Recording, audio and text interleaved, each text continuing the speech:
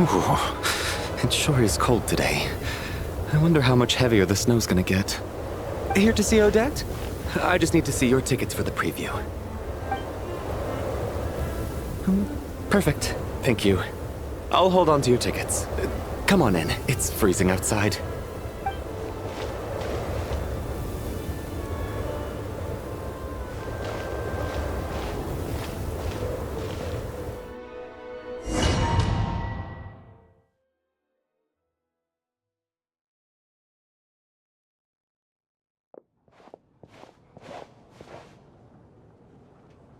I think I'll leave the Lelic question until after the show's over. Then I'll go find Odette.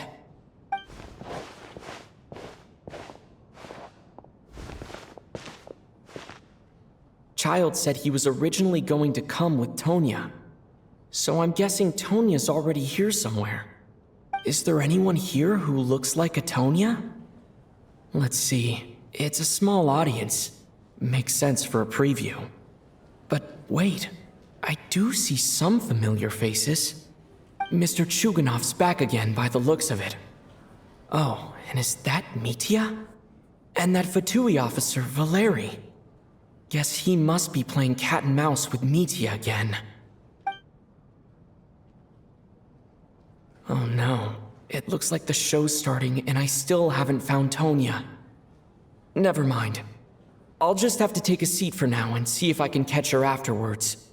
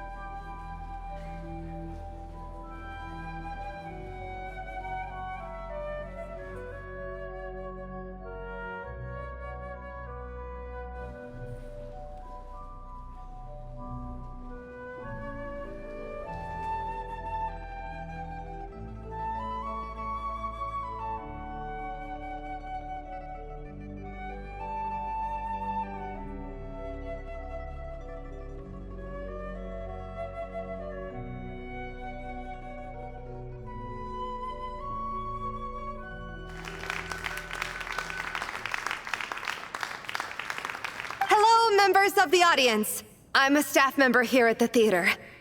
Today's performance was a very special one for us, as it marks the first attempt in a long time to revive the classic Снежной ballet, Spirit Seeker. To commemorate this occasion, we would love to take a group photo of the cast, crew, and audience members present today. Could I kindly ask the audience to please come up onto the stage?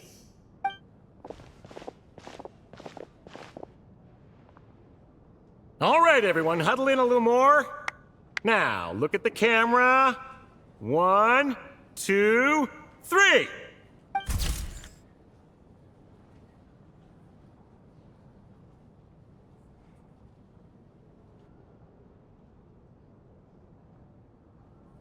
Are you quite satisfied, Mr. Energy Scientist? I rather hope you don't have any other escape plans to add to my workload today. What are you talking about, Sarge? This was simply my way of inviting you to watch Miss Odette's new show with me. And wasn't the performance spectacular? In the future, I heartily encourage you to take a leaf out of my book. Find some soul-nourishing pastimes to enrich your time outside of work. It was indeed a fine performance, but I must correct you on one point. This is not time outside of work. These are working hours. Working hours and non-working hours are just a social construct. Human technology can never advance if we're too rigid in our thinking, Sarge. May we leave now? Already? I mean, I was kinda hoping to soak up the atmosphere for a little longer, but... No? Okay, guess I'm pushing my luck. Didn't seem like too much to ask, but fair enough. Off we go then, Sarge. Back to the land of working hours. Lead the way. That has to be her. She's the only person in the audience around Tonya's age. Excuse me, are you Tonya? Huh? Your brother's busy today, so I took his ticket. Don't worry about him, he's fine. Oh, okay. Sorry for the trouble. What's wrong? Are you sick? No, I'm fine. It's nothing. Maybe she caught a cold on the way here because of the weather.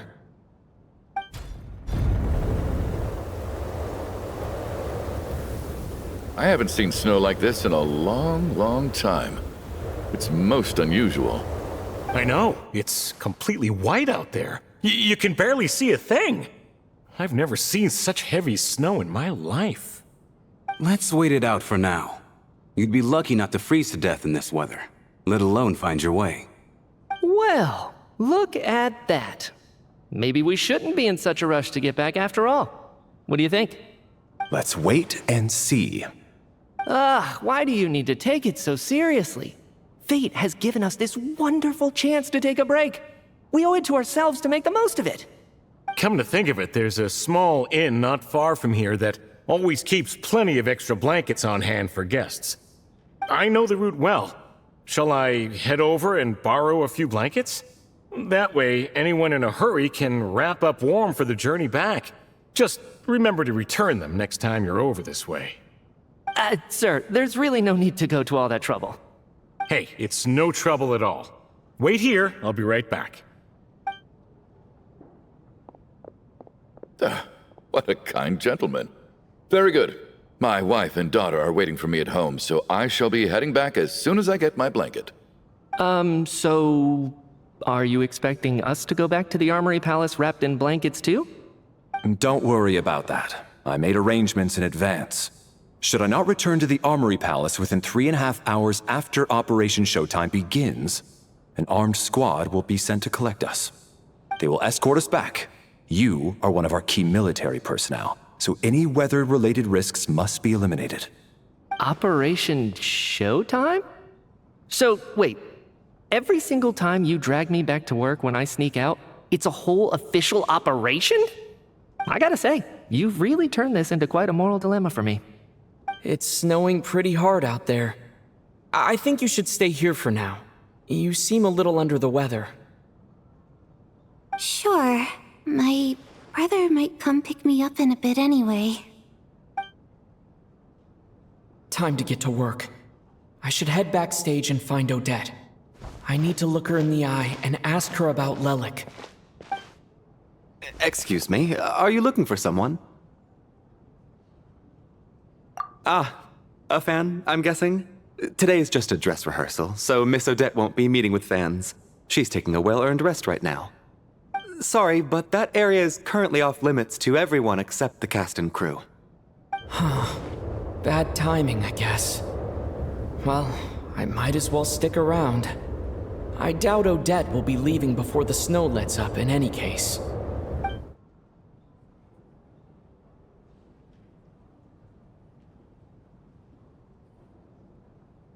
What happened to the gentleman who went to fetch the blankets? How has he still not returned? I was thinking the same thing. It's still snowing very hard. Do you think something might have happened to him? Whatever the reason for his delay, I must say I hate nothing more than people who make empty promises and fail to deliver. Well, I have to treat my employees like that on occasion, but that's different.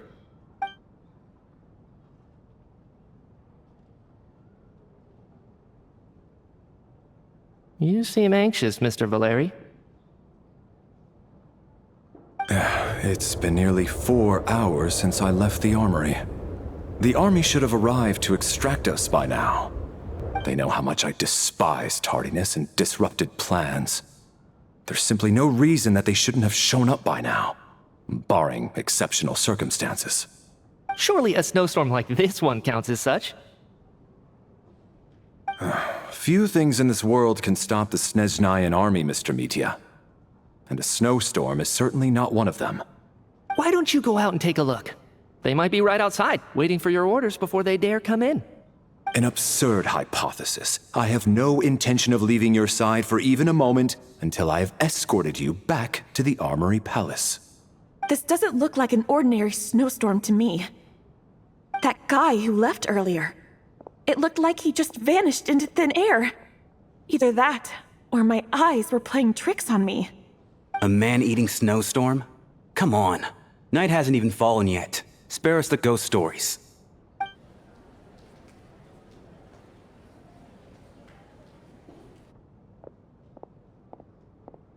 Traveler, didn't know you were coming today. How come you didn't say anything? Oh, right. I assumed you were looking for me and Vodenitsa. Odette's still backstage. Whoa, that's quite a snowstorm out there. I've been working backstage this whole time, so I didn't even notice. No wonder the audience hasn't left yet. Is weather like this rare, even in Снежная? Yeah, snow like this. I'm sure I've seen it out in the wild before, but never in the city. Actually, I take that back. I don't think I've seen snow this bad even in the wild. This is something else. It's not normal. If even Alosha thinks snow like this isn't normal, could it have anything to do with that monster people have been talking about? We can't stay cooped up here forever. Someone needs to go out and take a look. No need. I have plenty of experience with snowstorms.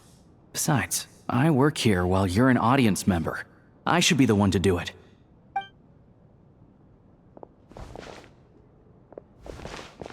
Everyone by the door. Careful not to let the snow soak into your shoes. In a snowstorm, you gotta look after your toes above all else. Heading out, my man? Be careful. I've been told the snowstorm eats people alive. Thanks for the advice. I am planning to be careful. I just want to take a quick look at the situation out there.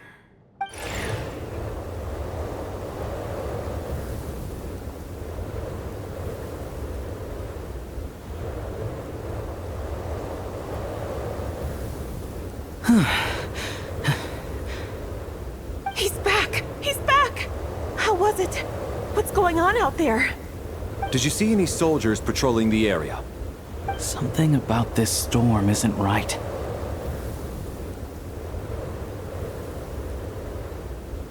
There's no one out there. I didn't see a single soul.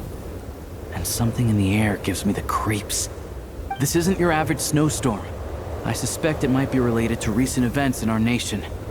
I strongly advise everyone to stay here until the snow dies down. Are you serious? So all of us are trapped here now? That sounds a little far-fetched to me. You want to go outside and see? I, for one, am not risking my neck in that weather. This just turned from a minor delay into a major hassle.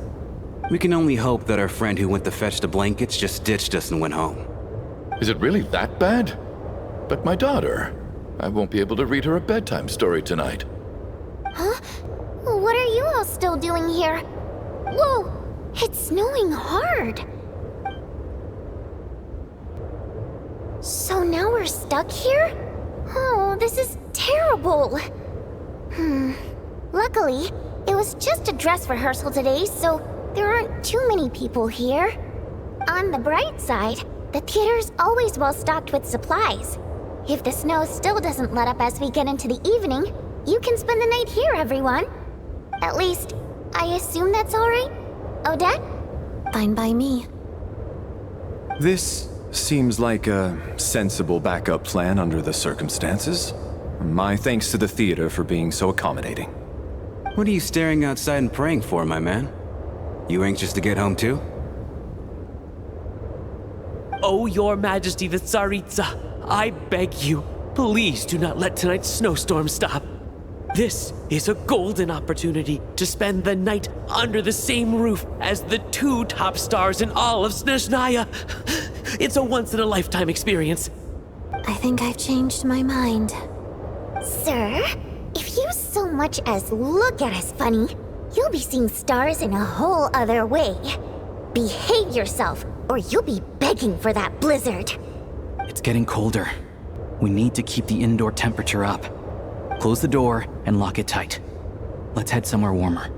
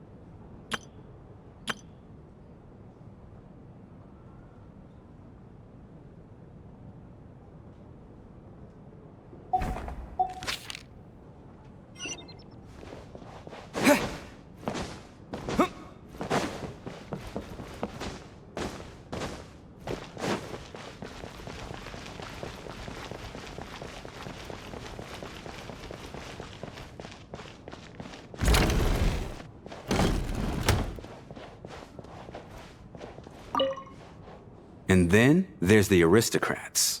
Easiest of all to deal with. You don't need to use any force whatsoever. All you have to do is show them the rope you plan to tie them up with. Do you know why? I don't. Do tell. Because nothing horrifies them more than the thought of a cheap, coarse rope leaving creases on their precious million mora coat. They'll do whatever you ask to avoid that fate. Unexpected, but funny nonetheless. Tell me another one. Well, look at that. I got myself a new listener. Hey there. Let me introduce myself. The name's Shram, and I'm a mercenary. The kind that gets paid to do odd jobs for rich folks. And I am Chuganov, an entrepreneur. If my name is unfamiliar to you, you will no doubt have heard of my factory, the renowned Iskra manufacturing plant. Are you really that famous, Mr. Chuganov? How come I've never heard your name before? Excuse me? Is that a joke? Or are you being serious? Oh, I'll have to ask my rope later. He's probably tied up more entrepreneurs than I've ever heard of.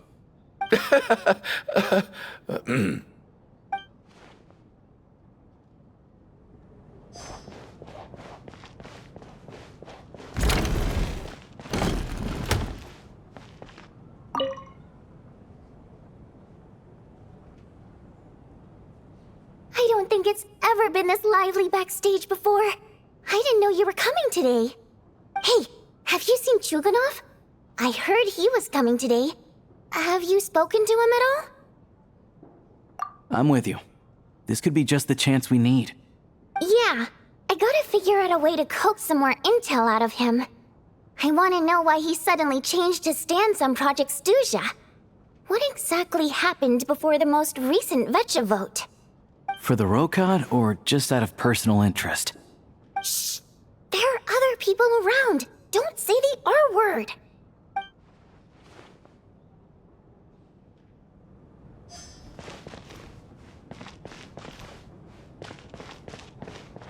I have to say, Even though today was a rehearsal and there were some hiccups along the way, Miss Odette's performance was one of the best I've ever seen, even compared to an actual show. Oh, I couldn't agree more, especially considering the weight of the subject matter. It takes a truly seasoned professional to do justice to a theme like love and regret. Do you think we were coming on too strong? Odette's ignoring us again. What about you? What did you think of today's performance?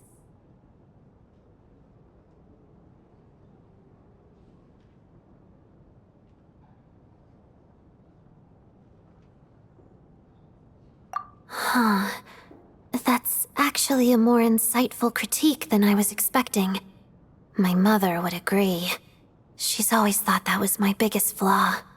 Maybe I need to work on making my facial expressions appear more natural. I'll make sure to save a ticket for you when the show's performance ready. This doesn't seem like the time or place to bring up the subject of Lelik. I need a chance to speak with her in private. So unfair. Talk about double standards. And now it looks like I've been spotted.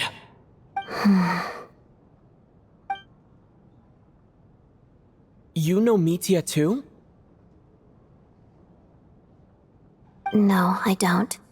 I just have a feeling that he might be dangerous.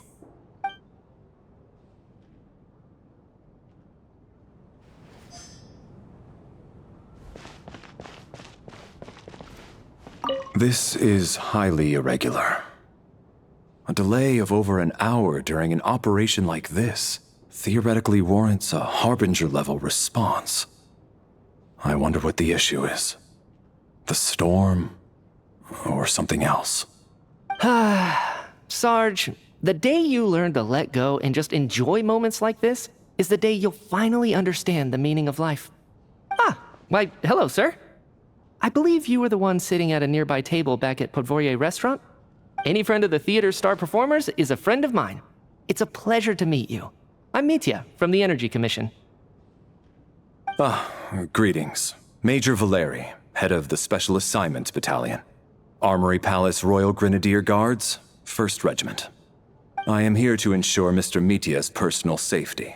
Please let me know if I can be of any assistance. Mr. Traveler, I cannot help but notice that Miss Odette is stealing glances at me. Any idea what that could be about? I've racked my brains, but I can't think of anything I might have done to offend her. Perhaps she noticed me spacing out during her performance? So, Mr. Mitya, is your work related to Project Stuja? Yes, that's right. The higher-ups in the Fatui transferred me from the Energy Commission to the Armory Palace because they wanted me to... Really? I can't even talk about that? Pretty sure it counts as part of my private life. All right, I won't say anything. Sorry, Traveler. As you can see, I'm afraid this pleasant chat will have to end here.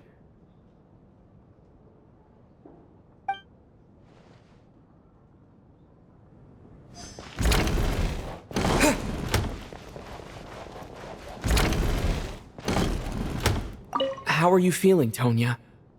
I'm fine. Sorry to worry you. I'm used to it by this point. I take medicine for it. My brother usually helps to get it ready for me. Child must take great care of his sister. He's never mentioned Tonya's illness, though. You know, I actually find this whole thing kind of exciting. Stuck in a strange place thanks to a snowstorm. Having to spend the night with a bunch of interesting characters. It's pretty cool, don't you think? Exactly. It's like one of those stories where an ordinary school trip turns into a magical adventure. I've always wanted something like that to happen in real life.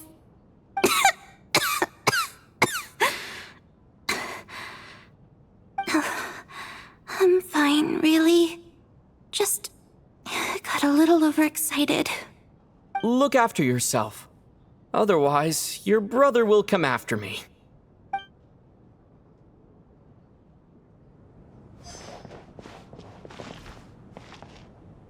My husband has major trust issues. To him, I doubt even this snowstorm is a good enough excuse for me to stay out all night. That's the price of marrying into wealth. You'll get used to it. I'm not about to stop you if you want to leave, but don't drag me along. Hello? Can I help you?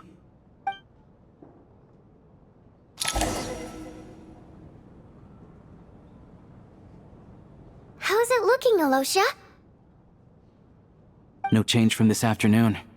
Heavy snow with no sign of slowing down. May I have your attention, please? The storm is unlikely to stop tonight, and it'll be even more dangerous outside at night than it was during the day. We at the theater owe everyone here a duty of care.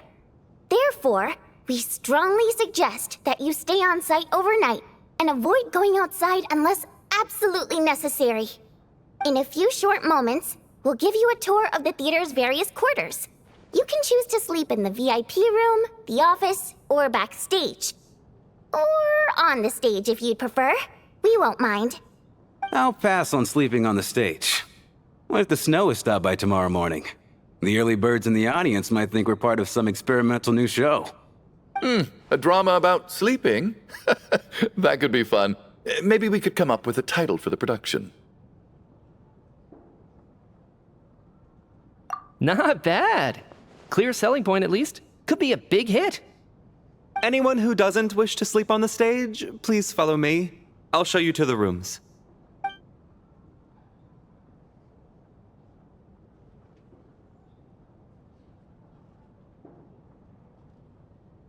I guess I'll call it a night.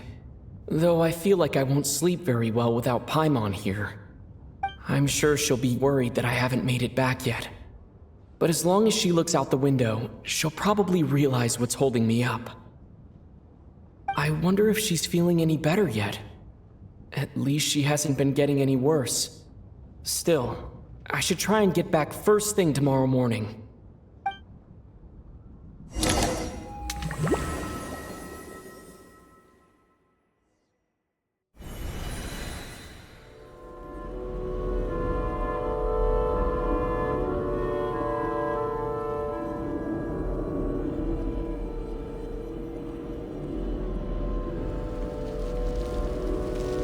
Ah, finally. Welcome back to the world of the living, lazy bones. I was about to wake you. The black mist is almost on us. Still waking up, huh? You know, the black mist. It's been chasing us from below ever since we were born. You're just dozy. There's no way you've forgotten. Come on, let's keep heading up. Onwards and upwards is the only way to survive. Don't listen to a word those black mist cultists say. Here we go again. The endless march toward survival. What's going on? That black mist down there is creeping me out. And it's rising. Guess I should head upwards and get away from it. The black mist cultists believe that being swallowed by the black mist leads to everlasting peace. But if you ask me, they're just lying to themselves. We're the only heretics left. The only ones who refuse to give in. We have to keep going. But how do you actually know that they're wrong? Dangerous question there, Torgov. The moment your faith wavers, you start a chain reaction that ends in the collapse of your will. Put the question out of your mind. Stay strong and believe that the black mist means certain death. Okay, but it's not my mind that's the problem. My body's about to give up on me. It's already starting to falter.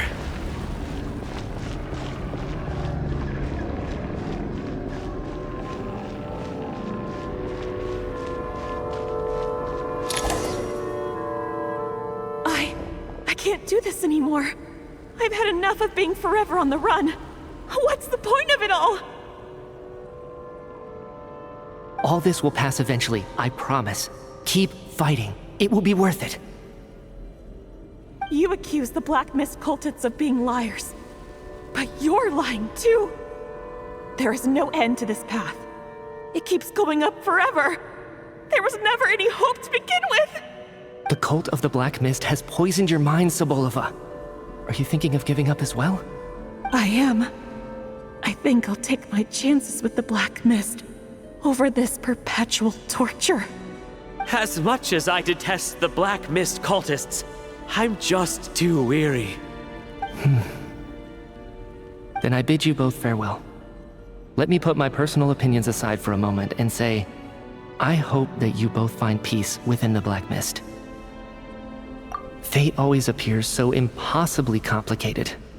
But at moments like this, its raw simplicity is laid bare. Their fate was sealed from the instant they entertained doubt. From then on, the outcome was both inevitable and irreversible. Let's go.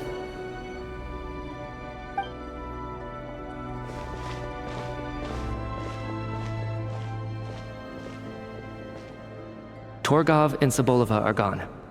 I never thought the day would come when even they would be swallowed by the Black Mist. It's just you and me now. Yes, it looks like it's satisfied. For now. This happens from time to time, but it won't be long before the Black Mist starts chasing survivors once again. No one knows how to stop its advance for good.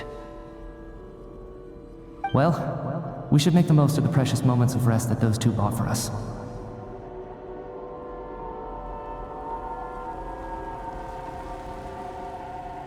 Huh? Are you really that sleepy, traveler?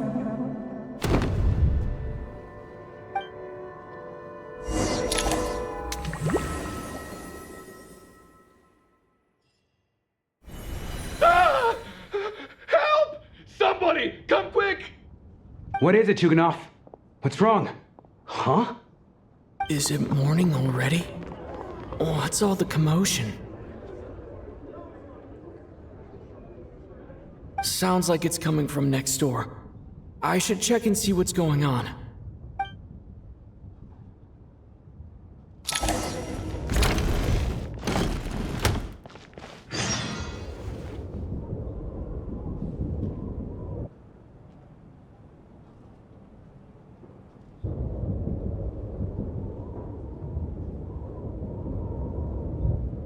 Don't look, Miss Tonya. Stay here. Okay. What happened to them?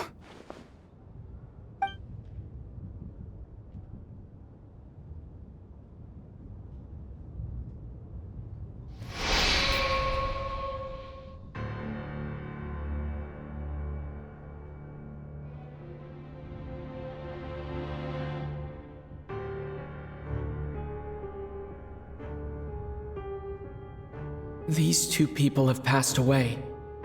And the strange thing is that somehow, I knew this was going to happen. I knew that they would be the ones to die. Have I seen this moment before? Or did I have some kind of premonition?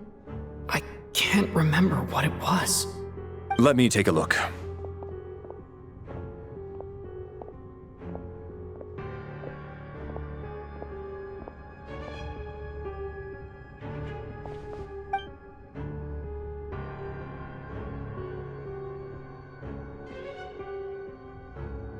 No vital signs in either of them. They're dead. The cause of death, however, remains unclear. No wounds on the bodies, no signs of a struggle, and no skin discoloration caused by the buildup of toxins. But just last night, they were chatting and joking away. This is so sudden. Could they have had pre-existing medical conditions? Even then, the odds of them both dying of sudden complications on the same night are extremely low. It's hard to believe that they died of natural causes, nor does this appear to be a suicide. Who was the first to discover the bodies? It was me. But these deaths have nothing to do with me, officer. I got up early because I wanted to see if the snow had stopped. Then I noticed that the door to this room was open, and it looked like there was a man and woman inside. I just went over to see what was going on. I had no idea they were...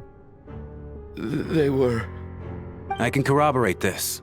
I was doing my morning exercises near the stage. When I saw Mr. Chuganov heading this way, I followed him. I can also confirm that I didn't see a single person approach that room before him. The snowstorm was raging all night, and it's still going now. There's no way someone could have come in from outside, correct? You mean an intruder? No, not possible. I slept by the door last night as a precaution. There's no way I wouldn't have noticed if anyone had tried to open it. Everyone, split into pairs and search the theater for anyone in hiding or any signs of suspicious activity. I'll follow up with a full search of my own shortly. Go. There is no time to waste.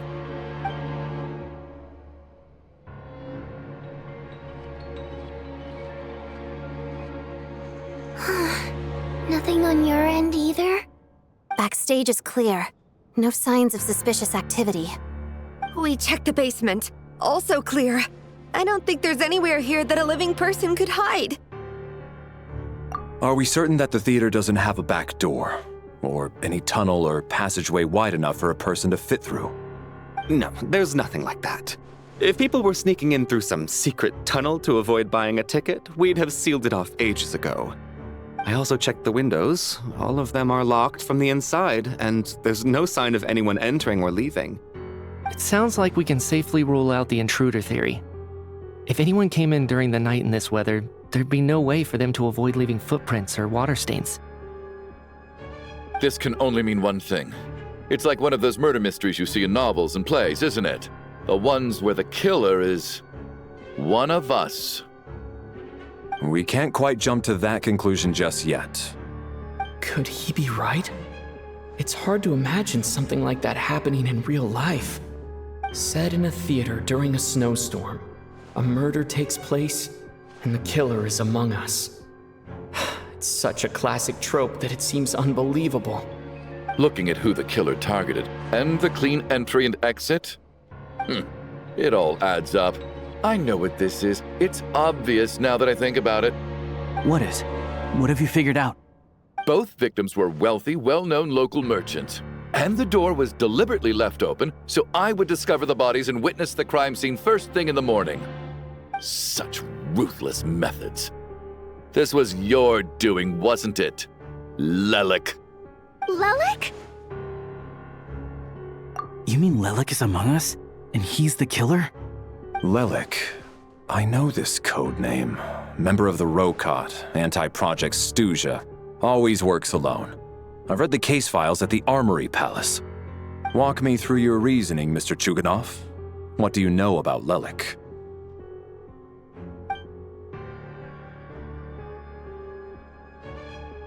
What now, huh?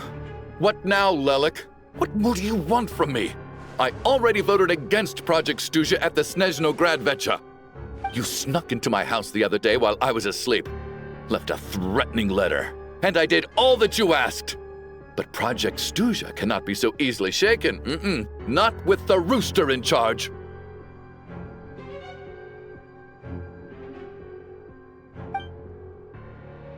So he really was threatened by Lelik. That makes sense.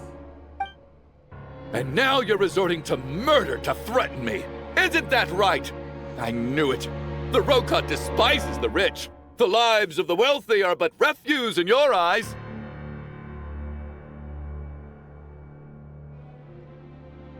Show yourself! Which one of you is Lelik, Tell me!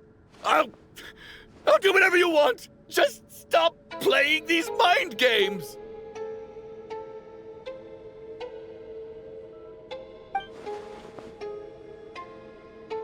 Was this really Lelik's doing?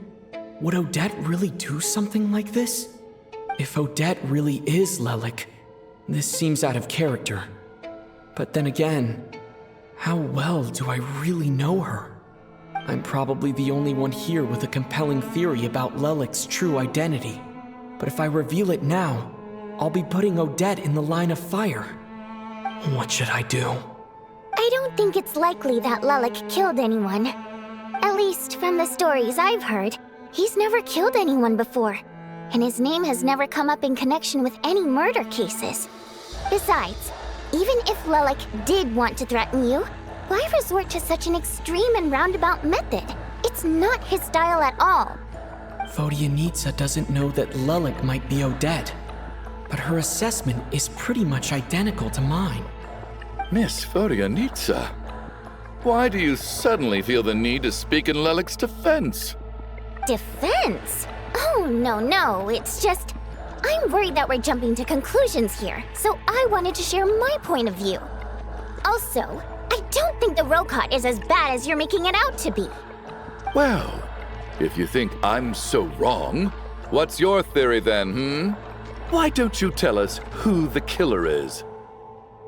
The case is still evolving, Mr. Chuganov. Please do not prevent others from expressing their opinions so early on in the discussion. Even so, there's no denying that the recent threat received by Mr. Chuganov may well be an important clue. So there's still a good chance that Lelek is right here among us. I can't do this anymore. I don't care if it's still snowing outside. I have to get out of here.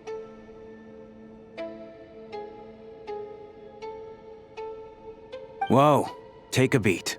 We all know it's far too dangerous out there. Even the soldiers couldn't get to us. Go out that door, and you might not live to tell the tale.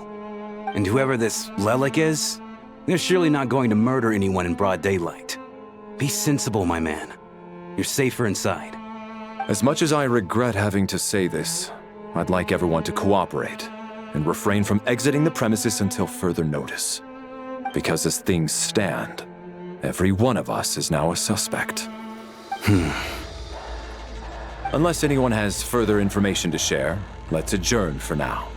Feel free to keep searching for clues, but make sure you don't go off alone.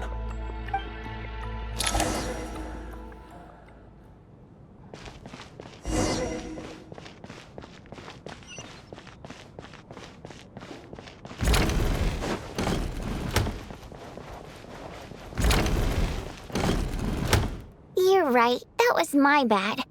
It was a knee-jerk reaction. I didn't think it through. Luckily, no one suspected my identity. Oh, phew. It's just you. I thought someone was eavesdropping. Since Vodyanitsa and I were on the same page earlier, I think I should share my thoughts with the Rokot members first.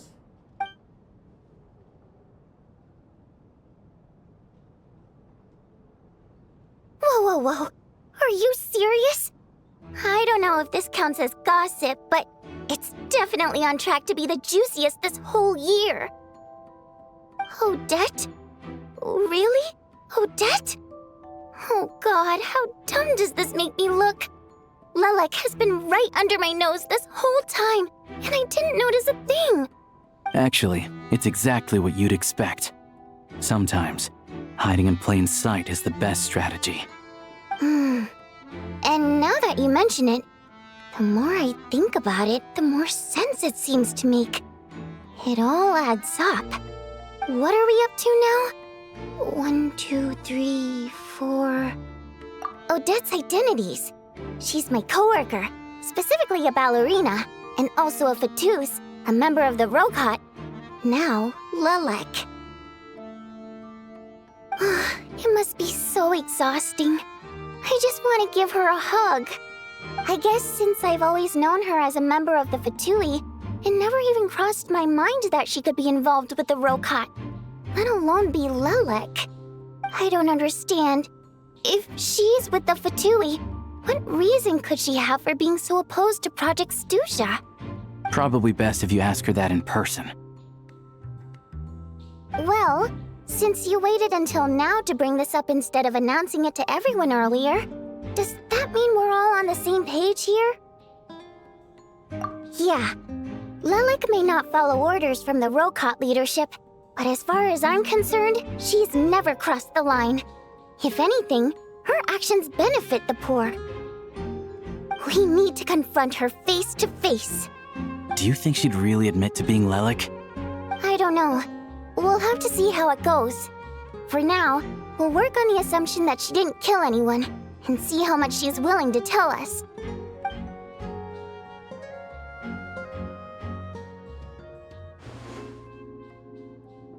Now's our chance. Odette's alone. Let's go. Hey, Odette. What is it, you guys? Shh. Keep your voice down. We need to talk. So, you're Lelek, aren't you?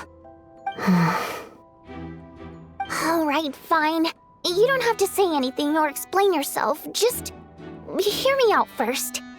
None of us believes you kill innocent people.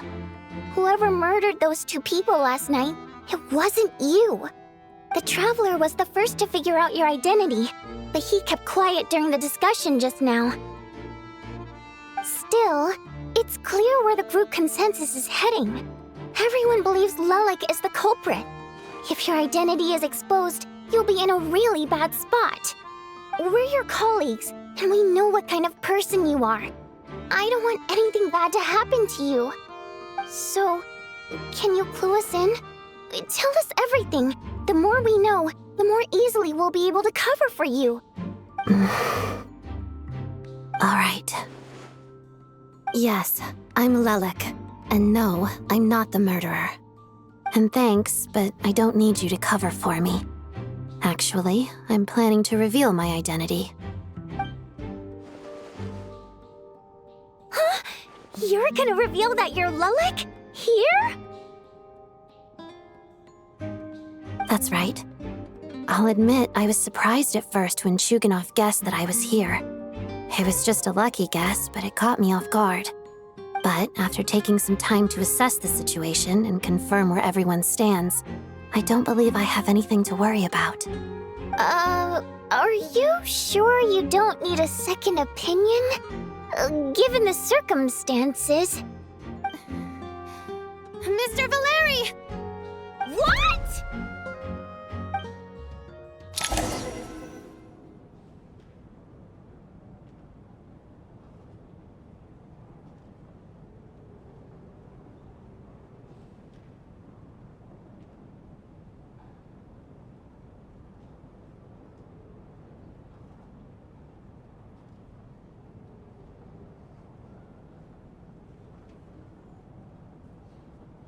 So... Odette is Lelik? I don't know what game you're playing, but you've got a lot of nerve. It's just one identity. So what if it's exposed? I can disappear and adopt a new identity anytime I please. I made my peace with this when I chose to become Lelik. But more importantly, I promise I am not the murderer, which means that someone else is. So, if anyone still insists that I did this, you'd best produce the evidence now. Otherwise, I suggest that you bite your tongue. Because if you really believe I killed 2 people without making a sound or leaving a trace, pointing fingers at me would surely only make you my next target. Is this really the truth, Miss Odette? That's confidence, all right. I believe you. A real no-nonsense attitude. I can see why Marionette said that she's on track to inherit the title of the Fair Lady. Are you seriously buying this? Hey, officer! She just admitted to being Lelik. Aren't you going to do something about this? I do have one question, Miss Odette. Why have you chosen this moment to come forward and reveal your identity? If I didn't say anything, everyone would be focusing all their efforts on finding Lelik. And that is exactly what the real culprit wants. I don't want to be the scapegoat who lets the murderer get away with this crime. Despite all the accusations, she made the smart choice. A remarkable display of rational thinking under pressure. Clearly, Odette's talent extends far beyond the art of dance. She thought so far ahead. Ugh, why do I always feel like I'm one step behind her in everything? You've convinced me. Dealing with the murder case remains the top priority right now. Let's put the name Lelik and all related incidents aside until further notice. Nevertheless, the group still considers you the prime suspect. I assume you have no quarrel with that, Miss Odette? I understand. You're welcome to keep an eye on me around the clock. I have no objections. Mr. Chuganov? For my wife and daughter's sake, I'll let you off the hook for now. But don't think you're forgiven for breaking into my house and threatening me. Just wait till we get out of here, Lelik. We'll settle the score then.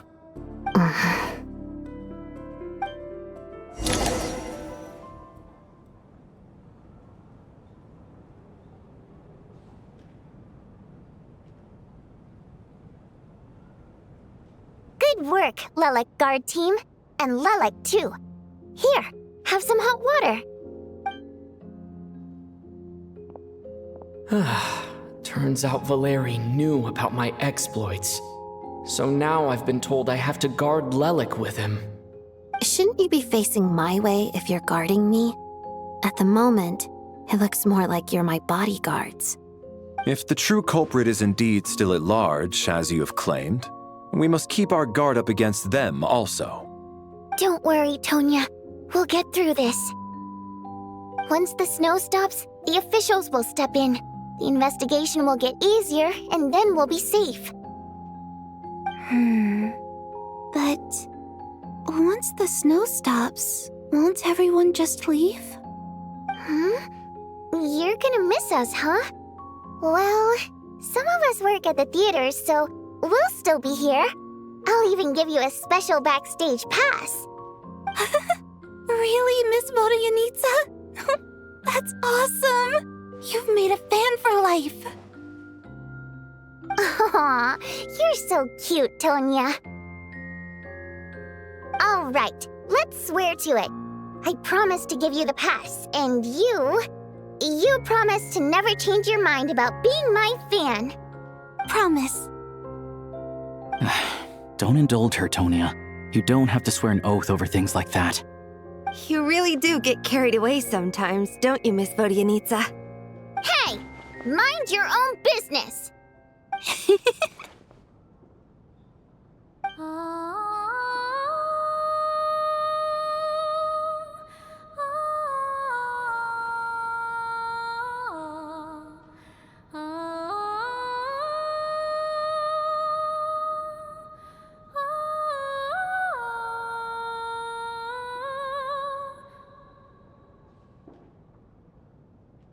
Don't be nervous, Miss Water Imp. Everyone's here. There's nothing to be afraid of. Excuse me? Do I look nervous? Don't be ridiculous. No. You sound nervous, lass. Oh. Wait, but how... Okay, plenty of people know that I'm a water imp, but still... How come you understand our primary mode of expression? Primary mode of expression. I've not come across that concept before. Do enlighten me, Vodyanitsa. Well, it's just... We water imps tend to communicate our emotions to each other by singing rather than facial expressions. The emotions we convey through song take precedence over our facial expressions. So, we think of it as our primary mode of expression. I'm impressed, Shram. I didn't take you for a man of culture, but you're clearly rather learned. It's not about being cultured or not. The thing is, this mode of expression can usually only be understood by other water imps. It's not a simple case of a song sounding happy or sad. And yet, you're clearly human, Mr. Shram. It's really not the big deal you're making it out to be. I think I just have a knack for it. Plus, I have a... very close friend who's a water imp. A delightful lady. But keep that a secret. Anyway, we spent so much time together that before I knew it, I noticed I could understand her expressions. Oh, I guess that makes sense. Still, the fact that you have a water imp friend is even more surprising. I'd better watch what I'm singing when I'm around you from now on. Hey, what are you implying? You're not secretly insulting the audience in your songs, are you? Heavens, why would I do a thing like that? It's getting late. We should discuss our sleeping arrangements for tonight. To guard against the killer, someone needs to keep watch. I suggest that we don't sleep in separate quarters tonight. It will be safer if we all stayed together. As long as someone keeps an eye on Lelek, I'm quite sure we won't have any trouble. Are you saying that you wish to bet your life on Miss Odette being the killer? Nonsense. Of course not. Then I propose the following arrangement for tonight. The Traveler, Odette, and I will form the Night Watch. We'll sleep in shifts, but 2 of us must be awake at any given time. An excellent idea. This allows us to handle the night watch while also keeping an eye on Lelik. Meanwhile, the rule of taking shifts in pairs resolves the other issue. Namely that we can't necessarily trust the Traveler or Valeri either. I expect that plan took you quite some time to come up with, didn't it? Actually, our field combat manual outlines a similar approach. Although the scenario there involves guarding prisoners overnight during field operations.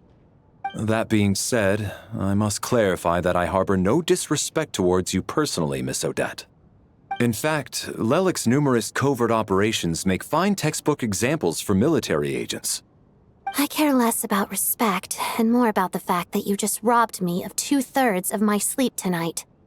I'm calling dibs on being the first to rest. Good night.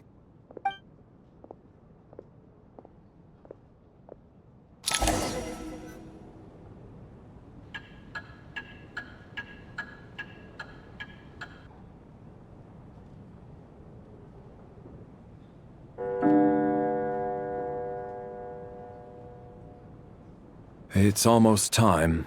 We should wake Odette. How are you faring? Oh, not going to argue with that. I'll take a quick nap. If you start to feel sleepy, wake me up anytime.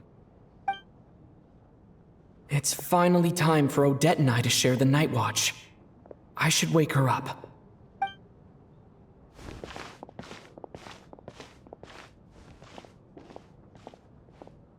I came here to get information from her in the first place. Maybe I should think about what questions I want to ask before she wakes up. How long are you gonna keep staring at me?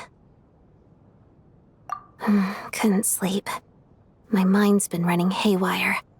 Plus, there's something I've been meaning to talk to you about. I had a hunch that you wanted a conversation too. Let's take this chance to clear the air, shall we?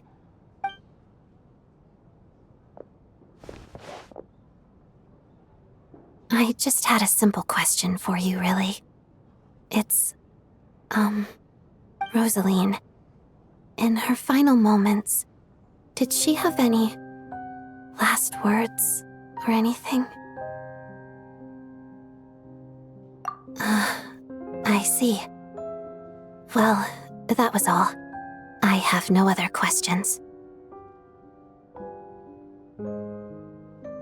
No. She was utterly ruthless in pursuing her goals. That kind of person should be hard to miss. And yet, even though I never approved of her methods, and she was an abrasive person, the fact remains that I am indebted to her. Oh, she told you. I guess that makes sense. I think she and Rosaline were on pretty good terms. Yes, Rosaline wasn't the kind to gossip about this sort of thing. Not that it's any huge secret to me, though. When I was a child, I had to join the Fatui for the sake of my mother and me. I trained under Rosaline. It was extremely grueling, and it didn't exactly come naturally to me. All I could do was try to ignore the biting cold and practice. I was a newcomer who'd managed to make a good first impression on a harbinger. There was pressure to live up to her expectations, to be worthy of the fair lady's reputation. Every day was a struggle against the cold, pain, and fatigue.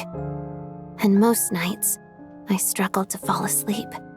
After enduring all that, I've become almost immune to the sensation of pain. I suppose that was the cost of survival. Surely, any child who had to experience that would grow to hate her lot in life, don't you think? So, I put an equal amount of effort into my ballet. Because in my young mind, that was the only way to defy my fate. It was my way of telling her, the Fatui's demands and your expectations of me are not what I wish for. One day, I will leave.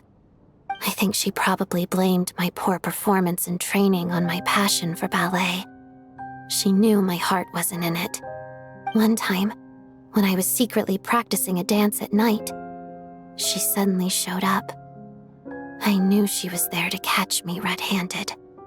I told her, "You don't deserve to watch the dance I learned from my mother."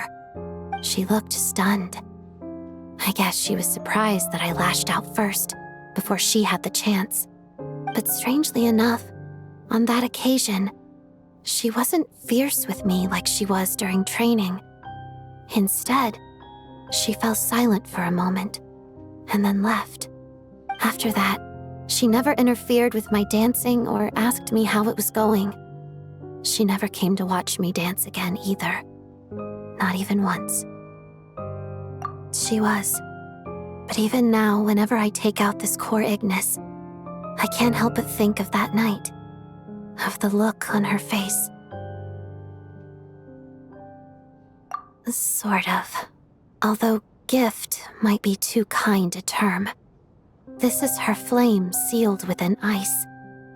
A symbol of her favor, yes, but also her way of keeping an eye on people.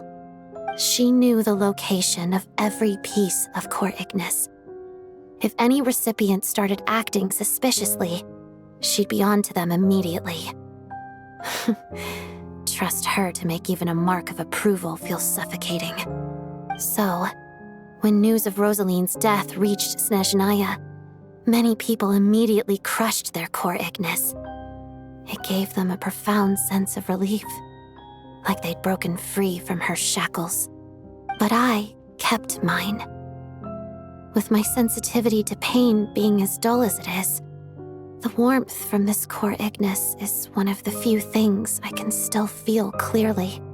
I still wonder, did she really come to stop me that night? I wasn't sure, but I was scared, so I said some really awful things.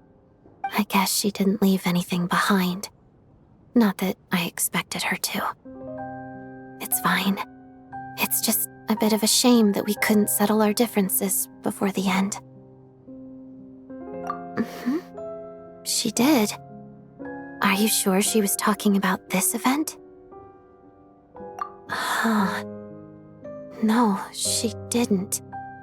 I didn't even find out that she'd gone to Mondstadt until a while after she'd left. Wait, in that case... Okay, I will. Thanks for letting me know. There's something I'm trying to figure out.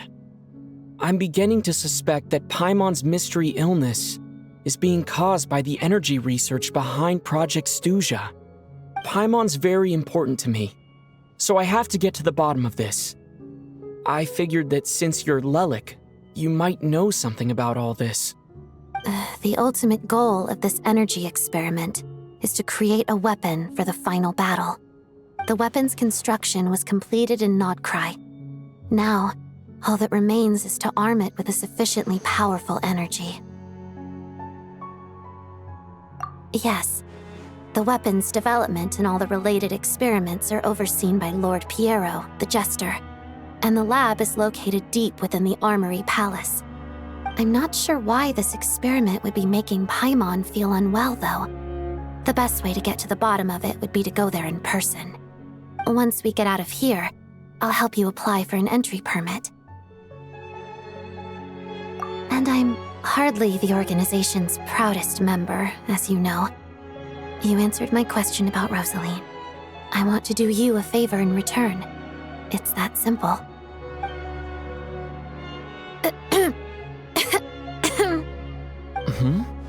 What's wrong? Are you not feeling well?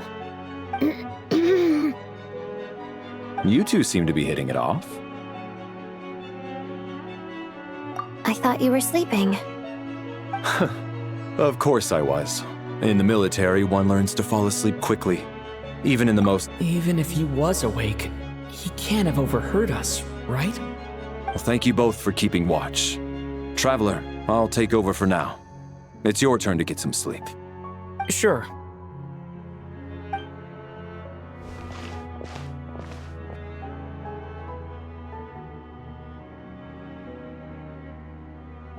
This is our second night here, but at least I found out a little more about Paimon's condition. I hope she's been sleeping well the past couple of days. Why do I feel like I'm being watched?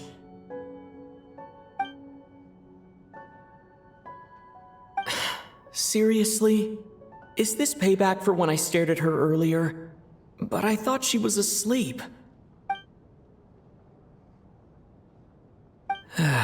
Never mind.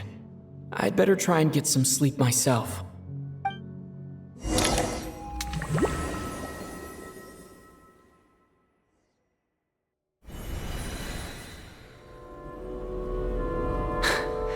Hey, what are you spacing out for?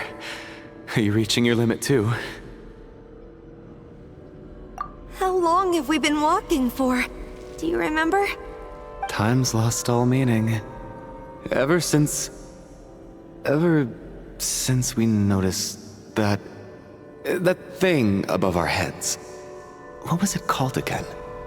A star key? Or key star? Anyway, the person who named it was swallowed by the black mist.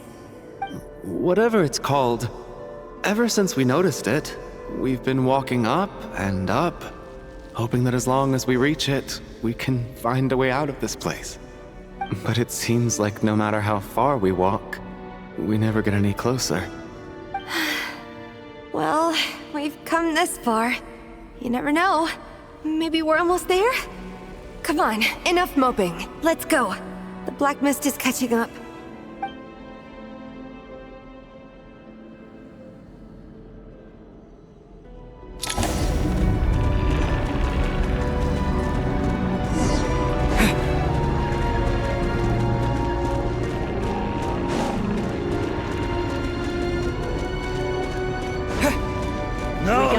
Here comes another one. Monsters!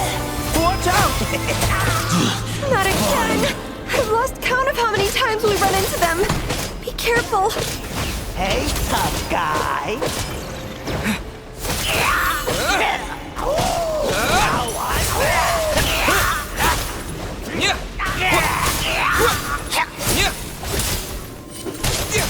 Shut up.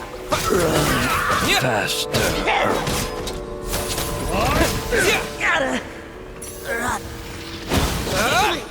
What the?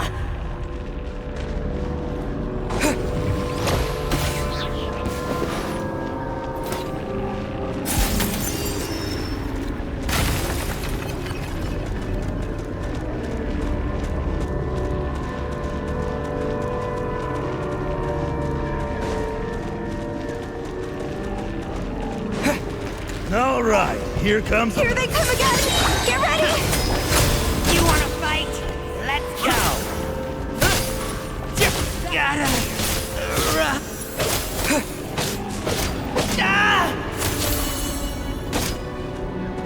Gotta...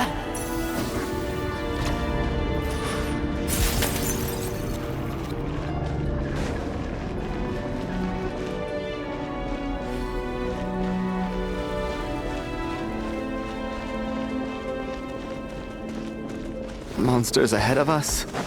The black mist behind us. Feels like there's no escape.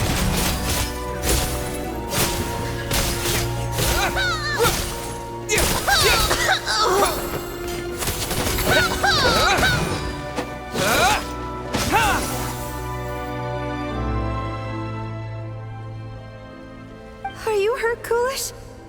No. I'm fine. It's just... Suddenly, I don't want to walk any further. I get you. In fact, I reached my limit a long time ago. Sometimes it feels like there's hope where there shouldn't be. Yeah.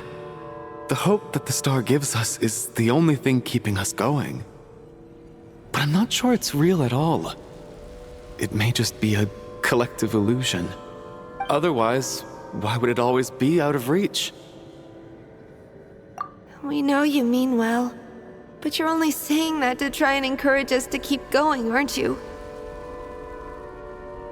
Thank you, friend. But enough is enough. Please don't give me any more false hope. Hope is poison in this place. You're going to continue aren't you? I admire that.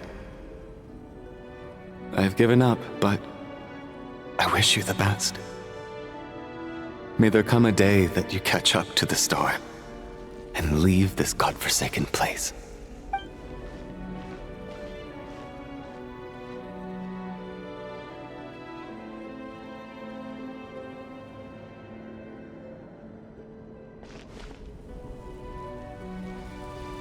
It's not an illusion. We really are getting closer to the star.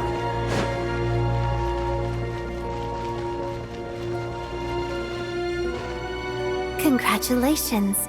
You're the first person to make it here. I'm the star's envoy. The black mist has stopped rising. Its hunger is satisfied for now, having devoured your two companions. This is a good opportunity. I'll let you get some rest before we continue. What do you mean, leave? The star represents the starting point. It's the waypoint for the beginning. Congratulations on reaching the starting point. Once you are ready, we will head out and walk upwards. I will be right by your side the whole way.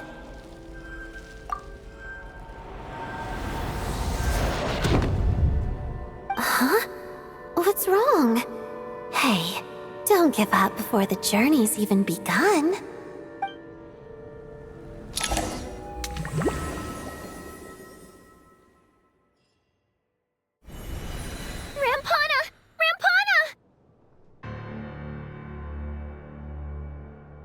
Is that Vodyanitsa's voice? What happened? Coolish, wake up! Please wake up!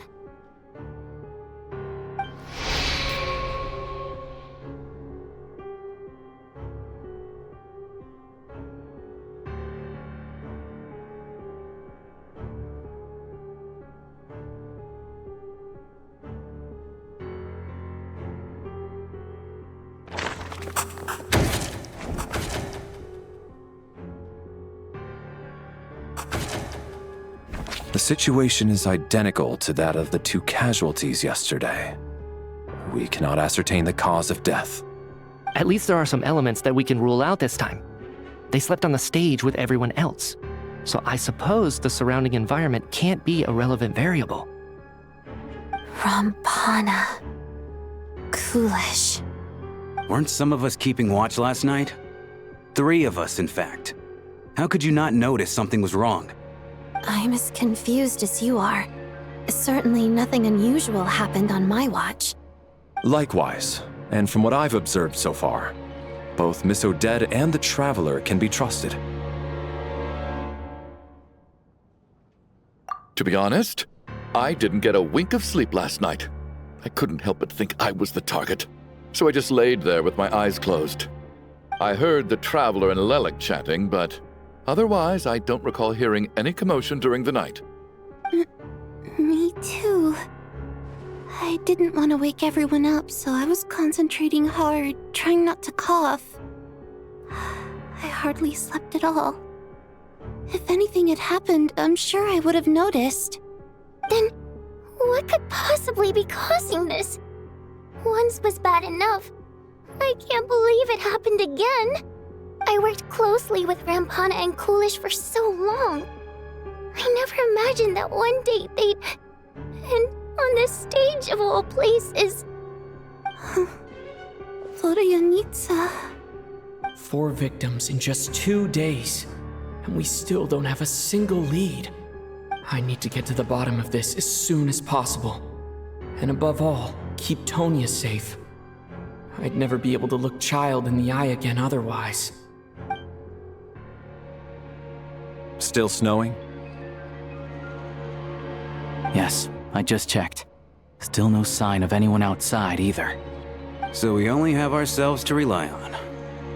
If you ask me, this killer can clearly strike whenever they please. The Night Watch was a useless endeavor from the start. Lelik must be an expert in poisoning.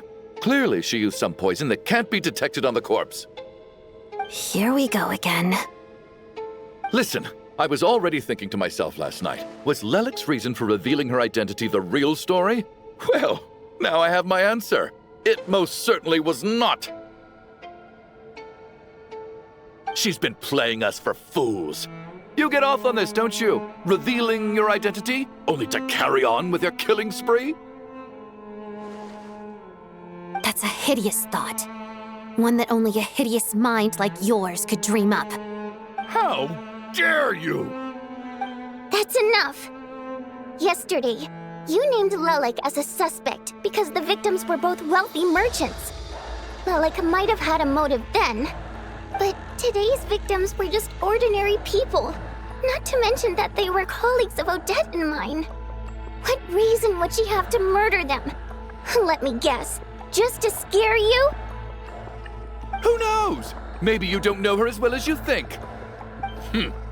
I implore you all to ask yourselves, how many people are there really in this world that have what it takes to kill another person? Not many, I'd wager. Lelik is well known to be a ruthless operator, and now she has revealed her identity. How could it be any more obvious? Everything you've said so far is still just conjecture, which doesn't constitute a concrete lead. You need to back up your claims with some evidence. How can you defend her, officer? What did she say to you while you were on night watch? Maybe I shouldn't be so surprised. You military types are always colluding with criminals to target the rich.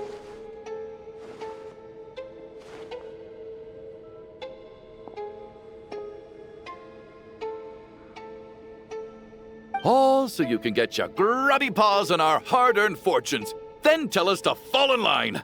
The Fatui, the Druzhna, and the Rokot. Thugs, the lot of you!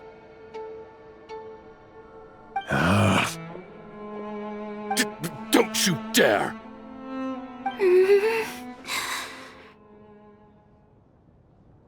Sir, but you were the one who told us not to stop other people from expressing their opinions yesterday. 4 people have already died. Only yesterday I was chatting with Mr. Coolish. Then we woke up in the morning and he's... Turning against one another is the last thing we should be doing right now. Little girl. Even if Mr. Chuganov is a puffed-up, pig-headed windbag who doesn't have a clue what he's talking about, he's still one of the victims here, isn't he?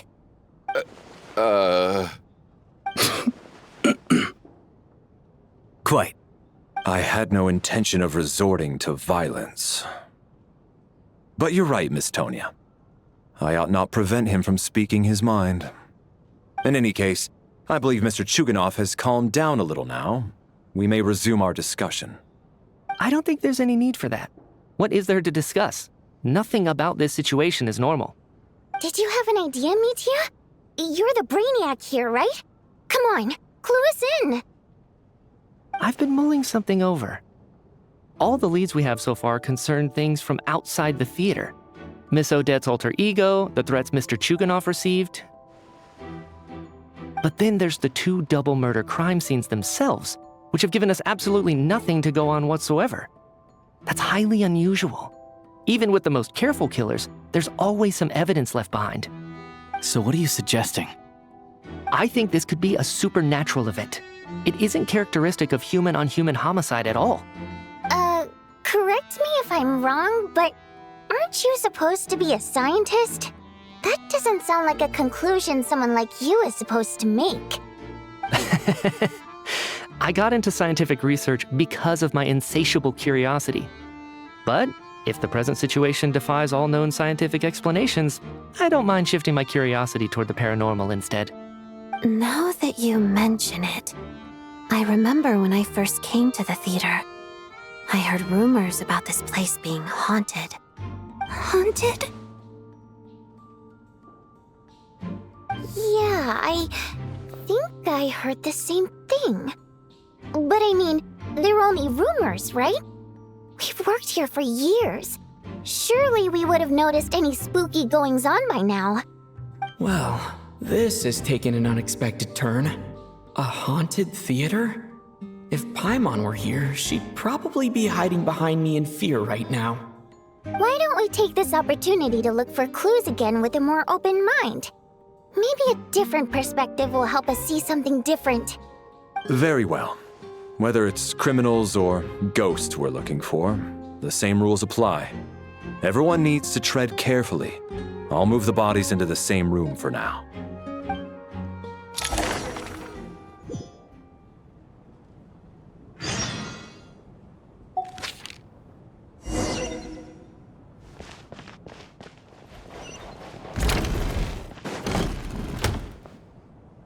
Valeri, come take a look at this.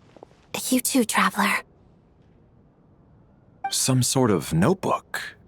What is it for? It's the on-duty logbook for the theater. Kulish was the main person to use it. He mostly used it to record any unusual incidents during a show, audience numbers, exit times, and so on. Yes, he'd always have this logbook with him when he checked tickets at the entrance. This should confirm a lot of key details about the recent show. So, you find anything unusual? Yes. The number of people. I've checked and double-checked, but the numbers just don't match what's recorded in the logbook. Apparently, we have an extra person among us. Are we certain that logbook is accurate? Could someone have sneaked in without buying a ticket or something? Unlikely. Kulish took his duties very seriously. I've rarely seen any errors in his work.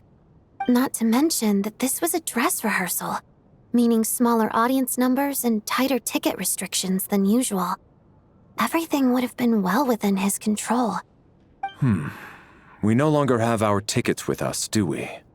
They got collected on entry. I assume there's no way we can check them again.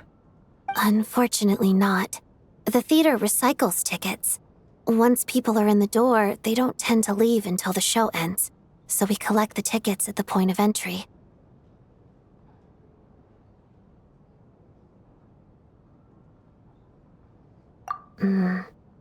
Still, I'm inclined to believe that this discrepancy in the head count is significant somehow. Did an extra person just materialize out of thin air?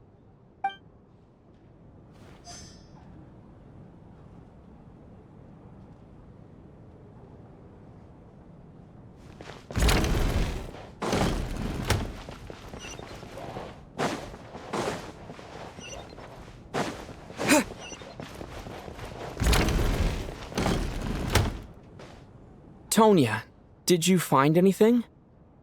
Not yet. Still looking. So... Are we supposed to be looking for something paranormal? I think I'd prefer teaming up with you than looking around on my own. This looks like somebody's notebook. Shall we read it together?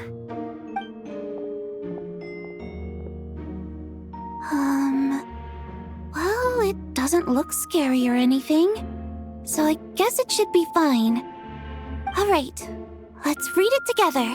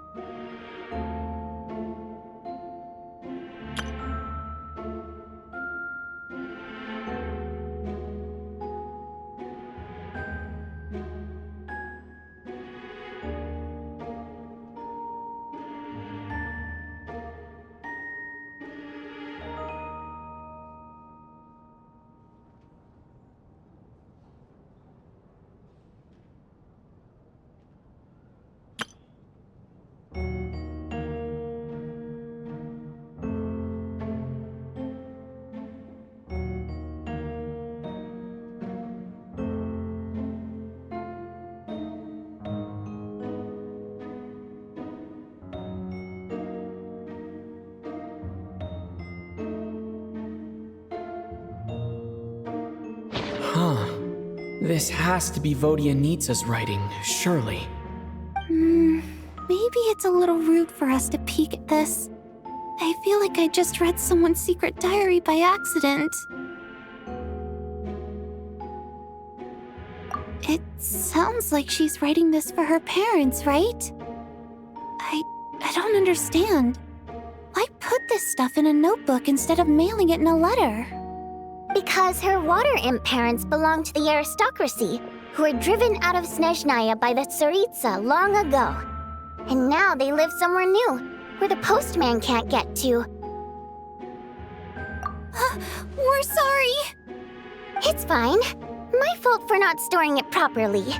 I can't leave things lying around and expect them to get ignored when everyone's scouring the place for clues. All right, give me my notebook back. I'll take over the investigation in this room.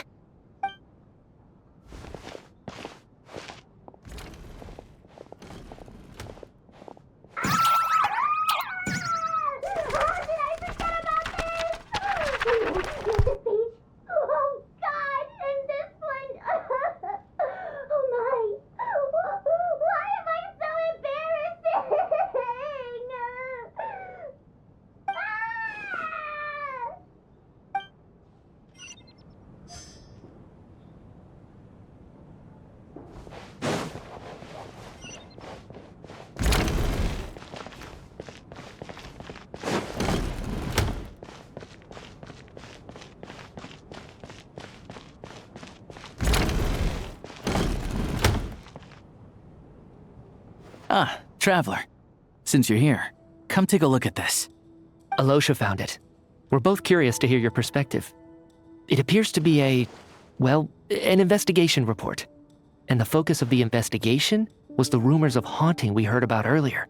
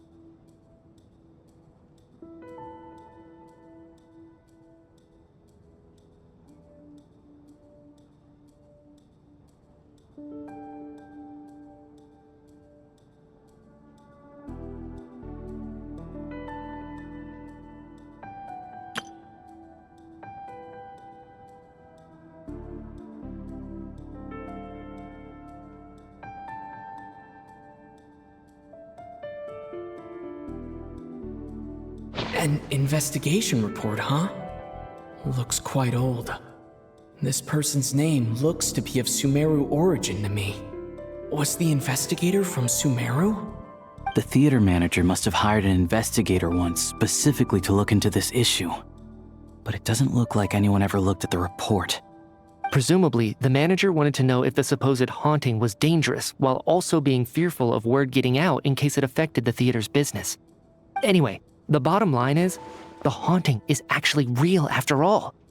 It's caused by an obstruction in the ley lines. Is there any chance this is the key to finally making some progress with the murder cases? Ley line problems are pretty unexceptional to me by this point. And while it certainly offers an explanation for the ghosts, it's hard to imagine what connection it could have to these two murder cases. Some of the language that appears at the very end of the report caught my eye. Angel civilization, ley line renovation? My area of research doesn't touch on any of that, so it's completely outside of my wheelhouse. Huh? A piece of paper just fell out from the report. It landed right by your feet.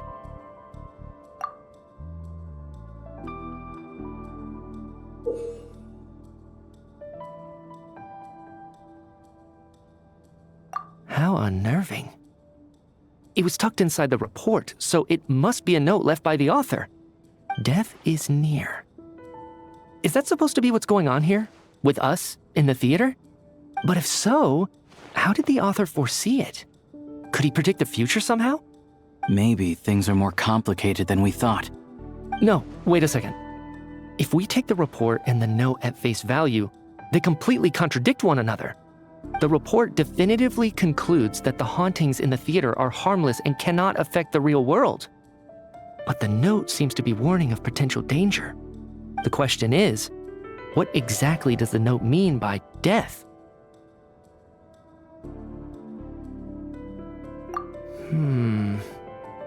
The various ways we could interpret this keyword lead in completely different directions.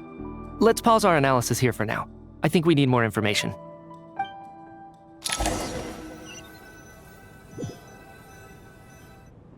If we take all this together, it's not impossible, is it? If anything, it's the natural conclusion. Oh, I beg to differ. This sounds to me like a product of a researcher's vivid imagination. And perhaps it's because I'm still viewing this through the lens of a typical murder investigation. But still, I'm struggling to be persuaded by your theory. Does it really sound that far-fetched? All right, well, let's treat that as speculation for now. I do agree with what you've said, so let's go with your idea for now. Good. Okay, now that we finally have some meaningful leads, I think it's time to reconvene. Let's get the others.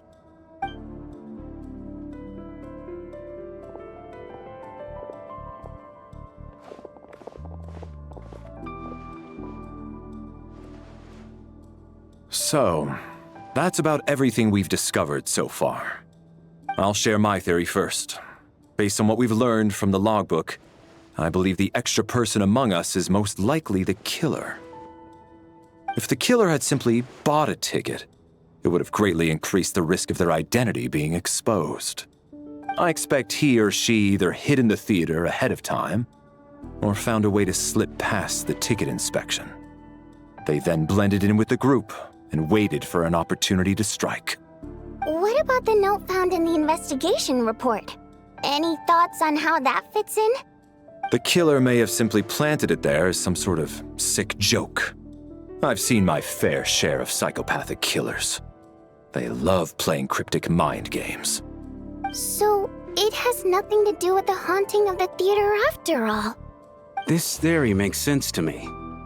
If we have an audience member unaccounted for, chances are they didn't come here to watch the show. Could it really be that simple? So, in other words, all we have to do is find out who got in here without a ticket, and all our problems will be solved? Then let me make one thing clear. All the theater staff should be well aware that I came here for the rehearsal legitimately, yes?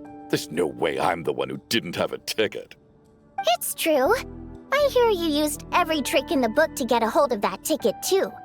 Everything short of throwing a temper tantrum and rolling around on the floor at the entrance. I most certainly did not degrade myself in such a way. Probably a stupid question, but I might as well ask. Did anyone here get in without having their ticket checked? Hmm? Guess it was naive of me to expect them to just admit to it. Especially after the unprompted Lelik reveal. Once was already a miracle. Twice would be unfathomable.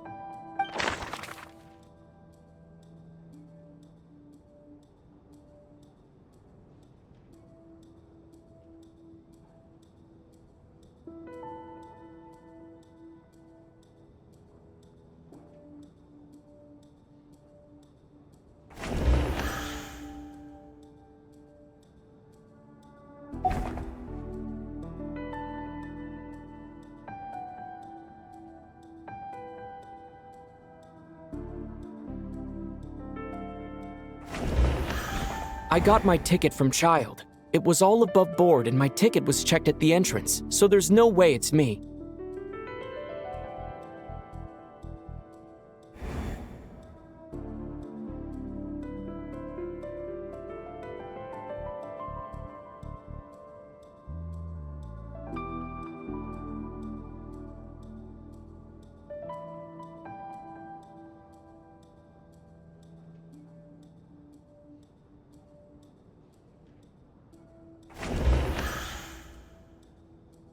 Tonya received her ticket the same way I did.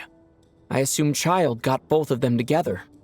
In any case, I knew in advance that Tonya was coming.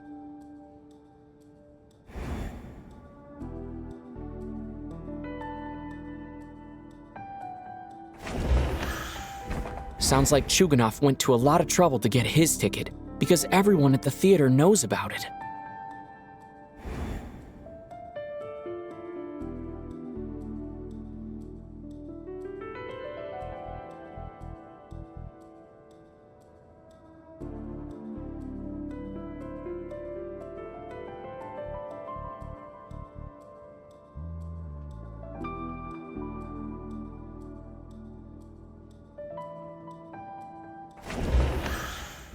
Valeri came to the theater to catch Mitya. Those two should be able to vouch for one another, and their motives are clear.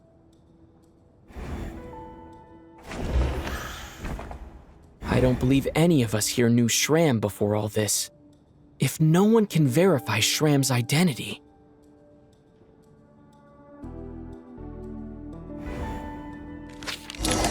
Mr. Shram, did you really go through the ticket inspection to get in here? Huh? Me? Why am I being singled out, my friend? Do I seem that suspicious? It's not that you stand out as suspicious, more that everyone else has been ruled out as trustworthy. Okay. Well, we spent the best part of 2 days together now, so I'm sure you can all tell what kind of person I am. I'm a true gentleman. I never dream of doing something like sneaking to the theater without a ticket. Yeah, I have no doubt that you're a good person. But the problem is, none of us here actually know you, so no one can say for sure that you are who you claim to be. Although, actually, what was it you said last night? Yeah, you're friends with that water imp, which is why you understand our primary mode of expression. Last time I checked, there were barely any of us remaining in Snežnaya, since most of the water imps left. Could you tell me a little bit more about your friend? There's a good chance I actually know her. And I suppose it's also kind of a way for everyone else to get to know you a little better.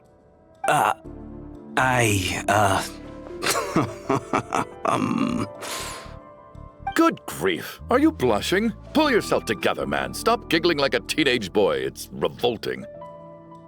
Hey, revolting is a little strong. All right, fine. I'll admit it. That water imp friend of mine, the truth is, we're dating. I was just the bodyguard hired by our family. But the stars must have aligned, because sparks began to fly between me and their daughter. Never in my wildest dreams did I think I'd get so lucky. We don't need details. Just get to the point. Okay. I'm just a little hesitant to reveal her name, that's all. You know how it is. These are delicate times. Even with me to protect her. If word gets out that she's dating a human, both the Fae and human factions will give her a hard time. Really? Wait, no. That can't be. Huh? Shram, what the devil are you talking about? Why is everyone looking at me like that? Surely you can understand where I'm coming from. Delicate times? Factions? Yes? You know, the Civil War? Last time I checked, the Fae and the humans were still at each other's throats.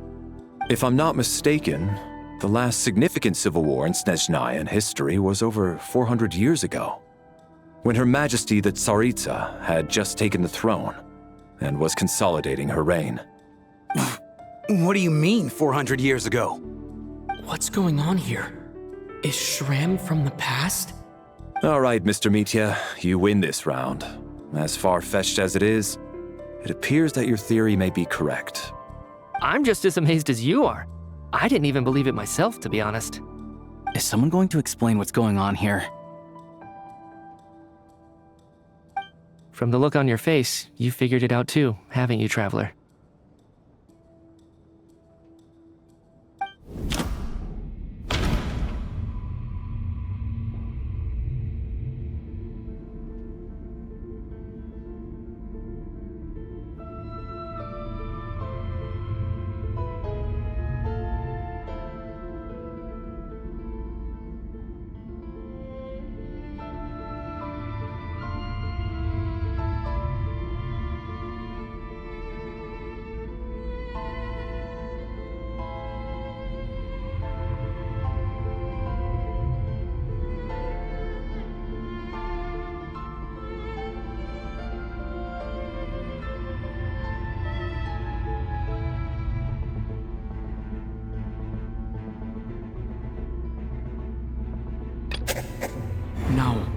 the truth lies within the clues we've already discovered.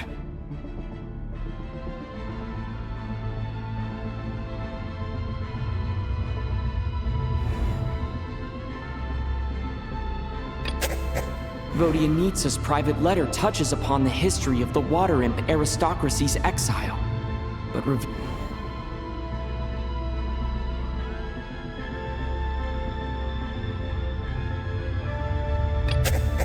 that seems to be the case. Shram's the extra person, but there's no way of learning his identity from this clue. The theater's ley lines have been modified to block souls within its grounds from returning to them. Some souls can even wander this place forever. Mr. Shram's statement proves he is from hundreds of years ago. And according to the investigation report on the theater hauntings, Mr. Shram is very likely a lost soul wandering the theater.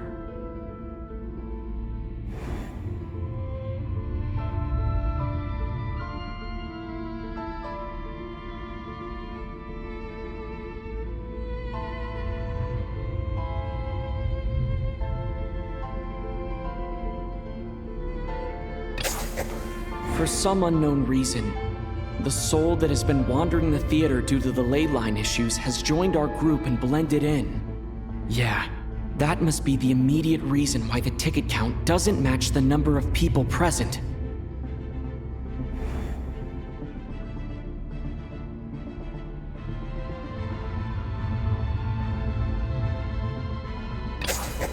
The contents of the investigation report have been verified. There are indeed ley line issues and wandering souls in the theater.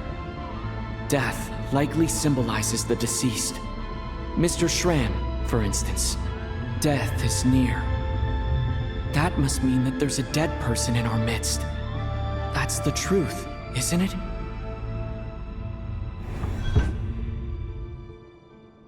Yeah, the logic is clear now. The investigation report said that there would be souls stuck wandering around the theater because the ley lines were cut off. Mr. Shram must be one such soul who died in the theater a long time ago. In which case, that also makes him our extra person. So when the note said death is near, it must have been referring to death as in the deceased, people who died a long time ago. Someone who died a long time ago. In short, there's a dead person among us. The extra person we've been searching for is a ghost from the past. You mean I'm a ghost? No. Don't make jokes like that, my man. There must be some mistake. But even if I was dead, I know for a fact I didn't kill anyone these past 2 nights. Yeah, even if all that's true, the report also said the souls inside the theater can't affect reality, right? They're harmless. Then what if the problem isn't the souls at all, but the ley lines themselves? The ley lines have a powerful ability to attract and devour souls. Let's say that the ley lines are like a black hole, constantly seeking to engulf souls. But the souls that don't want to return are trying to avoid being sucked in. Huh. Why does this analogy sound so familiar? What happens when the black hole can't achieve its goal? I'm only speculating here, but what if it ended up swallowing innocent souls by mistake, or intentionally taking other souls to compensate? That could explain why we weren't able to determine a cause of death. If you're right, and their souls were devoured by the ley lines, it does make some sense. It does seem to explain a lot of the things we couldn't make sense of. Does that mean it's true? Except there's no concrete evidence. Mitya is relying on a lot of logical leaps. Still, it seems like the best explanation we have under the circumstances. All right, so how could Shram not know that he's dead? Seems a little unlikely that he hasn't noticed anything unusual even after several days interacting with us. On the contrary, it's perfectly normal for a soul to wander the theater for centuries without questioning their existence or reason for being there. It's simply what's natural for them.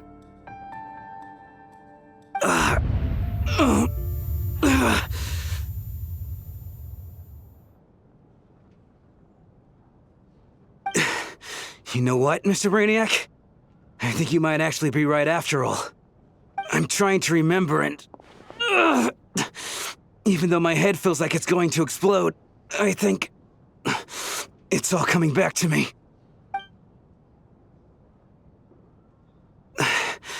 I was the one who didn't want to remember my own death, so I forced myself to forget. Well, I'm sure those are painful memories. My lady and I snuck out to go on a date one day. We bought tickets for the theater. It wasn't really my thing, but I was just happy to be together. All of a sudden, a group of people burst into the theater, shouting for all the water imps to get out, performers and audience members included. It was clear the conflict between humans and Fae had reached a boiling point. This time, the extremists were even coming after the water imps who had nothing to do with the war. I thought I could pull one over on them, so I took off my jacket, draped it over my lady, and tried to sneak out amid the chaos. But I got caught. They started shouting, calling me a traitor to humanity. But I was going to do whatever it took to buy her a chance to escape, no matter how many people stood in my way. I had to, both as their bodyguard and out of love. It's all right, friend. You can stop there if you want. You don't need to dig all that up again. It's just... Even now, I'm still struggling to accept the truth. How could I be dead? I'm sorry, everyone. If I'd known I was a dead man walking, I wouldn't have dragged you down with me. If I'm the cause of all this death, then punish me however you see fit. But, Mr. Shroom... No. I refuse to be a burden. I know what I have to do. You said I've been wandering the theater for centuries, right?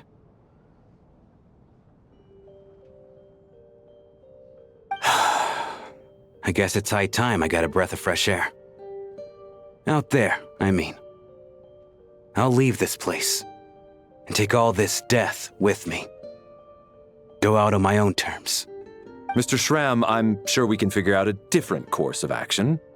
My good sir, we both know I'm not supposed to be here. I should have accepted my death long ago. One way or another, this has to end. Unless you're saying this goes against another one of your military principles somehow. No, I'm speaking on a personal level this time. Let it go, man. Oh, wait. One last thing. Miss Waterimp. My lover. Her name was Litia. Litia Ozarova. Do you know what happened to her? Ozarova. Oh, Auntie Ozarova. That's what we all called her. I remember her as a very kind elder. She had a bunch of kids, too.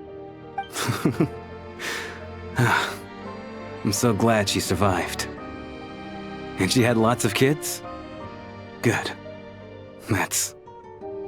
good. I could hardly expect her to stay single just because of what happened to me, right? As long as she went on to be happy, that's all that matters. Besides, I'm dead. My soul's been wandering around here for so long because I was worried about her. But now, I can go without regret. There's no need to see me off, my friends. I've enjoyed our time together over these past few days. Perhaps we'll meet again in the next life.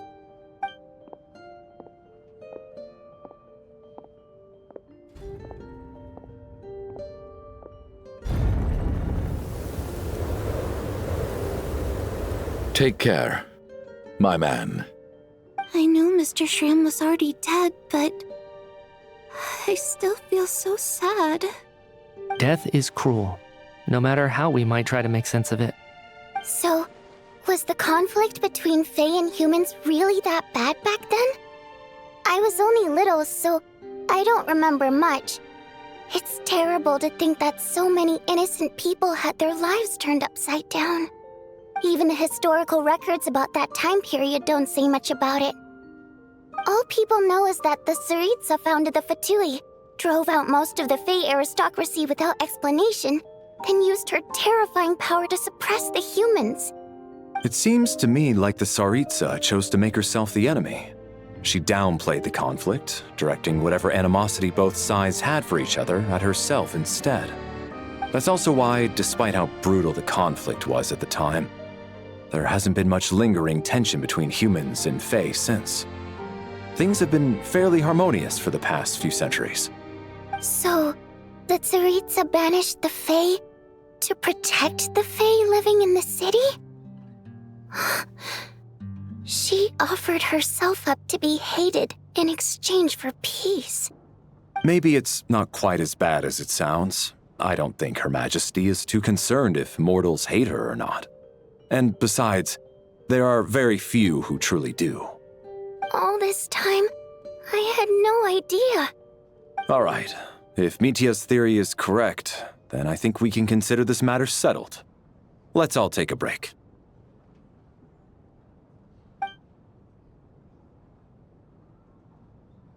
Ugh, if only this blasted storm wasn't still raging on.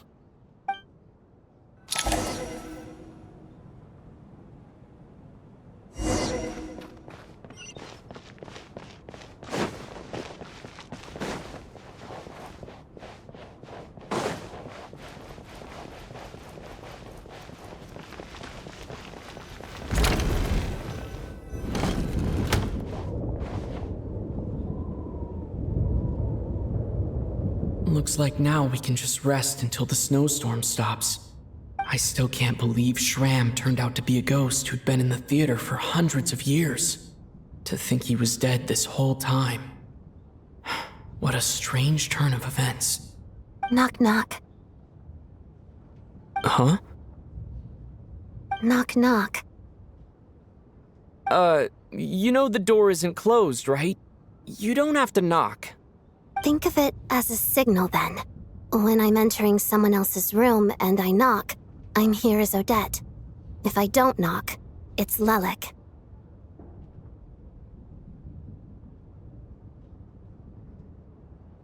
Thanks. So, why did you come to find me? Is there something I can help with? Vodyanitsa said you knew about my secret identity from the start. But when everyone was discussing who Lelik could be, you were worried that revealing what you knew would be unfair to me, so you kept it to yourself, right? Yes, I'm extremely grateful for that. It's nothing. I mean, you didn't hold what happened with Signora against me, so I should thank you for that as well. Actually, there's something else as well. I found myself in a situation similar to the one you were in when you helped conceal my identity. So I thought I'd come and ask you for advice.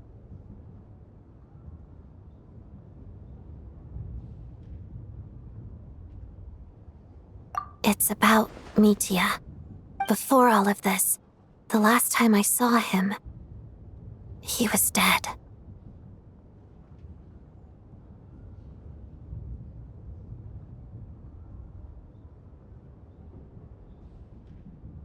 As I'm sure you know, my goal as Lelik was to stop Project Stuja. Well, when I found out the tech lead for the experiment behind Project Stuja was Mitia, I immediately started planning to track him down and threaten him to back out. I often saw him around the theater, but I soon concluded that making my move there would risk exposing my identity. So I decided to infiltrate the Armory Palace and go directly to his lab. That way, the threat would be much more effective.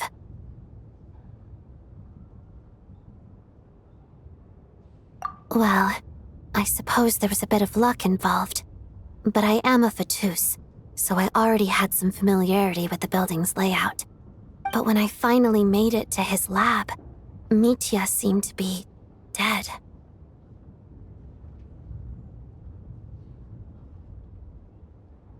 I checked his breathing and his pulse. He had no vital signs whatsoever. I'm certain of that. I thought maybe another anti-Project Stuja activist had beaten me to it, and chosen a much more brutal method.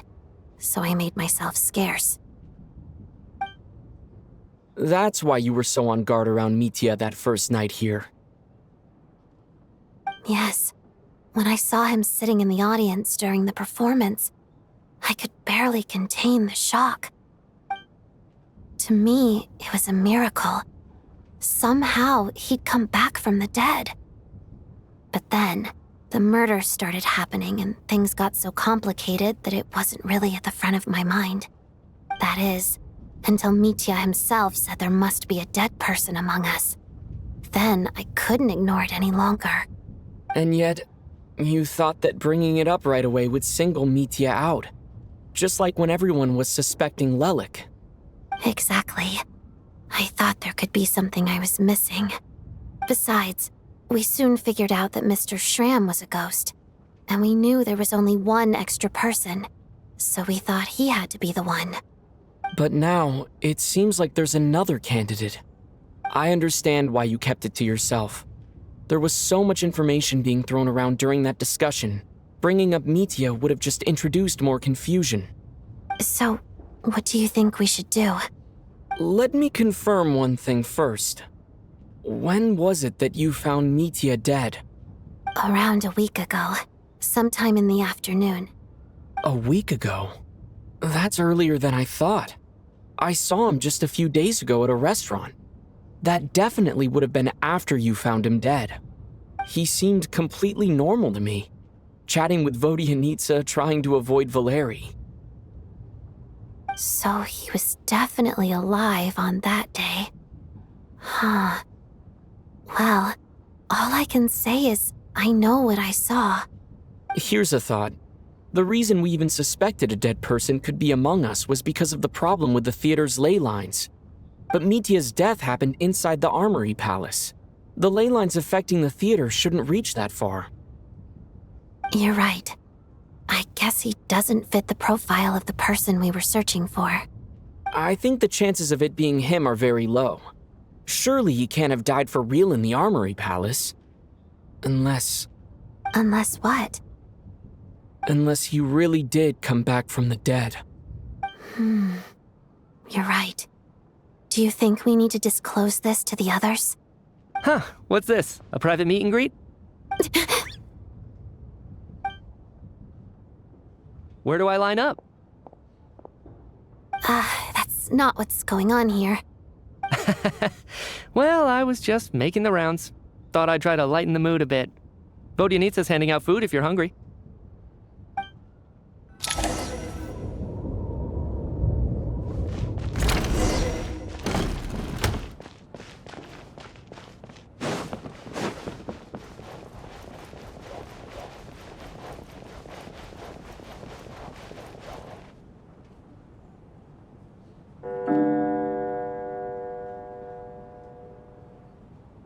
What is going on with this storm?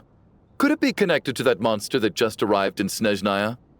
I almost hope it is. Her Majesty the Tsaritsa left to vanquish that beast herself. We just need to wait for her triumphant return. Do you think people still feel the cold after they die? I'm wondering about Schramm. Oh, maybe we should have given him a coat before he went out there. Death itself is cold, isn't it? I'm sure the storm will embrace him. Well, I hope he has a safe journey. I'm going to miss him, I think. It's not like we can blame him for Rampana and Kulish's deaths. Thinking back on it, we barely made it out alive ourselves. Once we get out of here, how are we going to explain what happened to their families?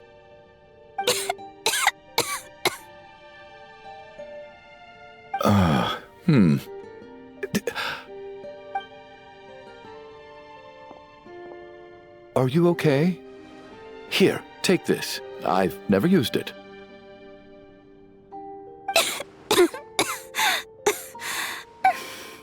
Thanks. Look who's Mr. Nice Guy all of a sudden. Is it because Tonya stood up for you this morning?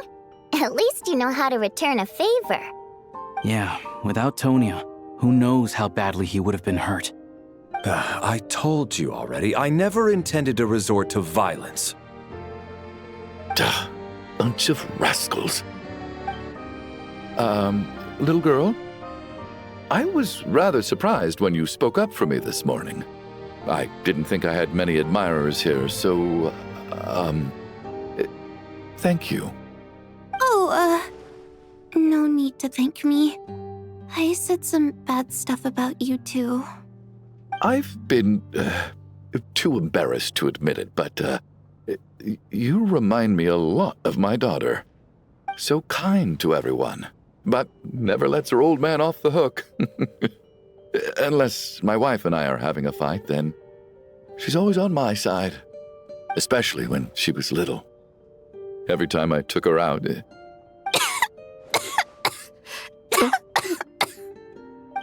All right, easy now. How long have you had that cough, Tonya? I don't know. It's probably been a while. I'm fine. Are you taking anything for it?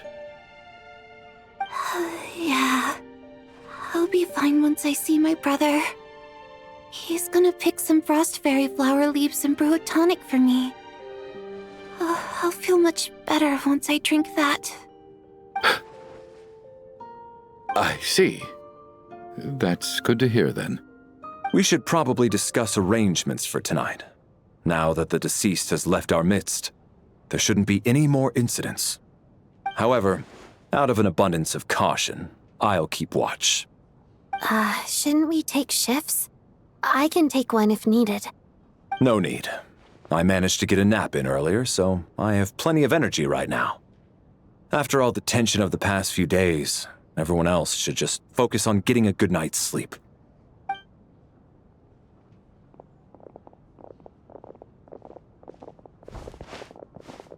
What a long day. This whole situation turned out to be way more complicated than I expected. But Valeri's right. I should just try to calm down and get some rest. The last thing I want is to give myself nightmares.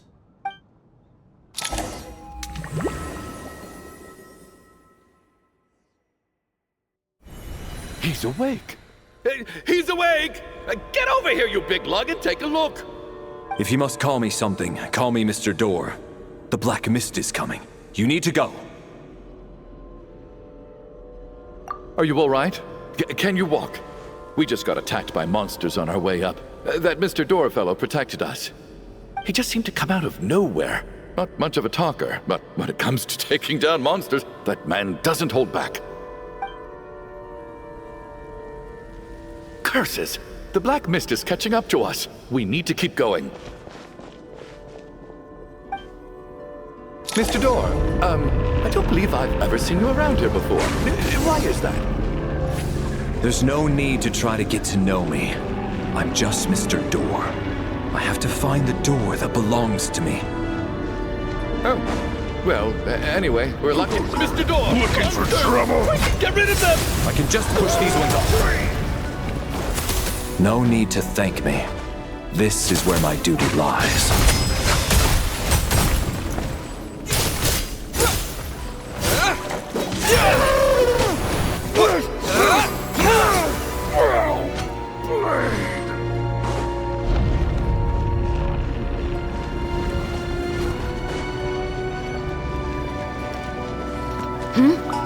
So we're doing this the hard way.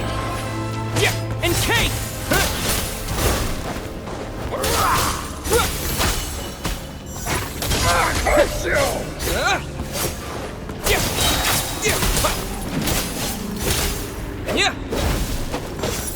Oh, remarkable work, Mr. Door. Oh, if I had your muscles, I'd do the same.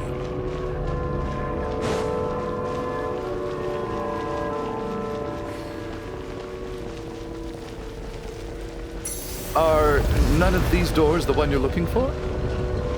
No.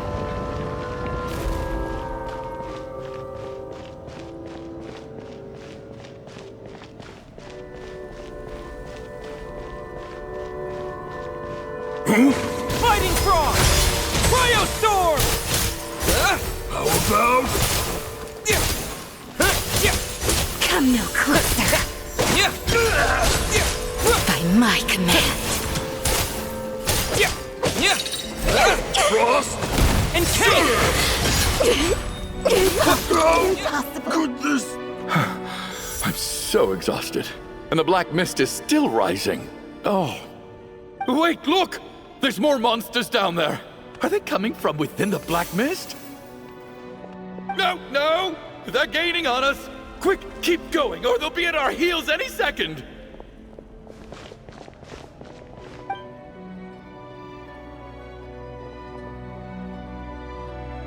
Mr. Door, what are you doing? We need to get out of here. They're coming! Found it. This is my door. What? You mean you're going to stay here? I am a door. This is where my duty lies.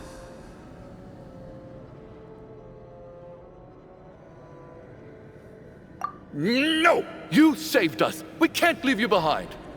You must keep going. A door can only keep things out for so long. You must make haste. But... Oh, you're right. Let's go. We can't let Mr. Door's sacrifice be in vain.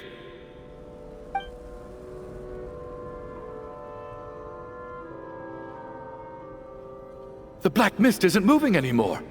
Looks like both the monsters and Mr. Door are gone. I didn't just imagine all that, did I? Surely I wasn't so scared out of my mind that I hallucinated a door as a human being. Oh, okay, good. There's no way we both hallucinated the same thing. Getting sleepy? Well, looks like we're safe for now. Go ahead. Let's get some rest.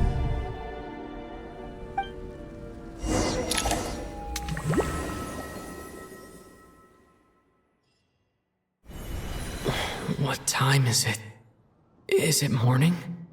I think I had a nightmare. I guess everyone's still asleep? These past 2 days have been exhausting. Valeri's keeping watch though, so he's probably the only one awake. Valeri?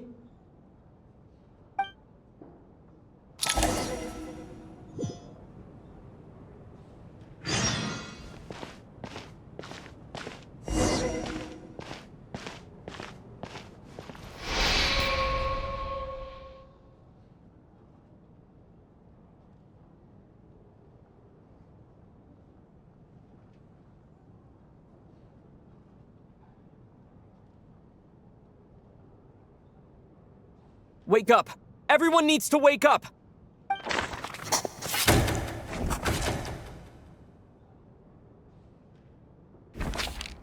Just like the last 2 nights. No clear cause of death. I've been a real thorn in your side, haven't I, Mr. Valeri? Now you can rest in peace. But for me, life will be all the duller for not having to run away from you, my friend. How's Tonya? Is she okay? I just checked on her, and it doesn't seem like anything serious. She's just exhausted from the past couple of days, and she's still recovering from her illness. We should let her sleep a bit longer. That means Valeri was the only one who died last night. If Valeri was awake and keeping watch, it would have been impossible to kill him without waking everyone else up. That much is certain. This is so frustrating. Why has nothing changed since yesterday? I thought we already dealt with the dead person causing all this. Actually, one thing has changed. There's only 1 victim this time, not 2. Does that mean...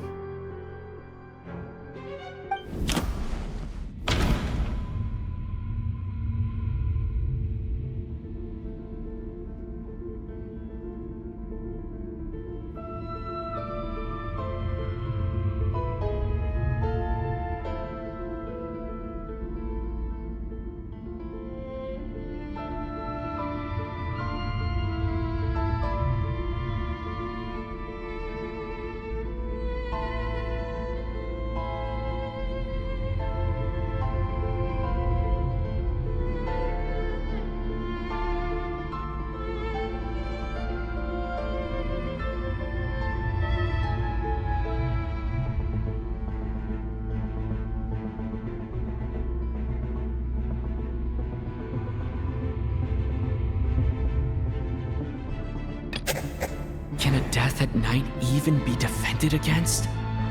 This logic seems baseless to me.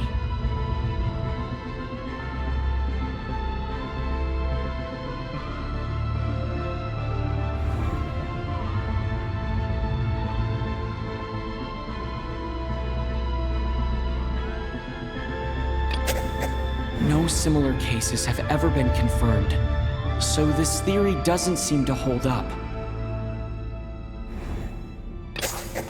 After the deceased Shram left, there was one less victim last night. That more or less tracks. It's a reasonable conclusion, considering the only variable that changed. The number of people who die each night is equivalent to the number of dead among us. That's your theory, right? Exactly. We identified Mr. Shram, and the night after he left, the death toll dropped from 2 to 1. By that logic, there must be one more dead person left among us. Another one? But there was only one person unaccounted for in the ticket checks, right? The head count should match up now. Having an extra person was definitely a cause for alarm, but being one person short isn't nearly as unusual. Someone could have left in the middle of the show, or made it out before the storm hit. One more dead person among us. If Mitya's theory is right, then what Odette told me seems a lot more relevant. It's just, at the time, we had no reason to think there was more than one dead person. If only we'd taken it more seriously as a possibility, maybe this could have been avoided. I'm sorry. This is my fault. I had information that could have been helpful, but I held back. I should have brought it up right away. I'm partly to blame as well. I was too quick to dismiss Odette's concerns. What is this about? What have you two been getting up to behind my back? Sounds like there's some big news you've been keeping from the rest of us. Well, we're all ears.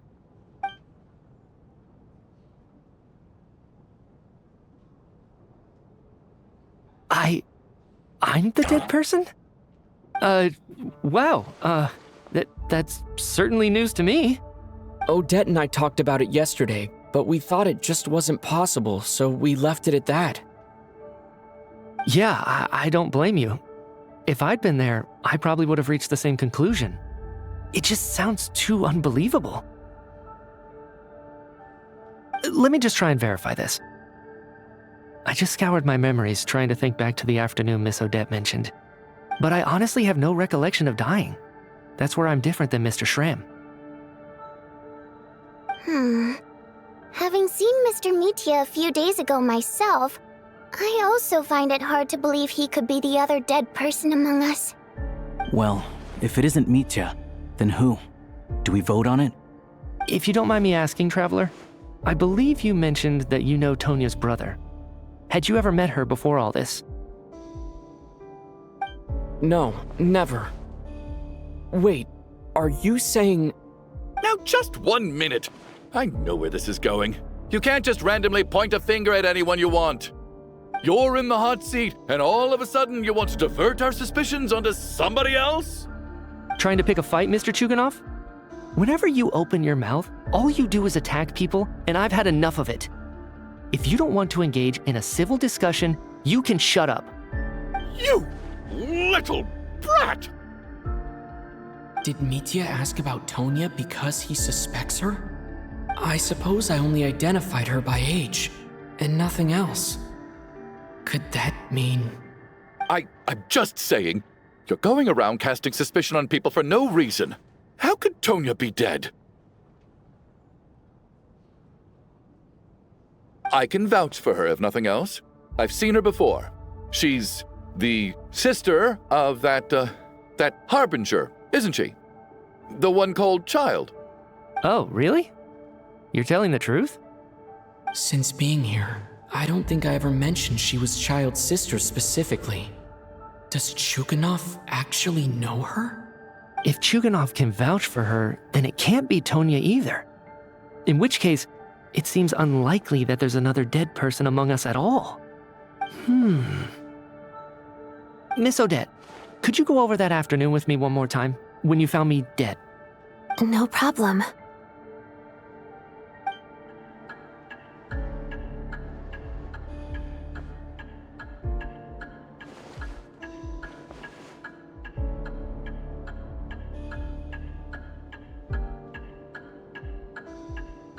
Huh. No matter how hard I try, I just can't remember anything about dying. But I do remember something else. Miss Vojanitsa, during our last meal together, I told you how some of the researchers were suffering from temporary memory loss. Do you remember that?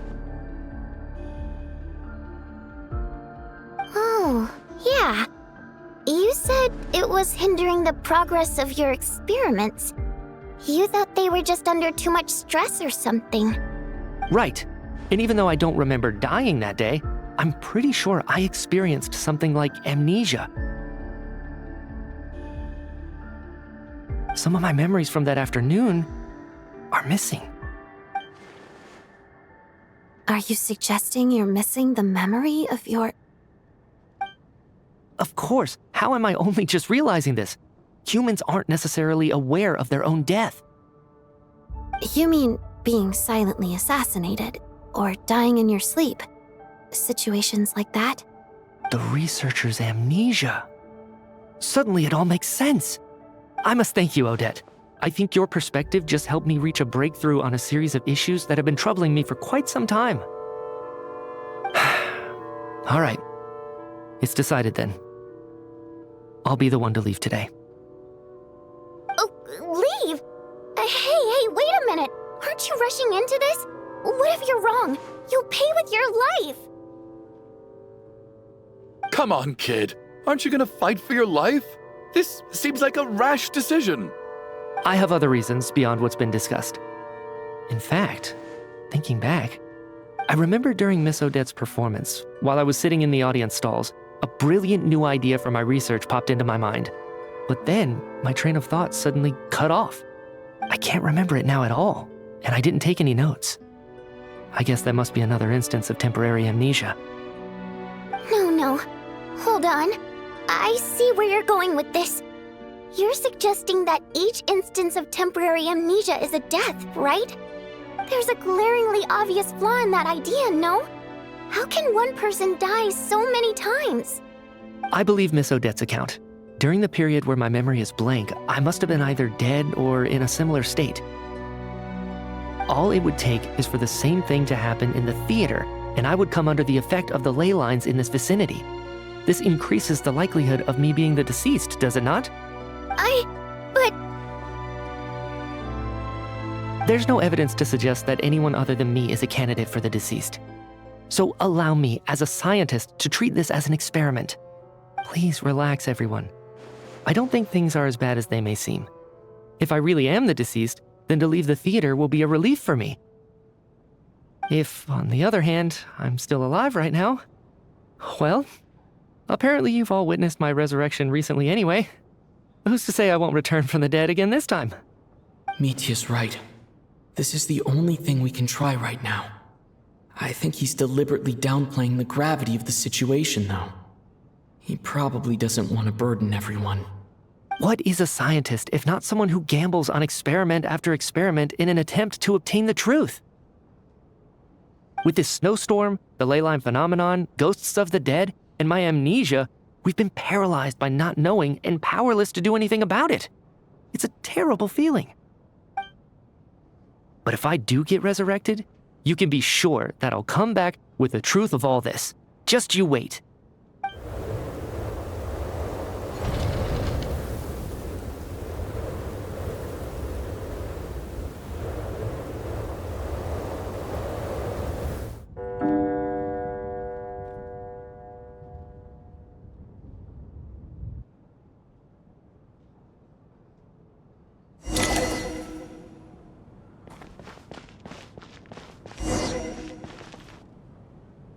Poor Mr. Mitya. I didn't even get to see him one last time. Maybe it's a good thing that you weren't there to see it. It was a hard thing to watch. I hate goodbyes. Why does it feel like everyone around me is slowly disappearing? Not just in here, I mean. In the outside world, too. Maybe it's the realization that, at the end of life, everyone has to face it alone. Come to think of it, the main reason we're still alive right now is pure luck. Each morning here, for every one of us, there's the chance that we might not wake up. You could take it a step further and say that the same is true outside, too. Who can ever be 100% sure when they drift off to sleep that they'll open their eyes again in the morning? If I make it out of here, I'm going to cherish every moment that I'm awake and live without any regrets. Without regrets? I feel like a strange sense of anxiety has been quietly growing inside me over the last 2 days. Are you okay? You look really glum. If something's bugging you, let's talk about it. There's only a few of us left here now. After everything we've been through, what's the point in keeping things bottled up? I have a travel companion named Paimon. Alosha and Odette have met her before. She's been feeling unwell recently. You're worried about her, aren't you? That makes sense. We've been trapped in here for days. To be honest, I used to feel like I was just a spectator in this world, watching everything that happens from the sidelines. Maybe it's because I'm a descender. A descender? But with Paimon by my side, over time, I slowly felt my connection to this world growing stronger. She loves eating, sleeping, and having fun, but she's also a great guide. It's her authenticity that makes this whole world feel more real for me. Over the last few days that we've been apart, I've often caught myself wondering, what would Paimon say if she were here right now?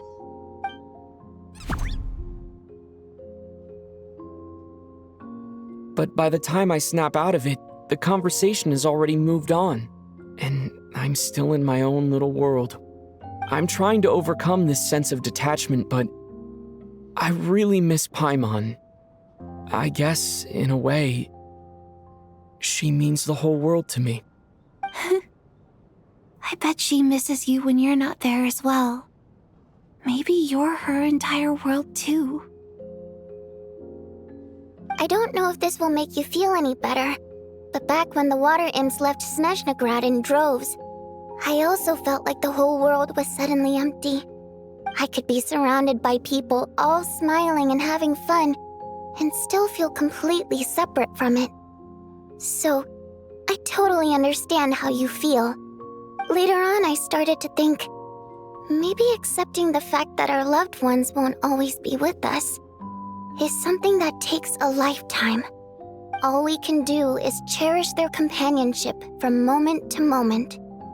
So, once we get out of here, you better hurry back to our side as fast as you can. You can't let your story end in regret. That's the trope I hate the most. Thank you. That's exactly what I needed to hear. But Vodianitsa, if you hate goodbyes too, why didn't you leave with your people? That's just the choice I made. I used to regret it, but I don't anymore. Like I said before, singing is a water imp's primary mode of expression. It's how we convey our emotions. Our songs have echoed through this theater for hundreds of years, each one a story pieced together through moments of joy and sorrow. But does a story exist without someone to read it? To me, the answer is no. So I made the choice to stay. That way, there would still be someone left to sing these songs and listen to their stories. Otherwise, they could have been lost forever. Could you teach me how to understand your people's songs sometime? I want to be able to truly hear them, like Mr. Shram. A fan after my own heart. Thank you, Tonya. How about I sing something for you, and you tell me what you hear? Oh, okay. I'll do my best.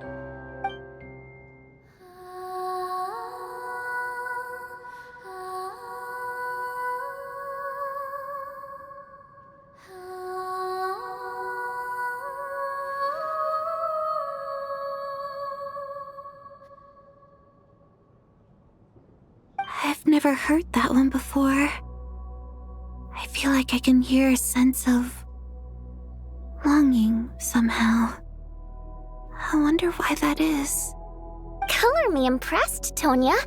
You're a keen listener. Most people can only tell if a song is happy or sad. I didn't think you'd be able to pick up on such specific details. So, what's the song about then? Come on, tell me. I've actually never performed this song in the theater before, because it has more of a ceremonial purpose for our people. It's not meant for the stage. It means something like, "May those we have lost watch over us, and follow this song back home in the night, so that we might be reunited once more."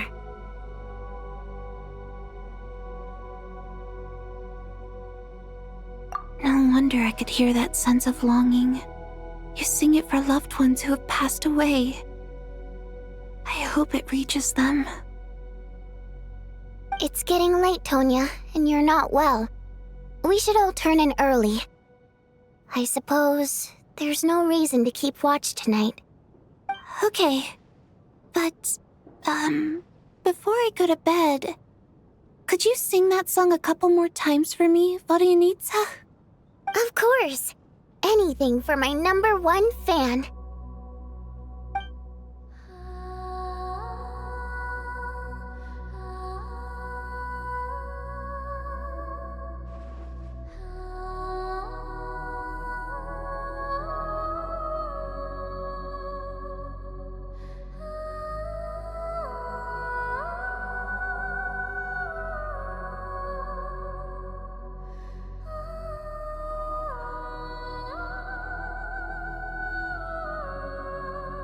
Once I get out of here, I definitely don't plan on ever coming back.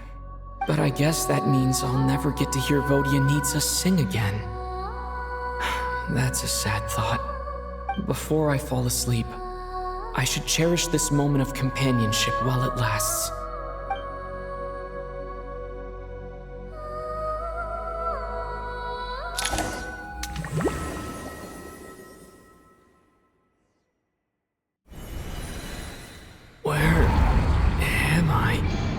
It's so dark in here, and I feel kind of dizzy.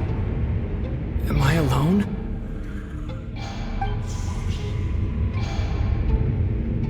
Huh? What was that noise?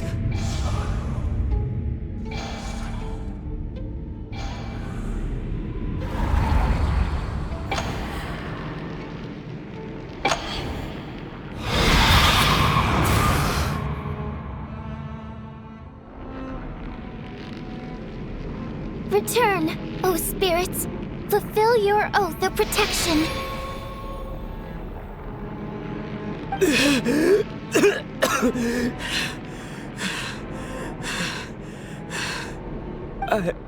I'm alive? What just happened? No time for questions. Quick, over here. Turn on the switch. We need to bring back the light.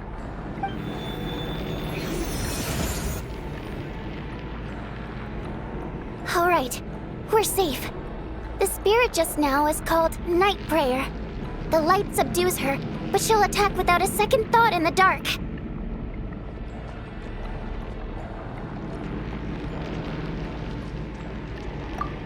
Sort of. I know it's hard, but you can't let this place go dark, or she'll kill you again.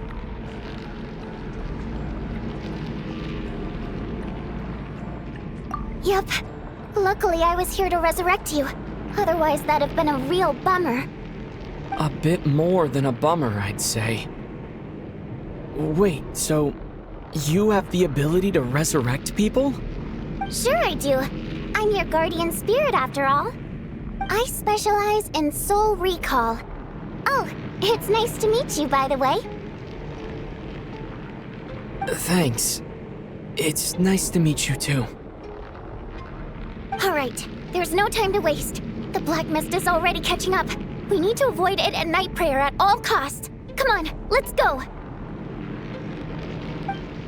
We need to reach the next switch before the place gets too dark. If we bring the light back, night prayer won't be able to get to us.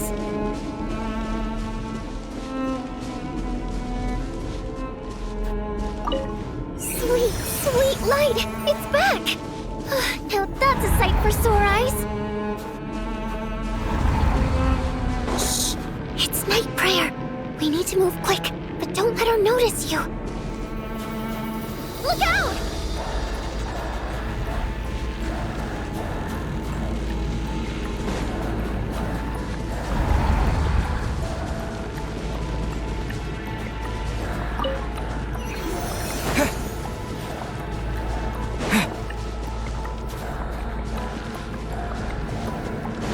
The next switch is over there.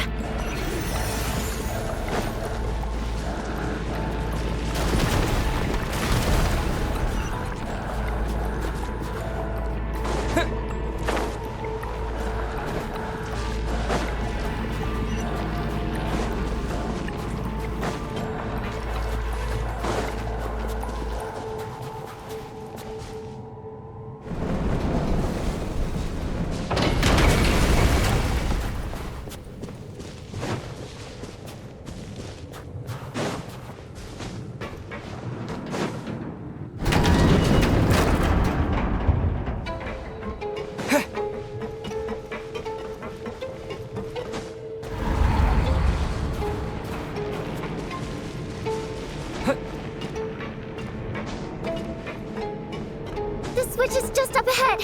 Hurry!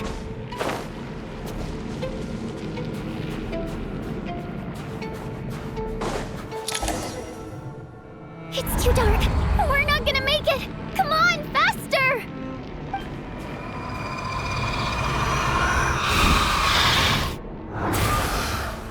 Traveler!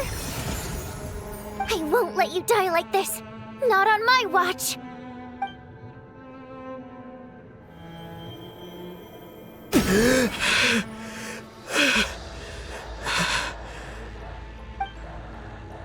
Even though it's not permanent, dying is definitely not a pleasant experience. Great. You're back. Yeah, thanks to you. Time for you to get out of here. Quick, before the light runs out. What about you? You're not coming with me? I can't. I've already been used up.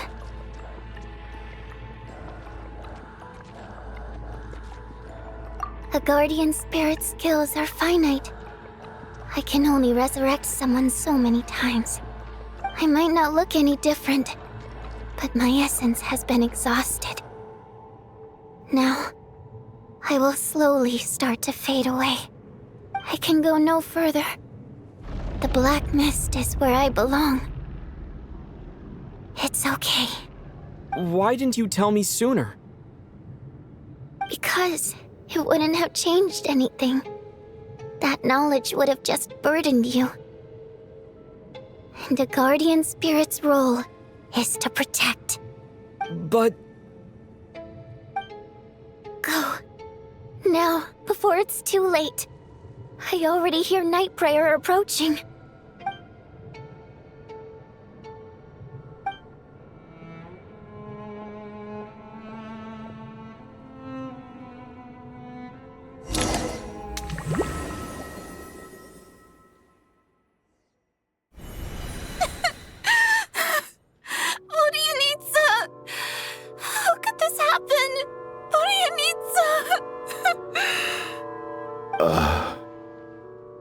Well, I guess there's no need to inspect the body.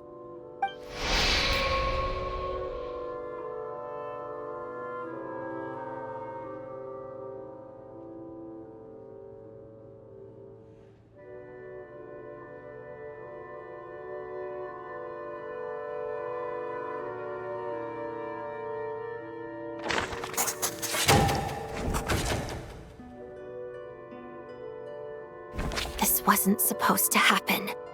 You lied to us, didn't you, Chuganov? You've been lying from the start.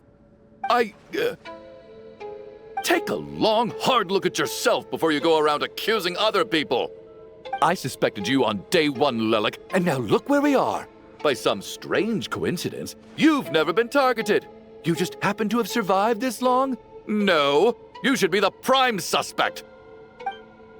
And you, little hunter, ever so content with staying on the sidelines. Yet you were the one who stopped us from leaving from the start. Why are you trying to keep us here? Now you're just lashing out indiscriminately. That's either a sign of anxiety or a guilty conscience. Where was all this passion and bravado before? Decided to fight until the bitter end. Is that it? Is that a threat? Fine, bring it on. You think I'm afraid to die after all this? You want to kill me? Go ahead. I'd like to see you try. After all the trauma of the past few days, everyone's been pushed to the breaking point. Valeria and Mitya aren't here anymore. Someone else needs to step up and take charge. But first, I need to think this through. Considering everyone left, who's the most likely candidate for the deceased?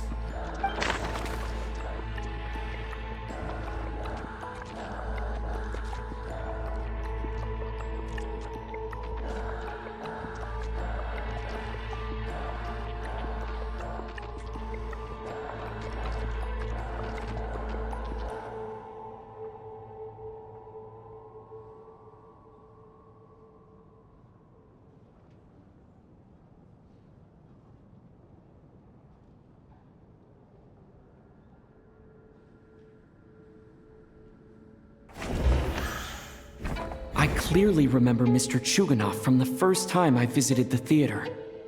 He made quite an impression. That was just a few days ago. So he's unlikely to be the deceased.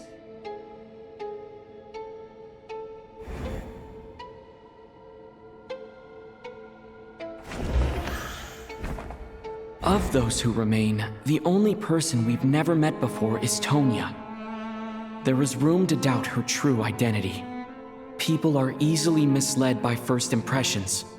Now that I think about it, child sister was in fact a label I imposed on her due to my own assumptions. But Mr. Chuganov vouched for Tonya's identity yesterday.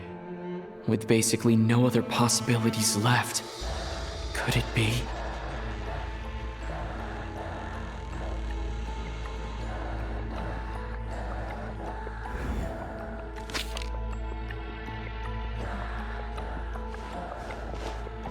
Tonya, how's Tusser been lately?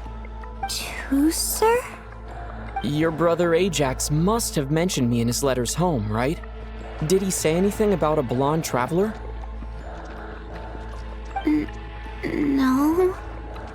And my brother's name is Razik, not Ajax.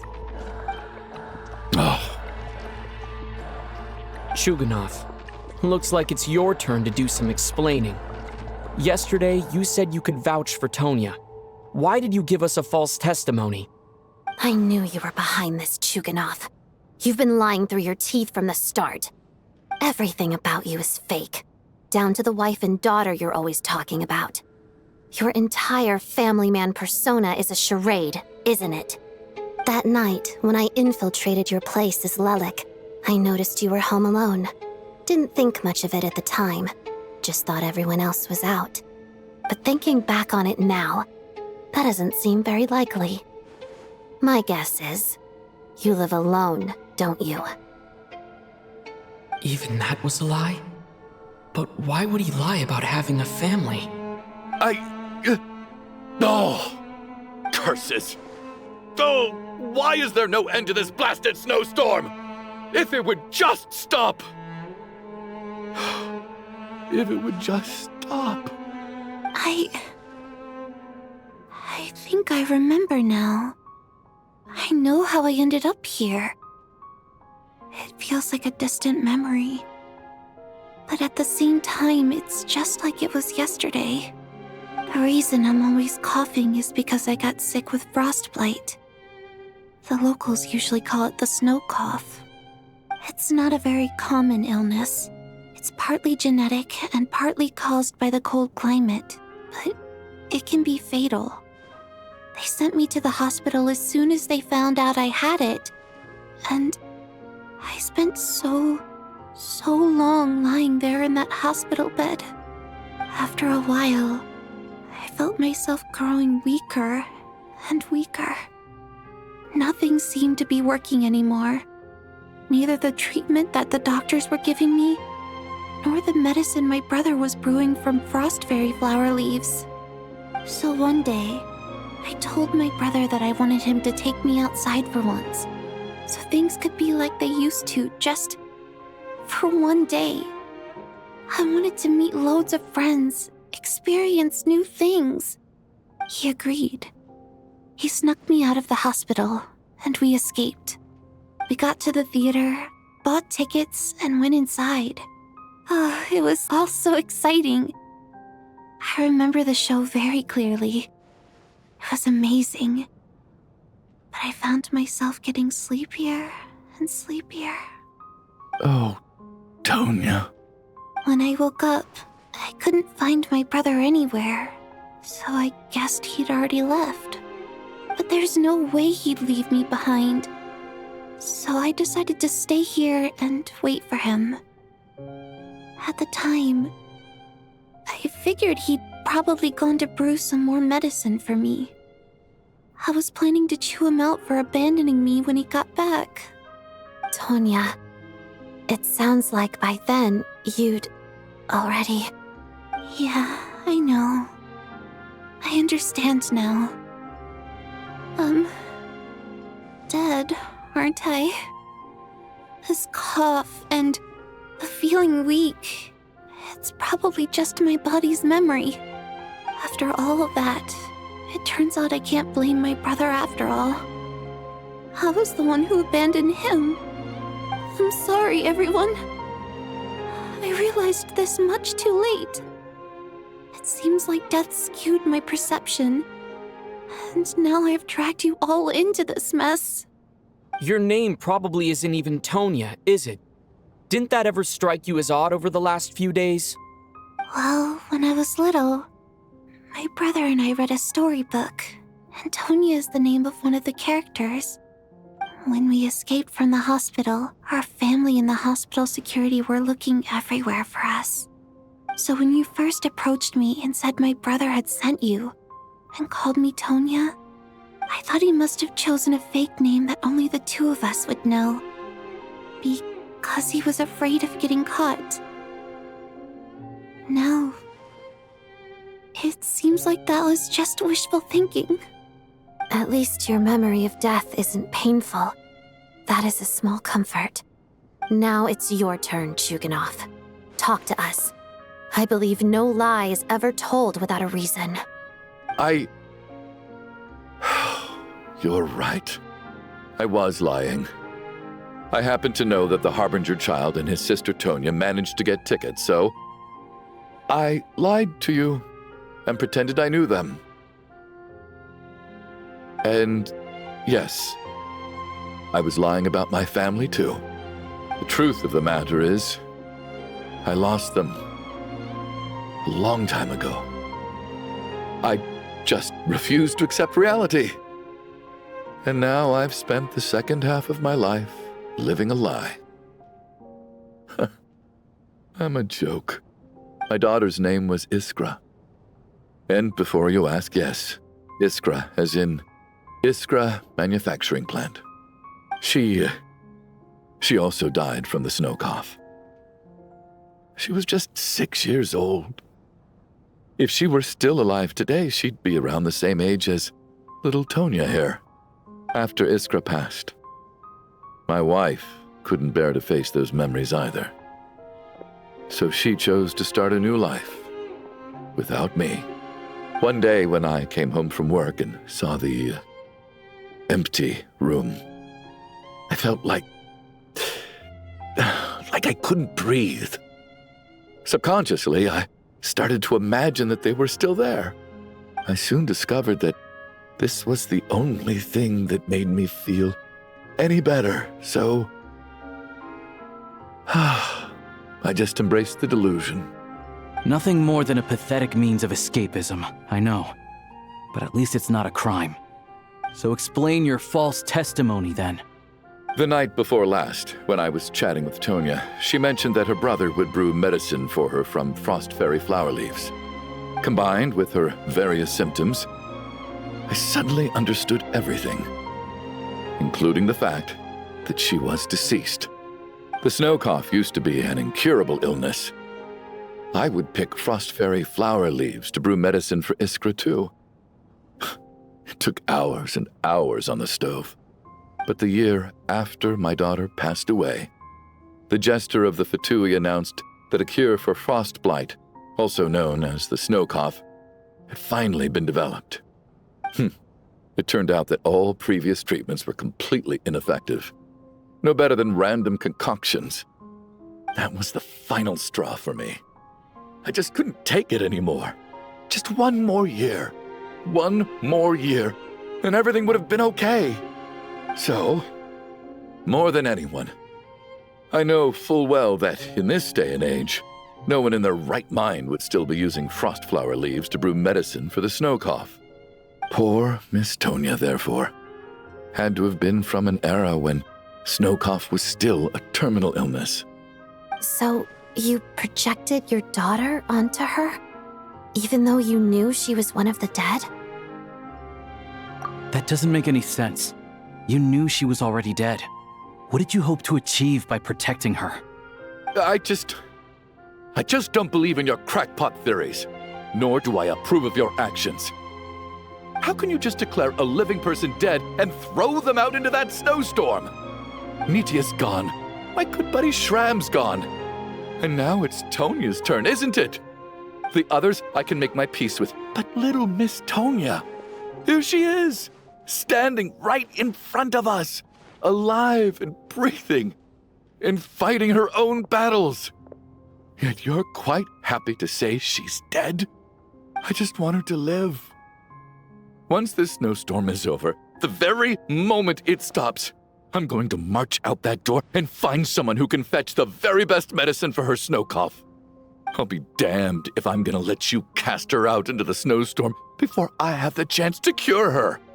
Not again! Not this time! Not when the cure is right within our grasp! I'd never be able to forgive myself. Mr. Chuganov, stop. I can't let you do this. Tonya. By the sounds of it, you've known I was dead since the night before last, right?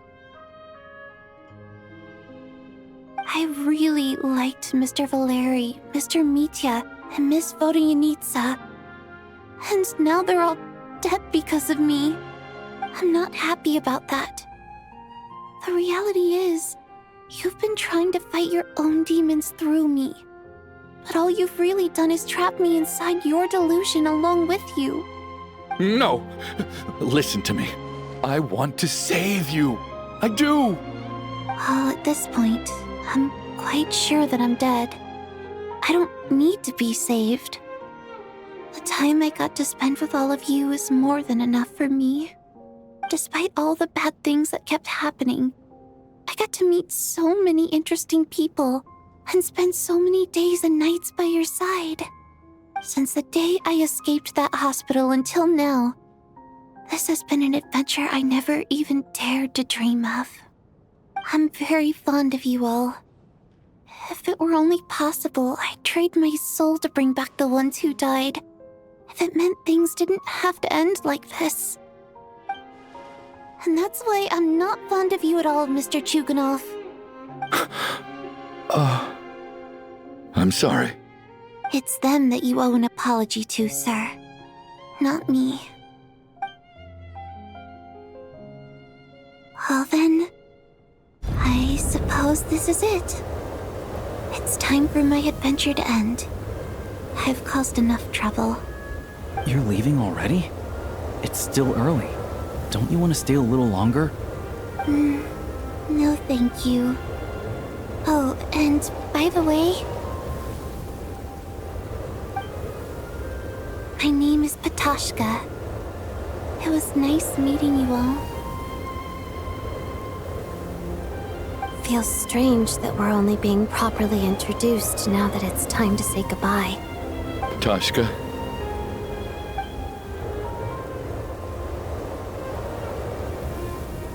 What are you doing, Chuganov? Are you crazy? Let me leave. I can't keep lying to myself anymore. In your dreams. Don't think you're getting off that easy when you had a hand in the deaths of so many people. The Fatui have honed quite an array of enhanced interrogation techniques since they were founded. Once we're out of here, Lelik will personally give you a taste of every last one.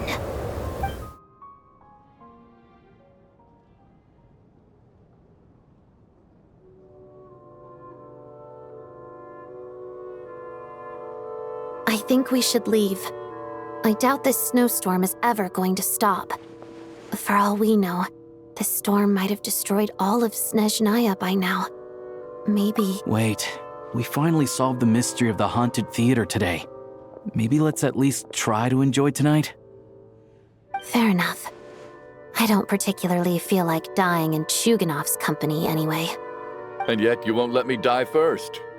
Hey, Chuganov, on a serious note, if we do make it out of here, you should close down that factory of yours. A lot of people are freezing thanks to you. Is this really the time to be discussing my factory? All right, fine. I'll shut it down. Doesn't matter to me anymore. Am I hearing things? Or was that a knock at the door?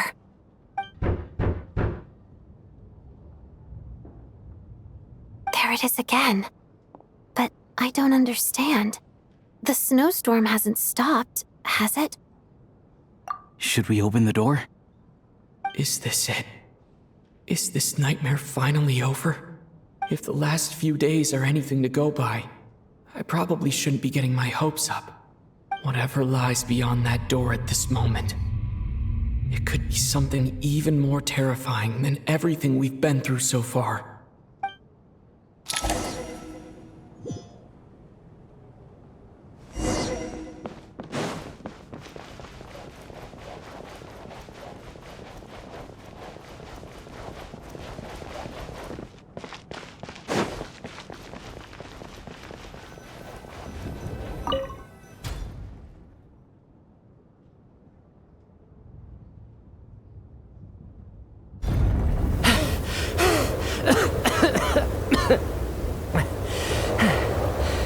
Hey everyone, I'm back.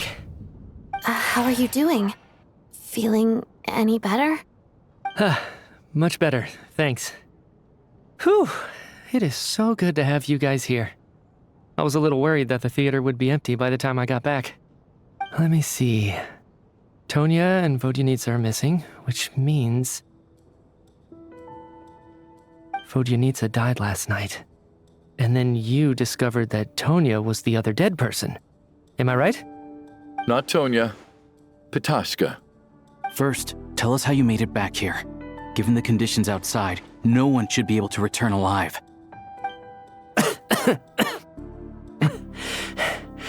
You're right. The thing that got me back safely was... a song. I heard someone singing. After walking into the snowstorm, my mind grew hazy. I don't know how long I walked through the storm before my mind completely slipped away. Then, suddenly, I heard the sound of singing. The voice instantly brought me back to my senses, and I regained consciousness. So I followed the voice, searching for the source of the singing. I searched and searched, until finally, just a few moments ago, there was the entrance to the theater, right in front of me. I've actually never performed this song in the theater before, because it has more of a ceremonial purpose for our people. It's not meant for the stage. It means something like, "May those we have lost watch over us, and follow this song back home in the night, so that we might be reunited once more." That must have been Vodyanitsa's Requiem. Who knew it actually worked? That song is meant to guide the souls of the dead.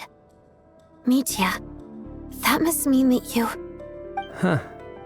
No kidding. Seemed like I guessed right then. This is what I've been so desperate to tell you about. When I first stepped out of the theater, I was still quite lucid. My memory of it is still pretty intact. I remember the outside world being completely different than what I'd expected. It was like this was a world where only the snowstorm existed. There wasn't a trace of any humans or buildings ever having been there. I don't know how else to describe it, except to say that it just didn't seem like the real world. And as for the Requiem, if I was guided here by Vodyanitsa's song, it can only mean that I must already be dead. And this is my soul, not my body. But I didn't experience a clear moment of death while I was out there. Nor do I feel any different now than before I walked into the snowstorm. You don't seem any different to me either. In fact, this is something I've been wondering about for a while now. If souls aren't physical, shouldn't they lack tangible form? Both Shram and Patoshka were clearly deceased, and yet their souls didn't look or feel like ghosts at all. They were visible, tangible, no different than you or me. This raises a truly terrible thought. Is that really what Mitya is suggesting?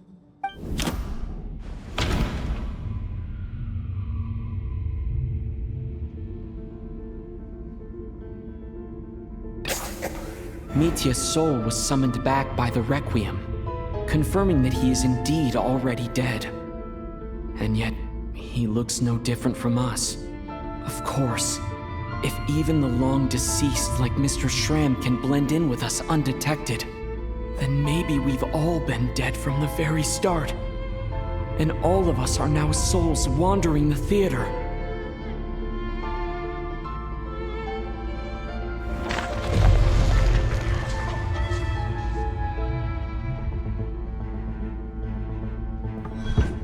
Yes. I think that this is probably the afterlife. What did you say?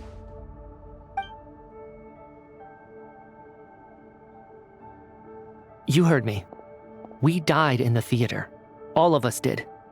But due to an obstruction in the theater's ley lines, our souls are trapped here, while an endless, infinite snowstorm rages outside. It's ironic, really.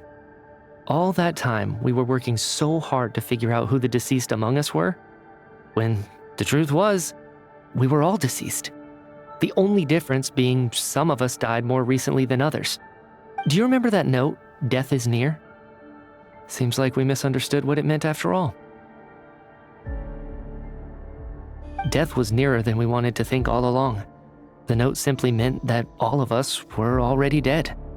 So all our attempts to survive, our search for the deceased, it was all for nothing? Hard to say. At the very least, we helped 2 lost souls find clarity and go to where they belong. The presence of those 2 is probably what caused our souls to be drawn in by the ley lines. In which case, the deaths we've awoken to over the past few days were just souls returning to the ley lines for good. If what you're saying is true, doesn't that make us the lost souls now? Huh, no wonder. This afternoon, when I was moving Vodyanitsa's body, I noticed that the other bodies in the room hadn't decayed one bit after all these days. That's further proof that those aren't physical bodies at all, but merely our shells here in the afterlife. Am I really dead? This doesn't feel real to me at all. No, that's impossible. This cannot be how it all ends. I still find it hard to believe that all of us are dead. How exactly did we die in the real world? None of us have any memories of dying, right? Not even knowing how we died is preposterous. Good grief! Surely there has to be some reason. Exactly. It's hard to rest in peace when you don't even know how you died. It gave me lots to think about as I strode out into the snowstorm. I racked my brains trying to remember the cause of my death, the exact moment I died, the root of all of this, right up until my consciousness faded. Wait. Hold on. Right before I lost consciousness, I think I saw something. I can't remember. And I think I lost my notebook and pen. Mitya, your hand. Is that blood on your fingers? Huh? You're right. There's blood on the fingertips of my right hand. Looks like it's already dried. When did that happen? What the? I guess this was what I saw. I must have desperately drawn it in my own blood right before losing consciousness. What's wrong? Do you recognize the symbol?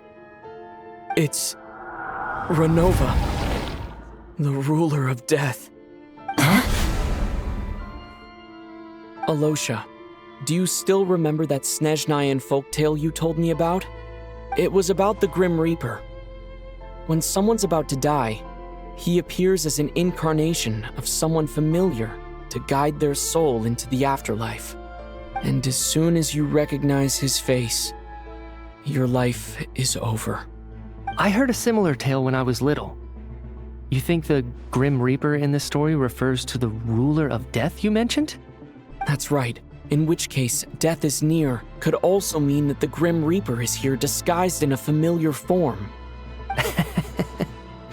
Death, the deceased, and the Grim Reaper? So it's a triple entendre.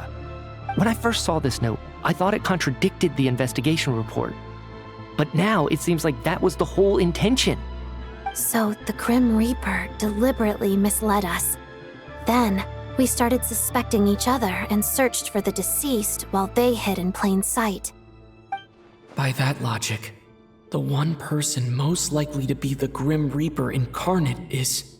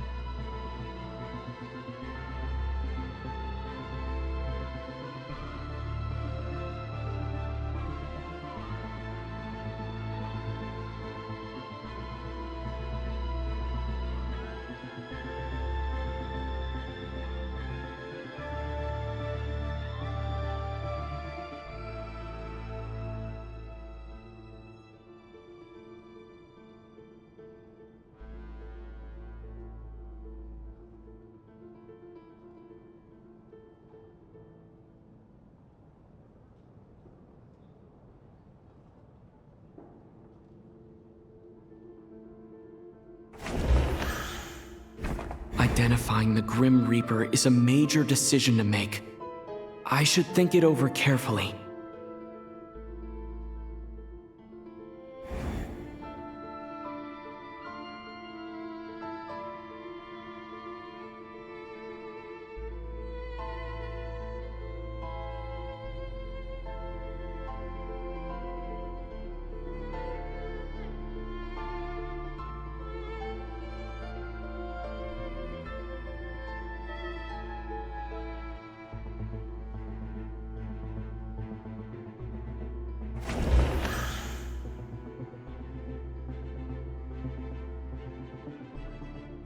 Identifying the Grim Reaper is a major decision to make.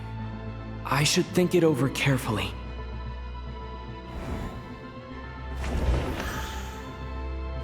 Identifying the Grim Reaper.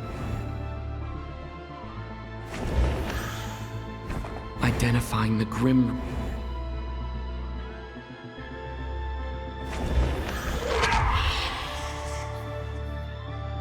No doubt about it. It's Alosha. Looking back at how everyone has acted over the past few days, Alosha is most likely the Grim Reaper lurking among us.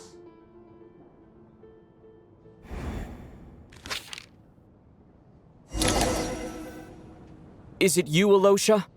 You were the first to discover the investigation report, and you had plenty of time to slip the note inside to mislead us. So? Surely you can't suspect me based on that alone. What if someone else found the investigation report first, slipped the note inside, and then put it back without telling anyone? There's no denying it. The note could easily have been slipped in much earlier than it was discovered. That's not all. I've also noticed that although on the surface, Valeri, Mitya, and sometimes I were the ones taking charge of the situation. Looking back now, even though you didn't say much, you were always subtly guiding everyone from the sidelines. What do you mean? You were the one who emphasized how dangerous it was outside and insisted we all stay here. It was also you who suggested that we all sleep in the same place. And earlier today, you tried to convince Patashka to stay. I don't understand why, but it was out of character. So, you didn't understand my intentions, and now you're assuming the worst. Seems pretty unreasonable if you ask me. He still won't admit it. Fine. Let's see how he responds to the most damning evidence of all. The biggest question I have right now is, if the Grim Reaper is impersonating Alosha, then where's the real Alosha? When did they switch?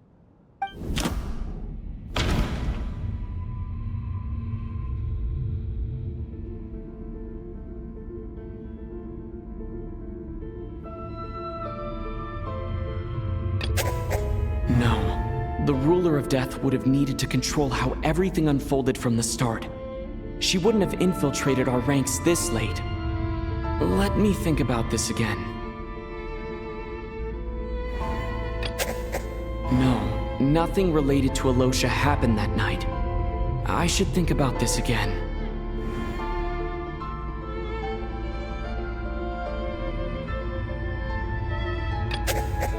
No, the Ruler of Death added a note to the investigation report at the time. That's right. This was the moment. Right at the start, before any victims had even emerged, Alosha was switched with the Ruler of Death while everyone's guard was still down.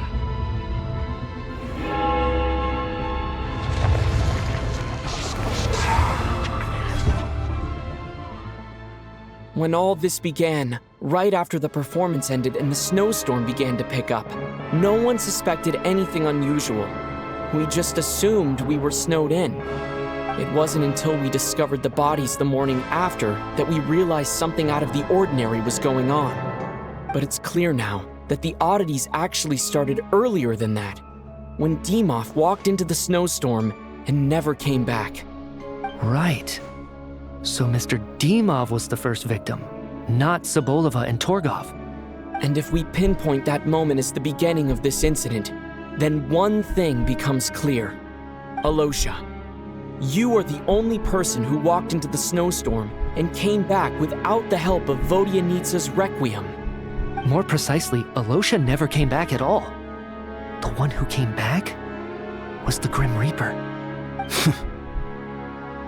Not bad. Well, since you've backed me into a corner, I suppose there's no point in keeping up the act anymore. Alosha? You're the Grim Reaper? I am no such tired cliché. Mortals should address me as the Ruler of Death.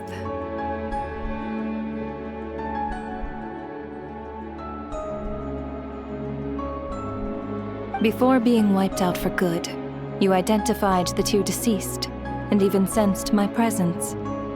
A commendable achievement. Far beyond what I expected. I heard you can ferry souls. Those deaths each night. Were they your doing? Your initial conclusion was correct.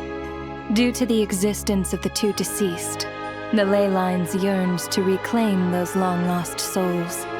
Every night they devoured an equal number of souls to fill the void. This required no intervention from me. Though, of course, ferrying souls is indeed my authority. Take a look.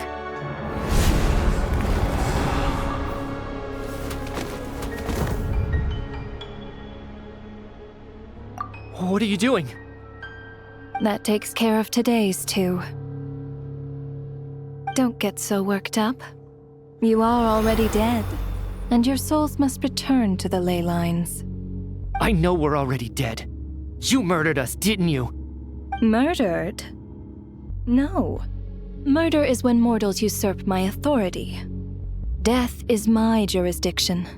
If I require someone to die, I need not resort to such laborious methods as murder.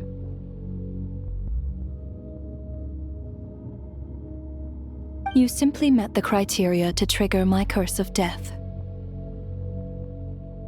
I know about the curse of immortality.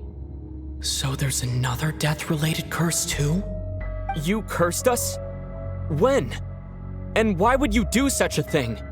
So often, humans pray to me, begging to know when their death will come and what form it will take. But few people ask why.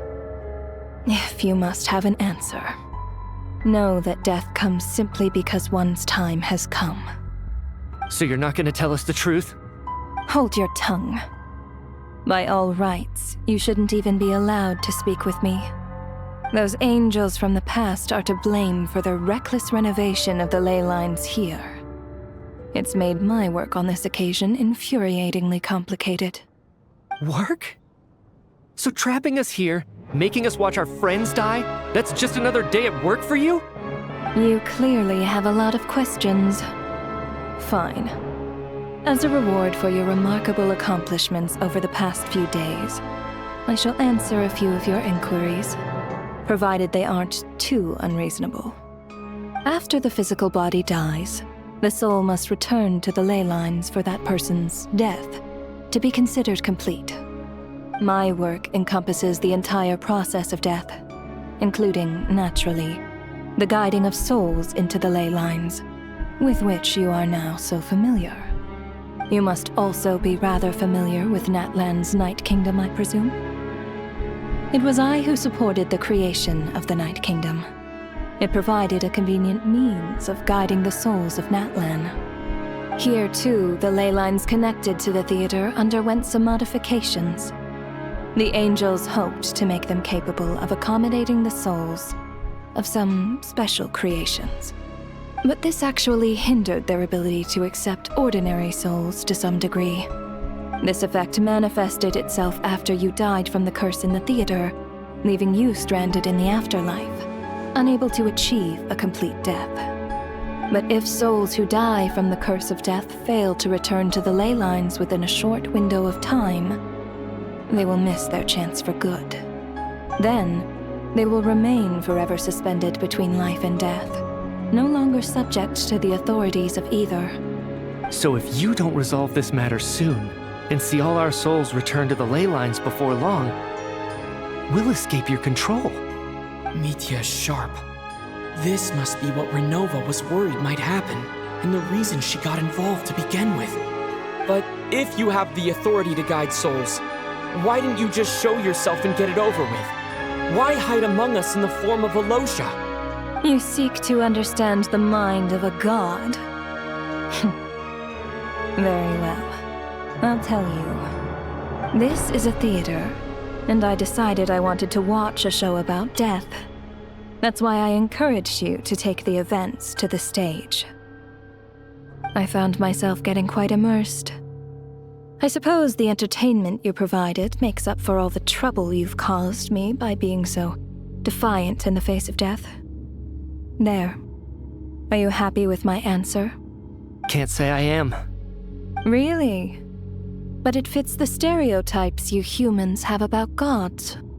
Just moments ago, you were complaining about how infuriatingly complicated your work here has been. Work is work, I get it. There are times when it's a huge pain, but you just have to get it done, right? That's a rather unique perspective for a human. You are in fact correct. There is a pain point in this case. Due to the obstruction in the theater's ley lines, there is a hard limit on the number of souls they can receive each day, making it impossible for me to ferry all your souls at once. Revealing my identity too soon would inevitably have led to futile resistance, and there was a risk that any souls who chose to run would disappear.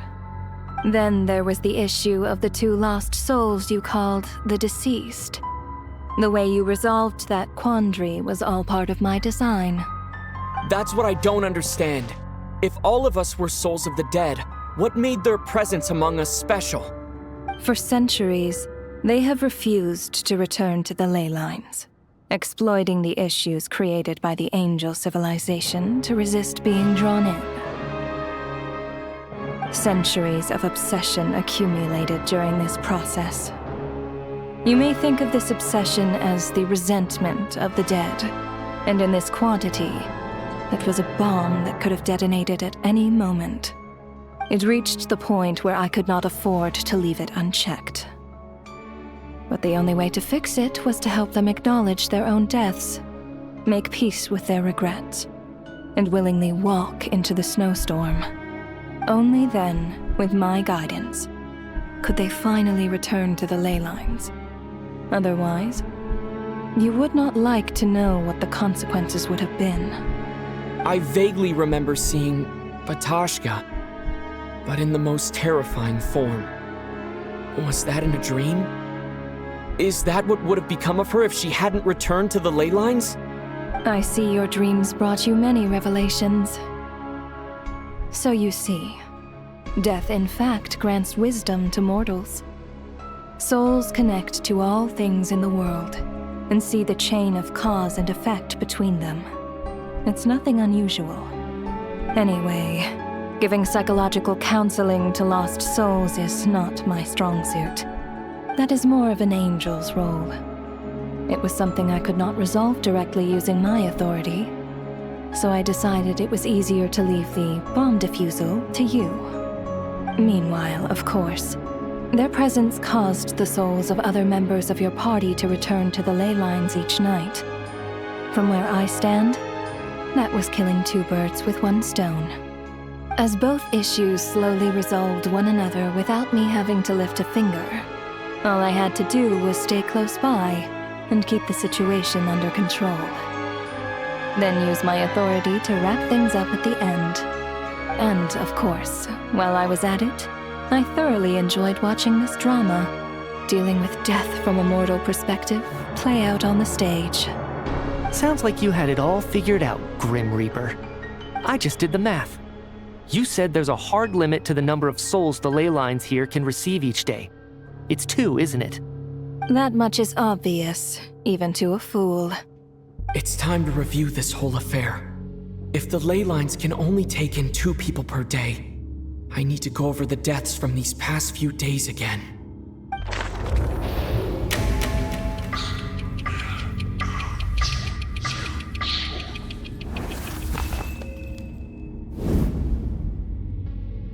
Looking back now, none of us had the faintest idea at the time. From the moment that staff member named Demoff walked into the snowstorm, the incident had already begun.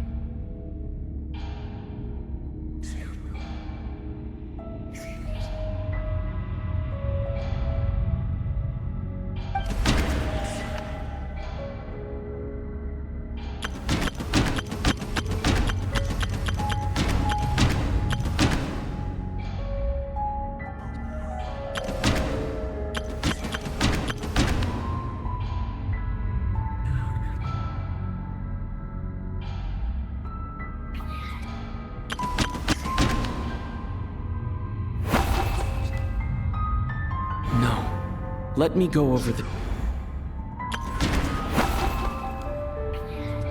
No. Let me go over...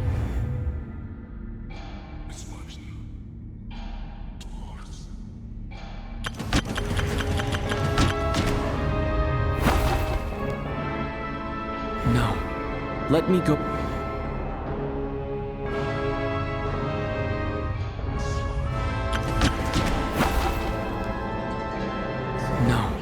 Let...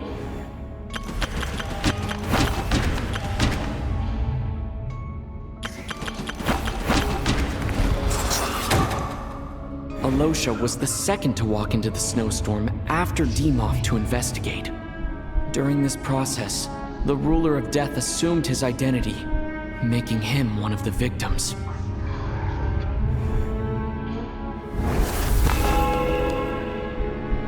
During our first night in the theater, everyone was caught up in the novelty of it all. No one could have expected there would be victims the very next morning. Despite all the confusion, and with the help of hindsight, we finally began to realize that something was amiss with the snowstorm.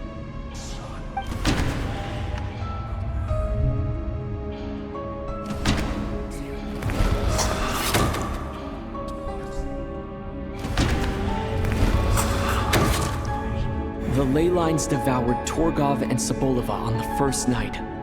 At the time, we thought this might be a murder case connected to Lelik.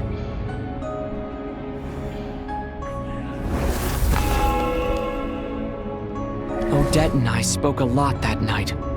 3 people were on watch, but in the morning, we discovered that someone had fallen victim all the same.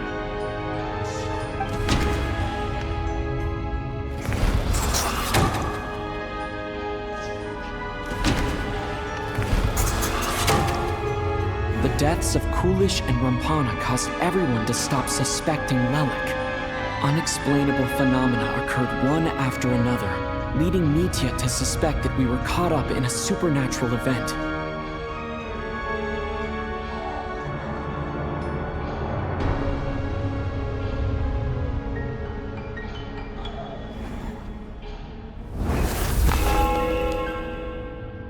Later, we discovered that there seemed to be an extra person among us, and subsequently discovered the existence of the deceased.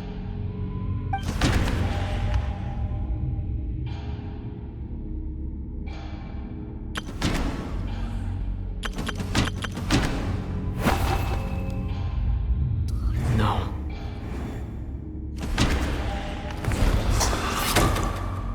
Mr. Schramm realized he was the deceased and walked into the snowstorm to return to the ley lines of his own accord. It turned...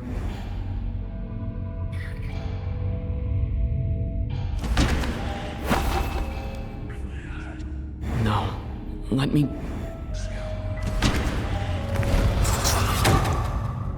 He thought it was all over, but Mr. Valeri's death was a rude awakening for everyone. The ley lines consumed him during the night regardless. A lot happened today. Mr. Valeri's death led us to discover the connection between the number of deceased and the number of victims during the night.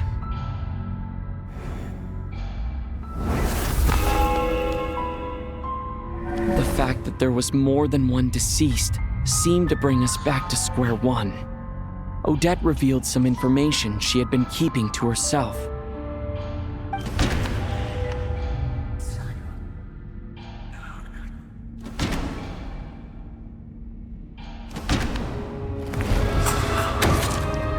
Vodyanitsa was swallowed by the ley lines in her sleep, but the requiem she sang before falling asleep was quite a game changer.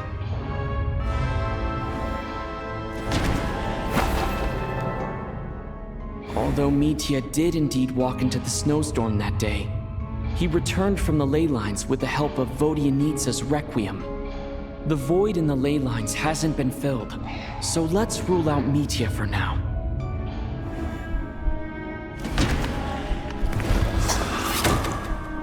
As it happened, Patashka filled the void left by Mitya's return from the ley lines by walking into the snowstorm this morning. The girl I thought was child sister Tonya turned out to be another of the theater's deceased. Come to think of it, Patashka was about to walk into the snowstorm at that time. And Renova, unaware that Mitya would return, was concerned that her soul would overflow from the ley lines. That's why she used Alosha's voice to try and persuade her to stay behind. Looking back, I suppose that was an early slip-up on her part.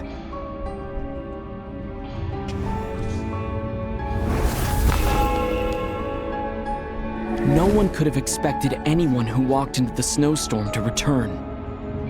But just after nightfall, Mitya returned, bringing crucial information with him. various truths began to surface, including that all of us were already dead and that the ruler of death was here among us. Then, after revealing her true form, Renova callously claimed 2 souls.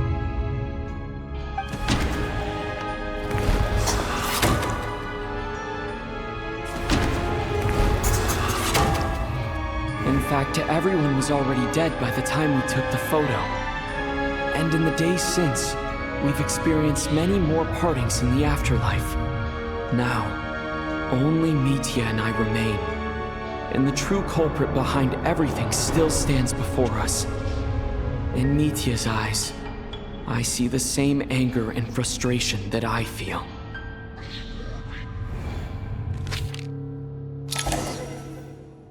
That covers everything. It's all clear now. Your work isn't finished here yet, is it? The Traveler and I are still standing here, safe and sound. The Water Imp's song threw things off a little, but it is of no consequence. The ley lines have already anchored your soul, and the first ray of light tomorrow morning will take you back. I, meanwhile, need to review my attitude towards the Water Imp race. So the reunion in the night that Vodyanitsa mentioned, I suppose that was never meant to be a permanent reunion. That just leaves you, Traveler. My power only allows me to temporarily separate your soul from your body. The ley lines of Tevat would not accept you, and your soul is firmly anchored to your body by your will. For a descender like you, who is not bound by Tevat's rules, your death can only be brought through the most violent of means, such as directly destroying either your body or soul.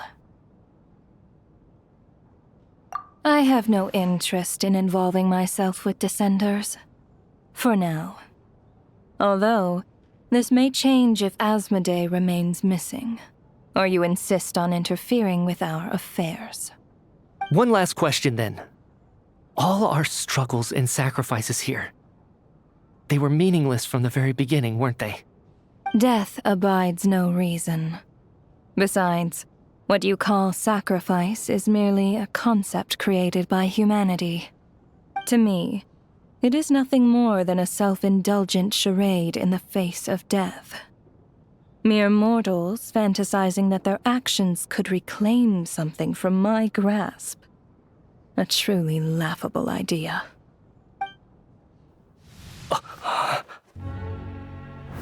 Grim Reaper, you really know how to get on my nerves. I'm not here to ingratiate myself with you.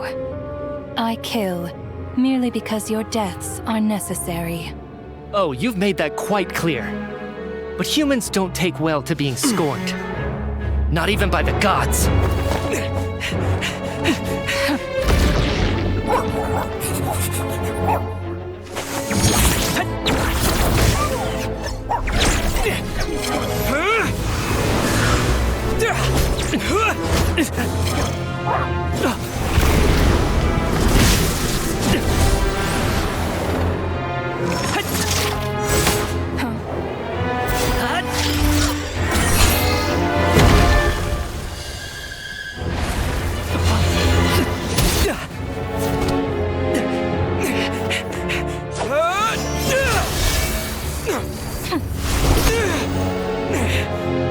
This is futile. You must know that you are powerless against me in my own domain. I suggest that you save your strength. For what? Maybe we can't change it. But if nothing else, we can at least teach you to have some respect for the dead. Audacious.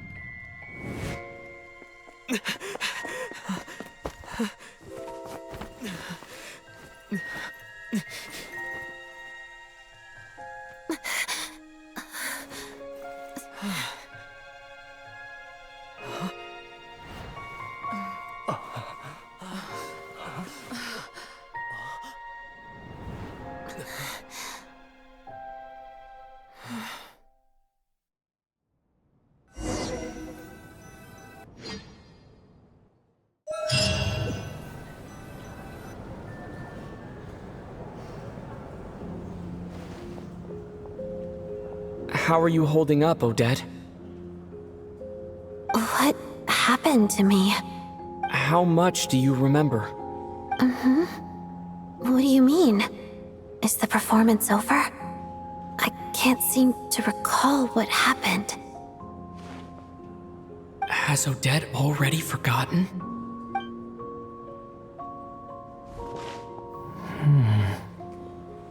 Mitya? Oh, I'm sorry. I guess I spaced out there for a second. Remind me who you are? Don't you remember anything?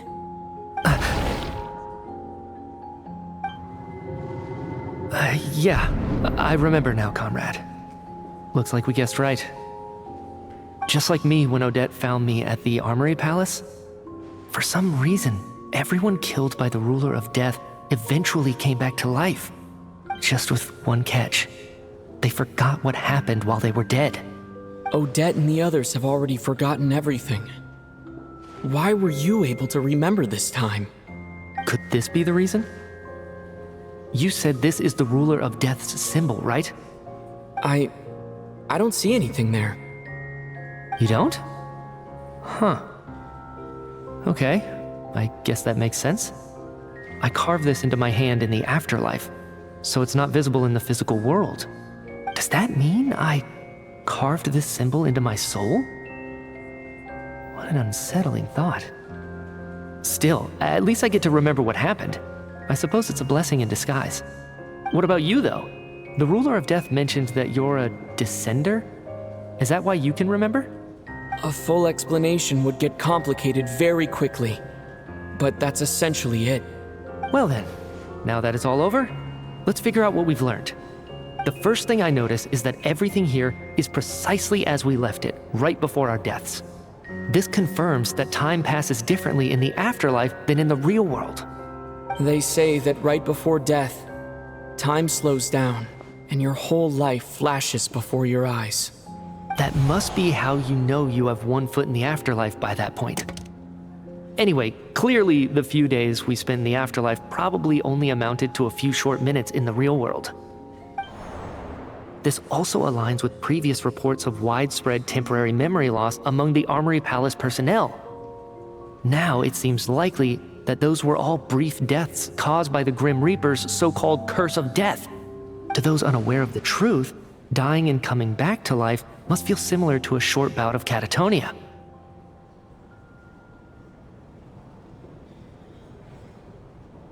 This leaves me with a couple big questions. What are the conditions that trigger this so-called curse of death? And why are we resurrected after we die? If nothing else, I think it shows that killing us wasn't her ultimate goal. We still don't know her true reasons for subjecting us to death. Right. This time only got complicated because of the situation with the theater's ley lines. That's why she had to approach it differently.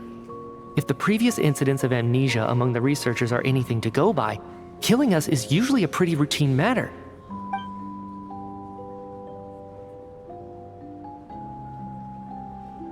Come to think of it, wasn't I about to note something down before I died? I can't remember what it was, but I think it was something related to my research project. Sorry, Traveler. I'll catch up with you again later. Right now, I have to make a trip back to the Armory Palace. Sir, if I may, no one of your description has ever shown up in my investigations into Mr. Mitya's friends. Yet, you two seem very familiar with each other. Could you perhaps tell me where he was in such a rush to get to? And, by the way, have we ever crossed paths? Forgive the presumptuousness, but I feel a vague and indescribable sense of familiarity about you. I can explain everything. Could you help me gather everyone in the theater in one place?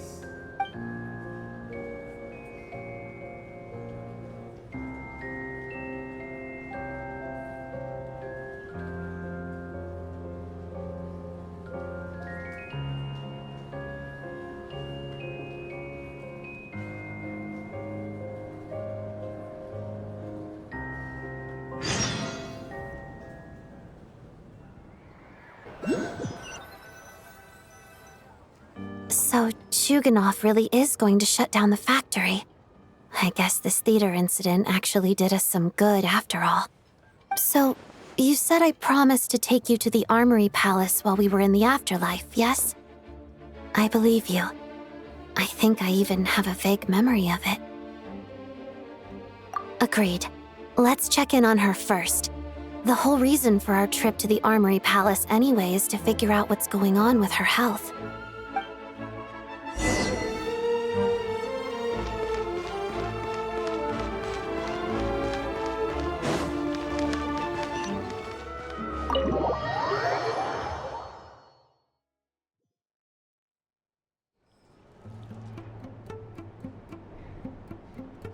I'm finally back, even though a long time has passed from my perspective. As far as Paimon's concerned, I probably just went out to watch a very short show. I should keep my emotions in check when I see Paimon again, or it'll seem weird. Wait. The atmosphere here feels off. Shh. Stay quiet. Let's go inside and take a look. Have we still not been able to notify Child yet? We need new orders. What if that person comes back again?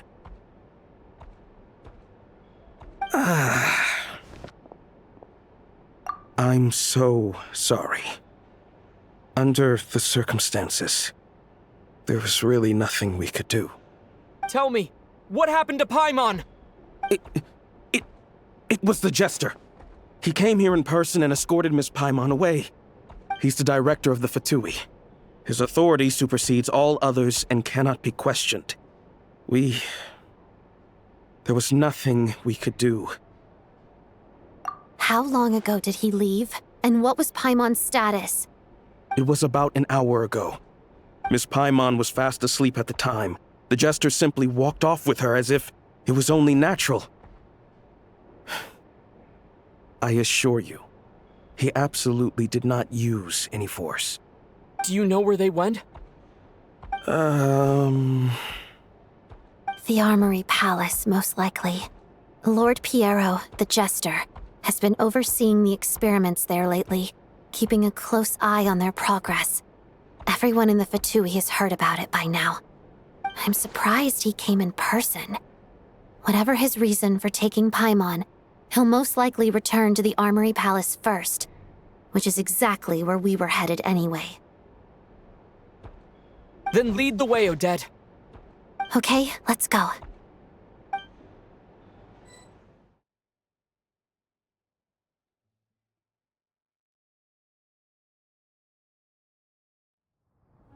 It's just up ahead.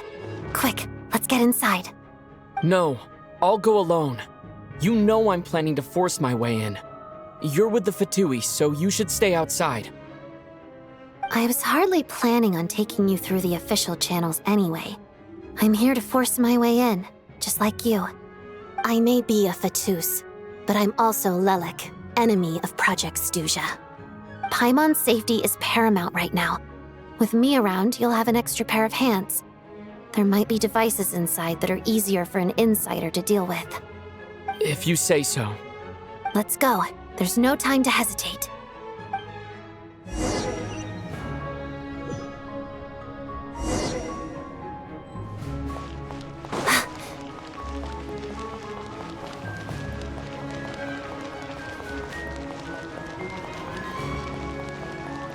Hey, who are you?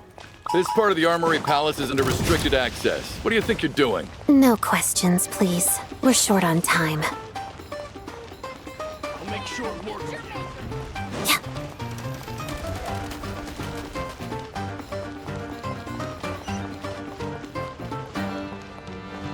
fear the coming storm.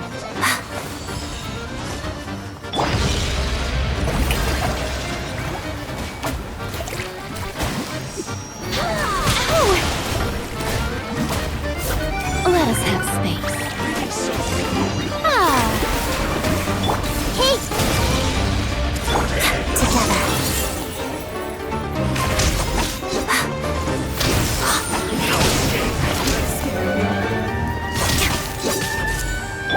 I see everything. It all adds up.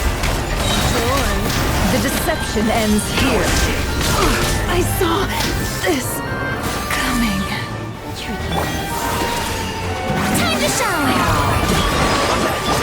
Everyone hope is the Temple of Wisdom.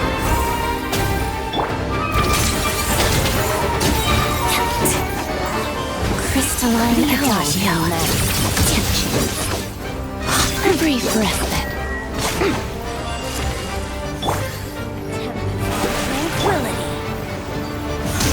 You poor lost land. By the Frostmoon of... Can't hide the truth. Behold, the mirror shatters.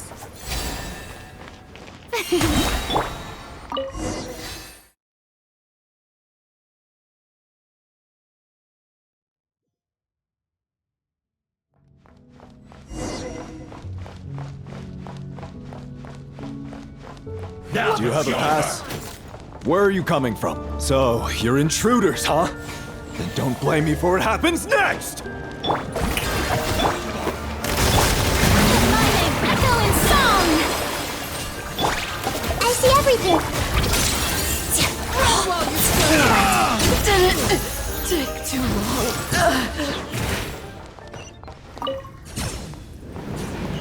The Armory Palace is hidden this deep in? This place is much bigger than I imagined. They're conducting top-secret research after all. The deeper it's hidden, the better, is standard Fatui logic. The style doesn't really look like the Fatui's handiwork, though. They must have requisitioned some structures from a past civilization. It also serves as a bit of a Intruders! Stay alert!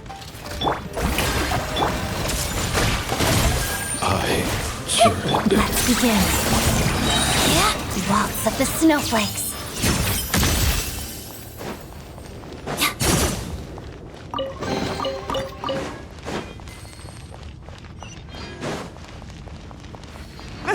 Intruders? Don't come any close! Just what are you guys trying to do here? I'm short word of your skull! Go! Cut it down. Your skull! This is unwise. Everyone help hands. Make yourselves at home. With one heart, we pray. Lead. It all adds up. Seek within. No one interferes with a jester's work!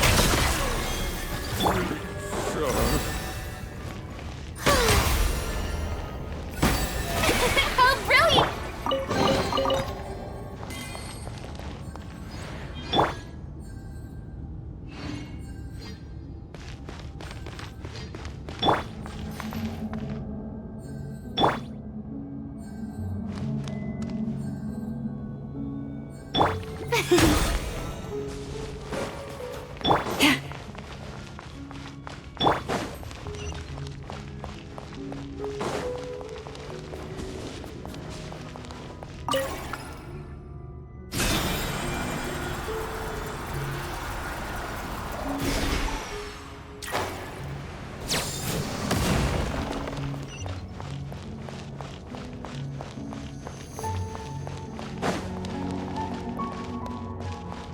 Looks like no one's guarding this place. There's something off about that decoration over there. Look out! Let's deal with these before we move on.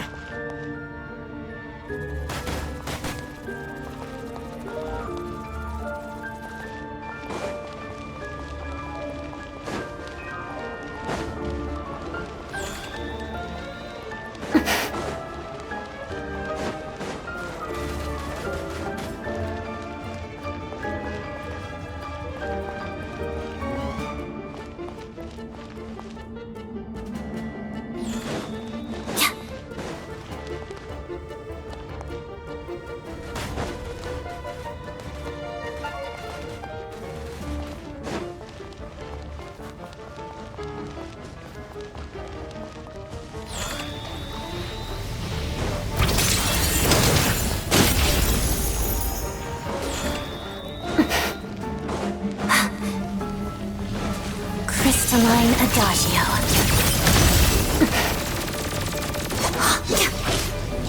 Shower me with the... You poor can't hide the truth.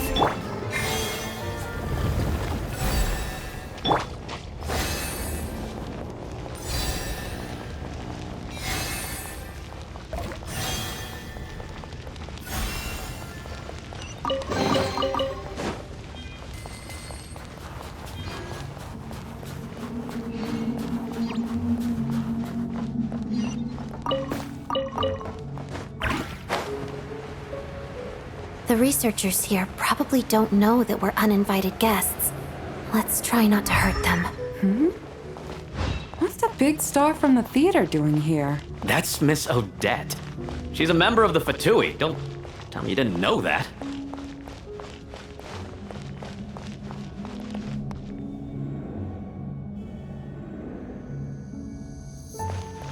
Was the whole reason for Project Stuja to support the research here at the Armory Palace? Just what are the Fatui and the Tsaritsa planning?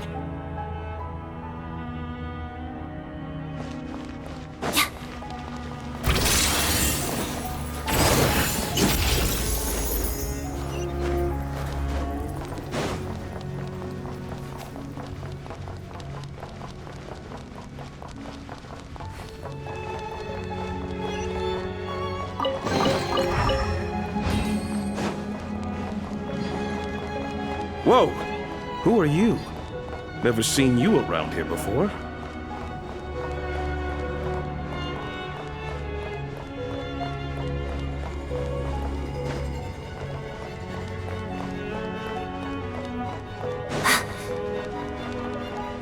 Looks like there's no way through here. Maybe using the power of this prism could help?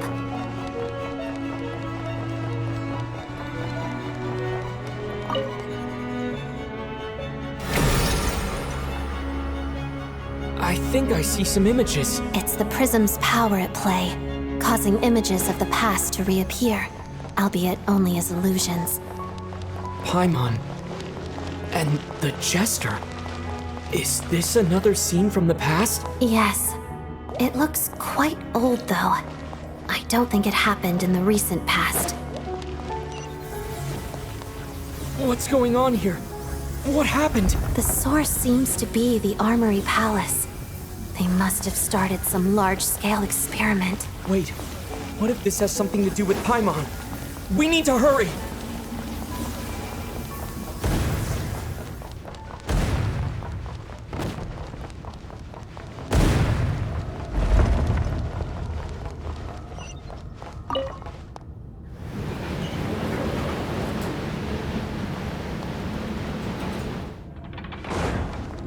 We're almost there.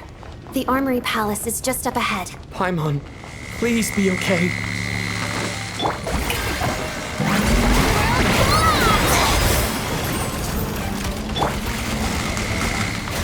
Hey! Together.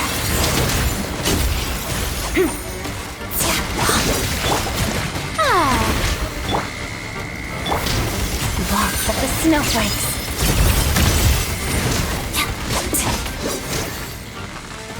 Let's begin. Pirouette.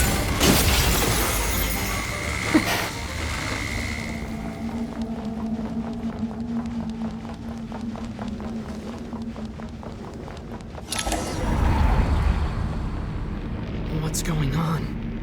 Wait, I remember this feeling. It's the curse of death. No, not now. Why is the curse of death striking again already?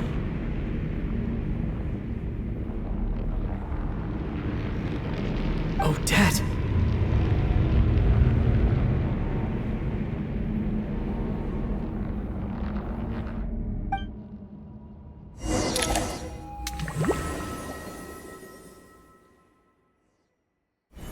Is this the afterlife again? I need to find a way back to reality.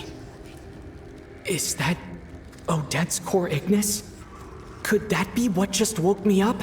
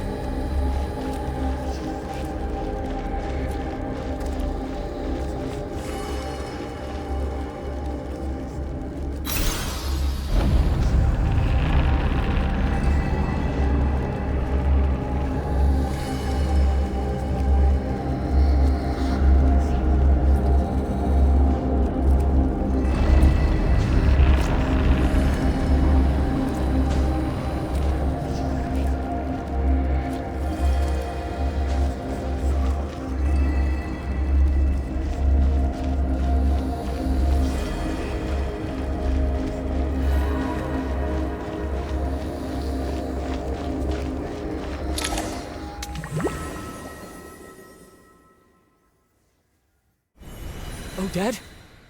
Odette! No signs of life. But past experience says that she should be resurrected before too long. Right? Did Odette intentionally use her core Ignis to guide my soul? I feel like something similar happened in a dream I had before. Thank you, Odette. If not for you, my soul wouldn't have found its way back to my body so quickly. And I might not have woken up so soon. But I'm sorry. I don't have time to protect you. I have to use the time you bought me to get Paimon back.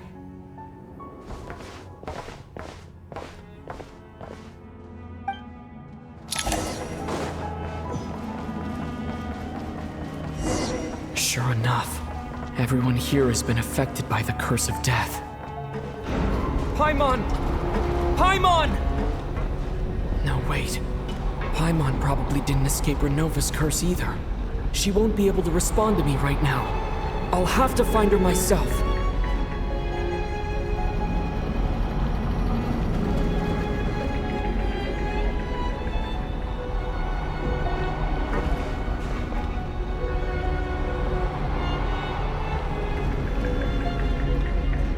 Mitya!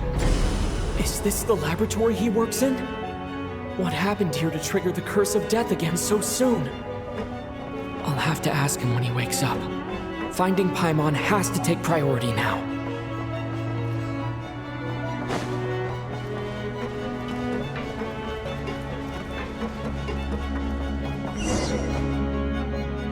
Found her! Paimon really is here!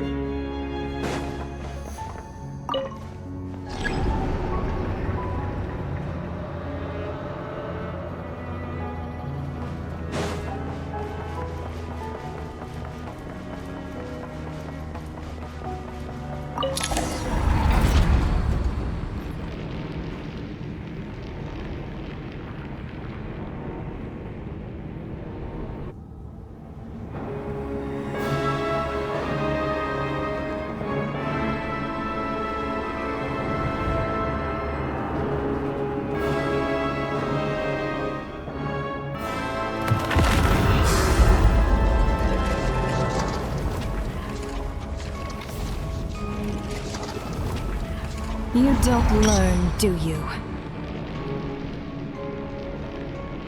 You've already been involved in one mass death, and now you show up at the scene of another. This might have passed for a coincidence the first time, but a second time?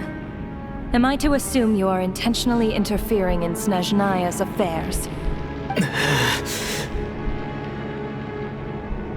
Judging by your expression, it seems that you understand little of what is going on here. In that case, a word to the wise. Do not interfere in Snezhnaya's affairs. A civilization that fails to learn its lesson constantly depletes its own worth. It will one day lose any reason for its existence. And as a descender, you are perfectly suited to be the lifeline to which a dying civilization might desperately cling. Consider your position carefully. No advice needed. I'll make my own judgments. Suit yourself. When the day of reckoning arrives, not even a descender can hope to escape unscathed. The time for resurrection fast approaches. The mortals here are not yet worthy to behold my form. So that will be all for today.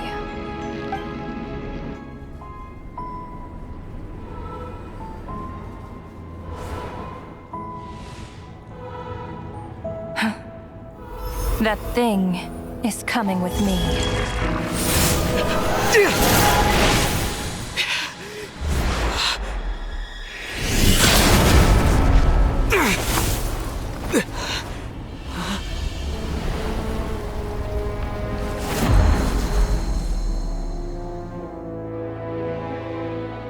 You awoke sooner than I thought.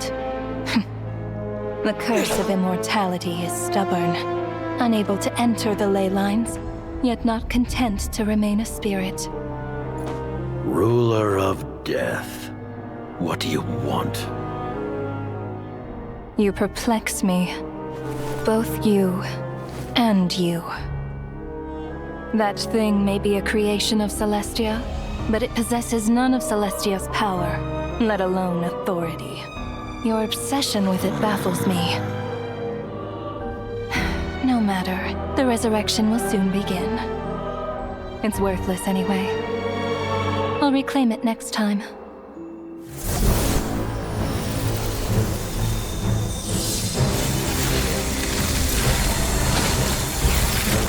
Hey, who says there'll be a next time?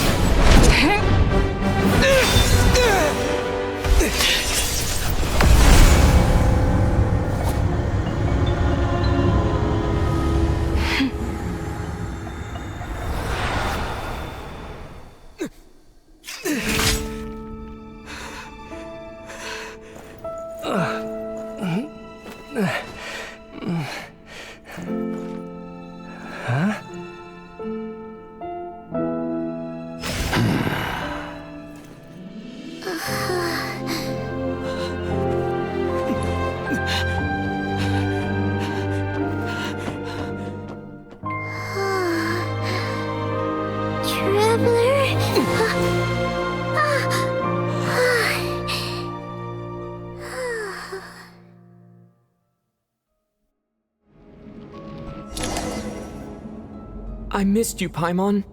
What are you talking about? We haven't even been apart for that long, have we?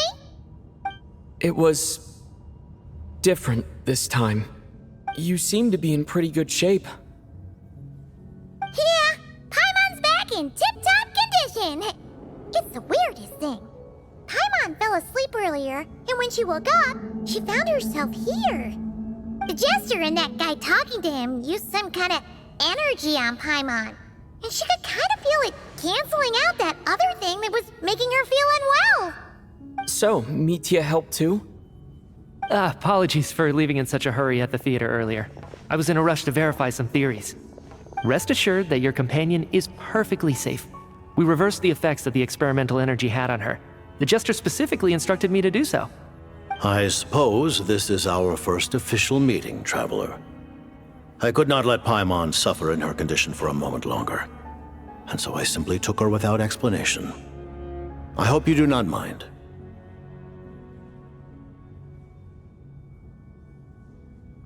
But why would a big shot like you care about what happens to Paimon?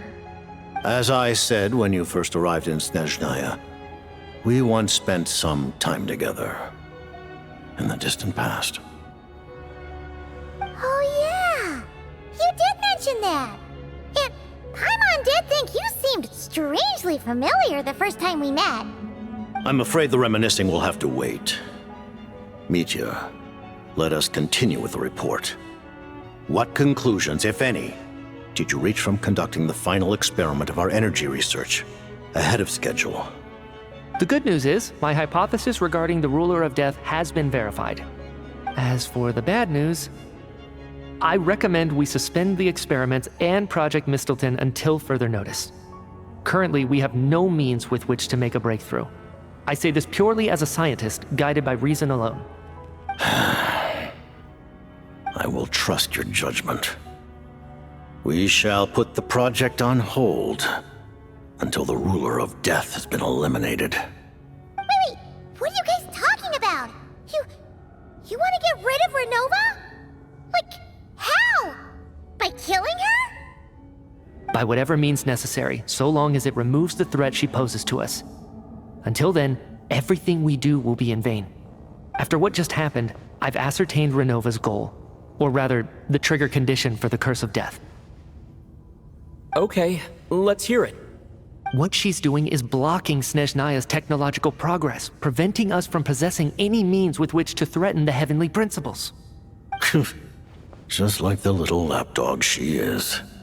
So, any ideas, research, or experiments that lead to technological progress can trigger the curse.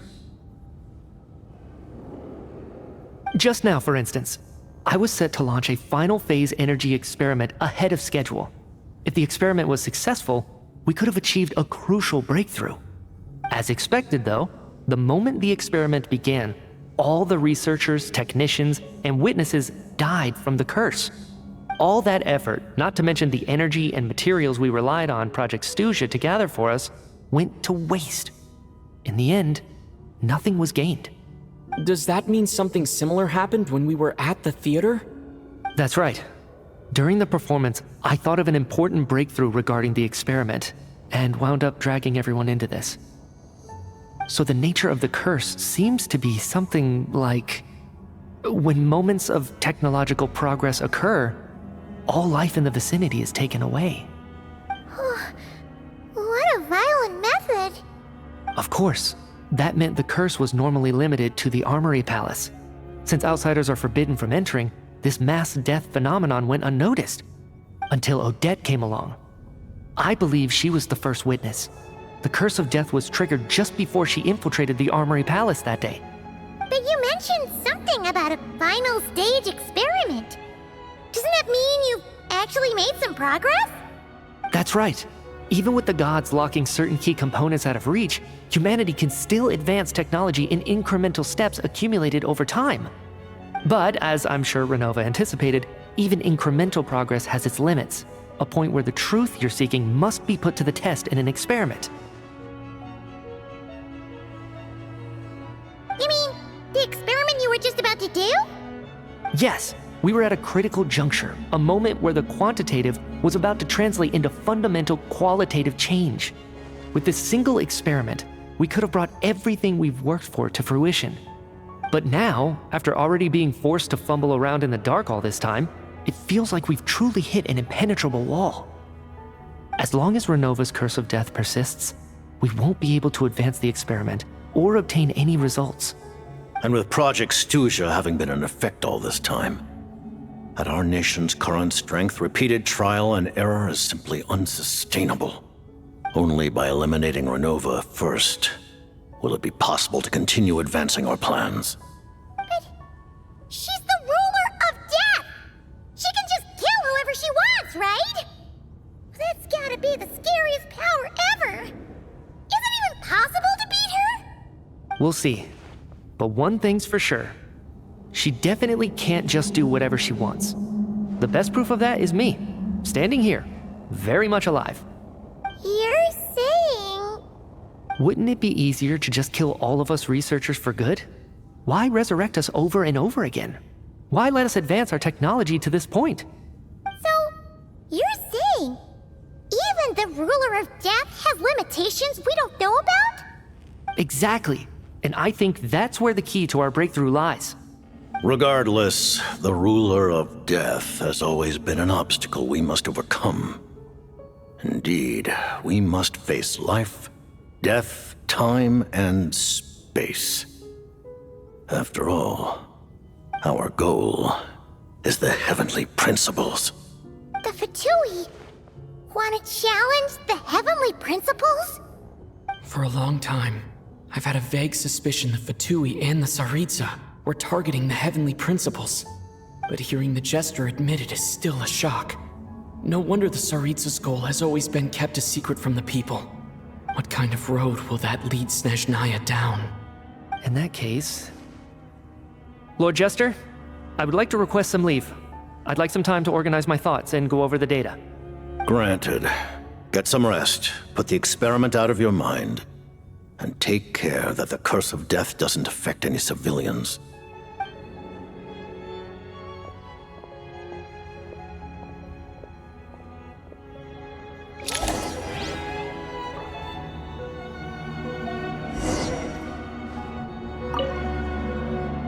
While there is yet time, allow me to offer you my hospitality, honored guest of Снежная.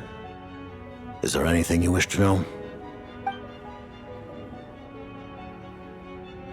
I remember hearing the term Mistleton from Columbina. Yeah! Paimon wanted to ask about that when the name came up just now. What is it? Paimon's heard of Project Stuja, but not this one. As you know, Project Stuja is a series of measures enacted to consolidate our nation's resources, the greater purpose of which is to serve Project Mistleton. Many of the things you have encountered thus far are essentially for the advancement of that project. This includes the Kuvaki Experimental Design Bureau in Notri. Researching Kuvaki was merely a facade. Its core objective was to use local resources and research findings to build Mistleton itself. And that's a weapon built for the final battle against the Heavenly Principles, isn't it? Huh? How did you know that? I was given some intel, and I made some deductions. Wait. You must mean that thing over there. Oh, Paimon's gotta take a closer look at this thing. Especially after you guys sent so many people to Nograi to work on it. Kuvaki alone will not break through Celestia's defenses, let alone challenge the Heavenly Principles. The Heavenly Principles are no doubt accustomed to combating the power of the Light Realm, and elemental energy is simply the power of the human realm, converted to that form by the Heavenly Principles themselves. Any attempt to use this power against its creator would be a futile endeavor.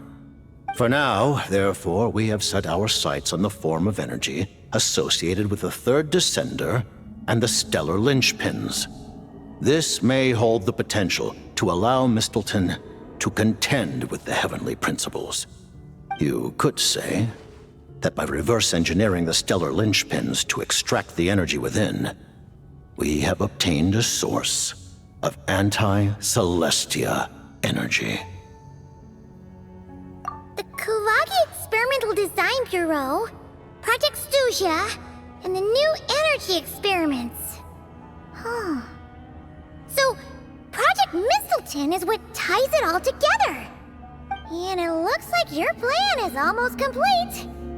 No wonder the Ruler of Death came after you.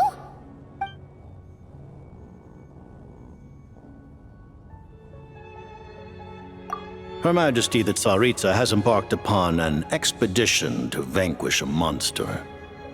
Were it not for this, I imagine she would have been delighted to grant you an audience.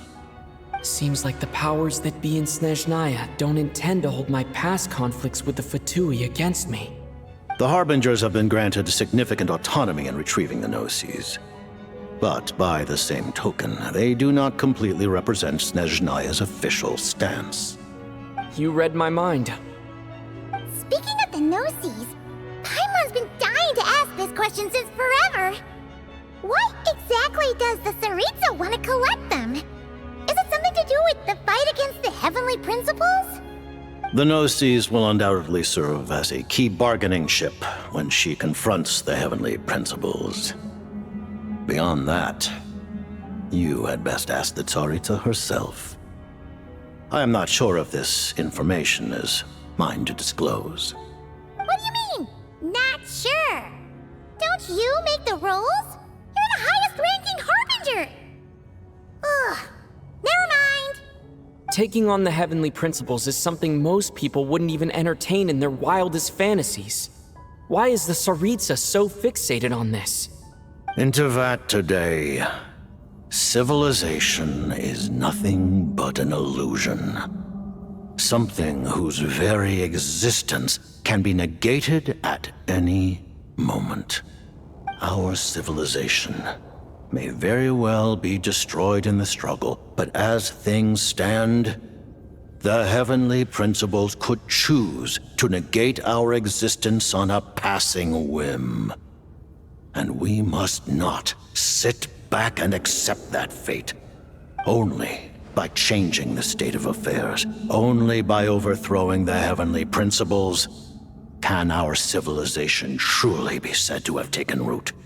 Otherwise, The fate of the people of Conria and Hyperborea is a cycle doomed to repeat itself. Accepting potential destruction in return for getting to control your own fate. Furthermore,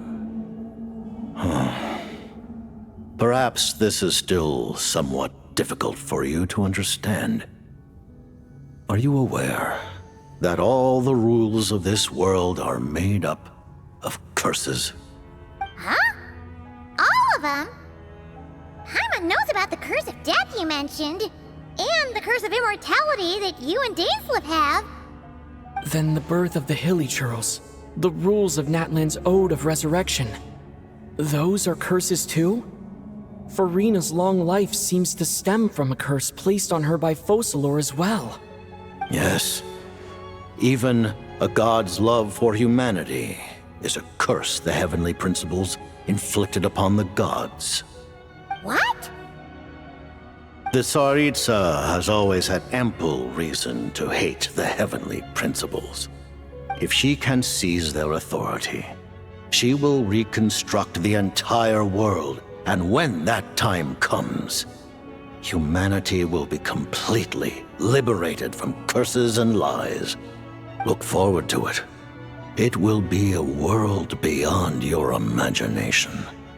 Though the ordinary people of Снежная may not understand these details, in this frigid land locked in a ceaseless struggle against the environment, in this nation to which the gods have never shown favor, we all believe that standing in solidarity with the Tsaritsa in our shared struggle will surely usher in a new and better world.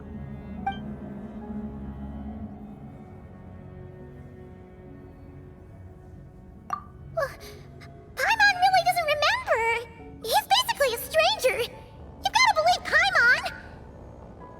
Allow me to explain. The reason Paimon reacted to the anti-Celestia energy developed by the Armory Palace is because she comes from Celestia herself. More specifically, she is one of its creations. Paimon? A creation of Celestia? Oh, right. I was blinded by anger earlier, but thinking back on it, Renova also said that Paimon is a creation of Celestia. But she lacks Celestia's power or authority. As you know, the lunar fragments in Nodcry were pulled down from the sky using Fatui technology. But the first application of this technology was in Conria over 500 years ago. I used this technology upon the heavens, and the response I received was none other than Paimon descending from Celestia. I presented her to the Vinster King, but he took no interest in this gift, nor did it satisfy him. Paimon then took up temporary residence in my palace until, of course, the arrival of the Cataclysm. Wait, Paimon's a little confused. You're talking about things that happened in Conria 500 years ago. You're saying Paimon was there for that? But Paimon doesn't remember any of that. Falling from the sky? Being given away as a gift? None of it. Having lived through the Cataclysm, perhaps you too were burdened with some manner of curse. Although, losing your memories would indeed be the smallest price I've ever seen paid. But it's not just her memory from Conria. Paimon doesn't even know how she spent the last 500 years. She only has memories from the past few years. No matter how hard she tries to remember. What was Paimon like back in Conria? Did she know a whole lot because she came from Celestia? Was she super smart? Unfortunately, when you arrived in Conria, your consciousness was like that of a newborn infant. None could say what kind of being you once were in Celestia. During the time you lived in Conria, your personality was no different from how it is now.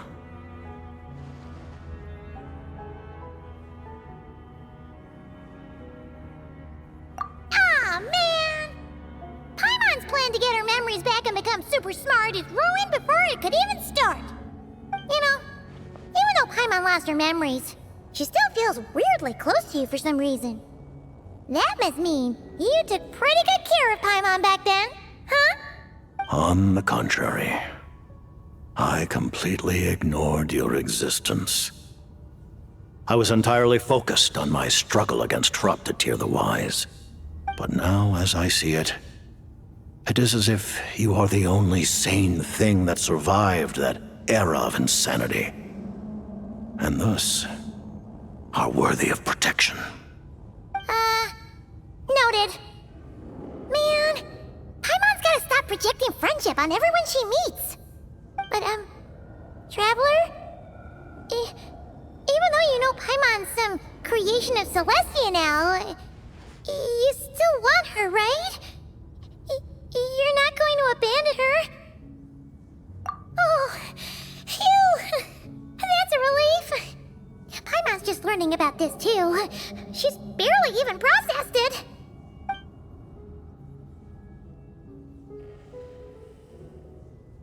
Thank you for telling me so much. I'm a bit surprised, honestly. I didn't expect you to be quite so transparent with me. Given the circumstances, the Fatui need not hide anything from our allies. Allies? To advance Project Mistleton, we must first resolve our issue with the Ruler of Death.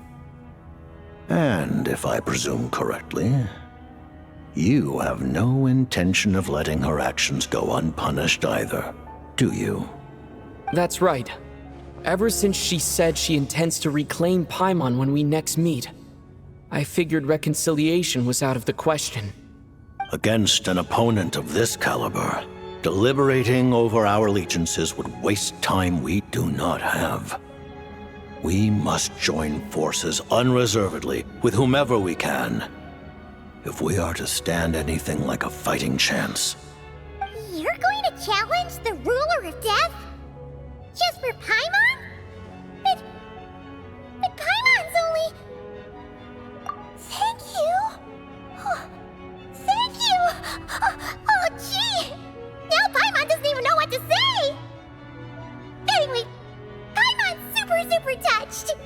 The Tsaritsa will return in triumph in short order, and the Fatui shall hold internal discussions regarding the enemy. The time for us to meet again will come very soon. Got it. Thanks for your help with Paimon. I'll be sure to look after her for you. There was just one other thing. Well, it's just a request, really. Paimon really wants to see what this Mistleton thingy you're gonna use against the Heavenly Principles looks like. Of course, Paimon knows it's top secret and stuff, but she just had to ask. It's okay if the answer's no. Certainly you may. Whoa, for real? Actually, maybe it's best not to. What if Renova suddenly pops up again? She might take this chance to... While the technology is not yet fully developed, it has nevertheless reached the stage where Celestia's creations are unable to damage it. In that regard, you may rest assured. Oh. Wow. No wonder Paimon felt so out of sorts recently, even though it was super far away. Alright then! Paimon's ready to take a sneaky peek at this top secret super weapon!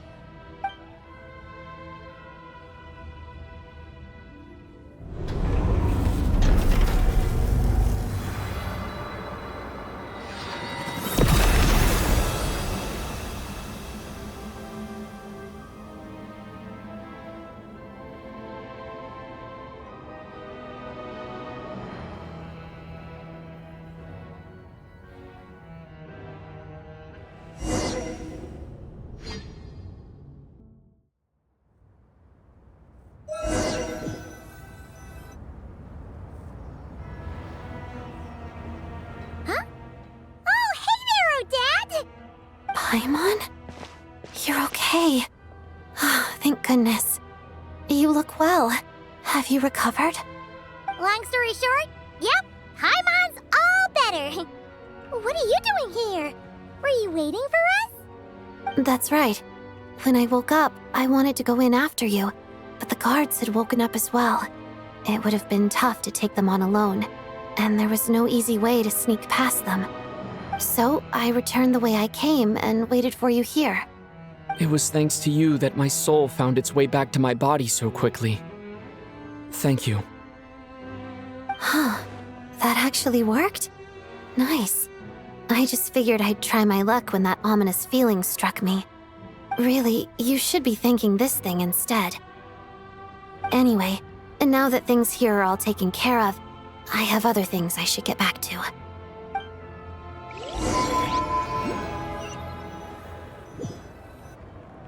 Ah, Director Chuganov, you're back.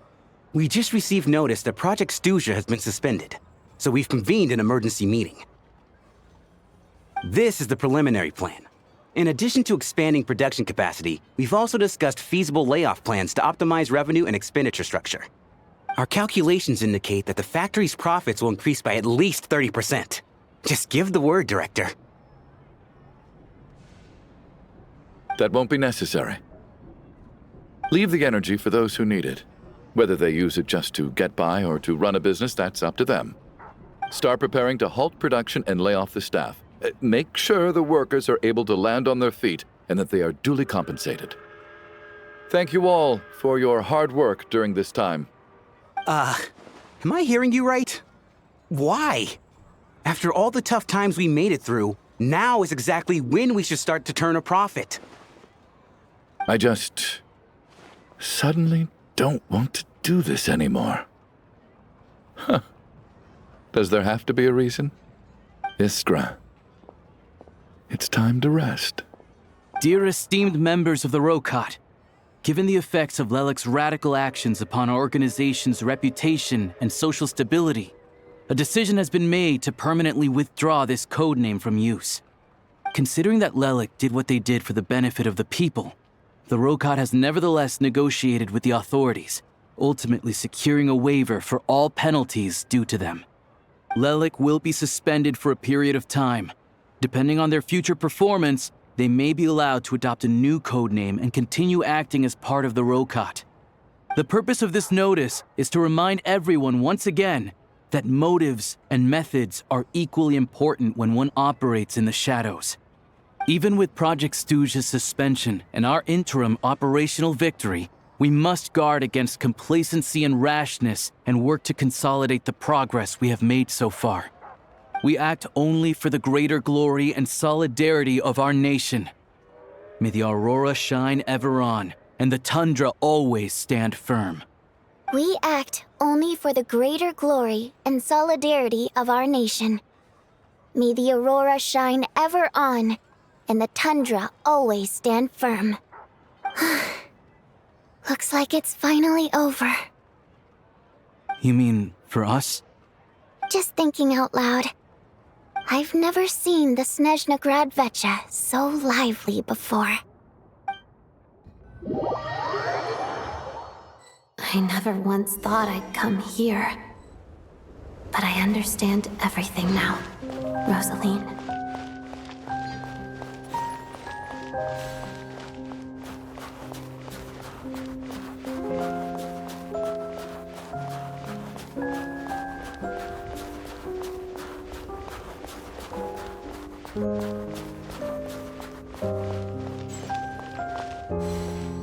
I've seen Spirit Seeker performed many times, including by your mother.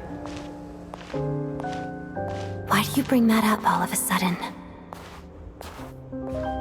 Even though the choreography is always identical, every dancer finds a way to make it her own.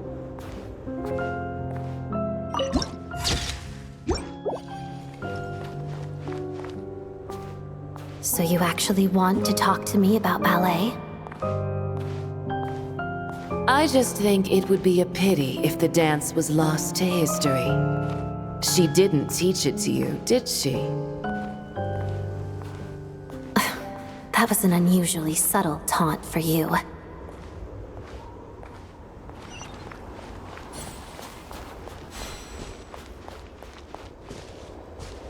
We embraced one another on the snow-swept plains, melting the ruthlessness of time.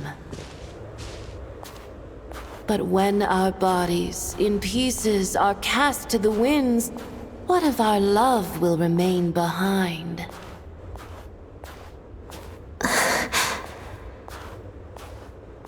Don't tell me you can't sing. Shush.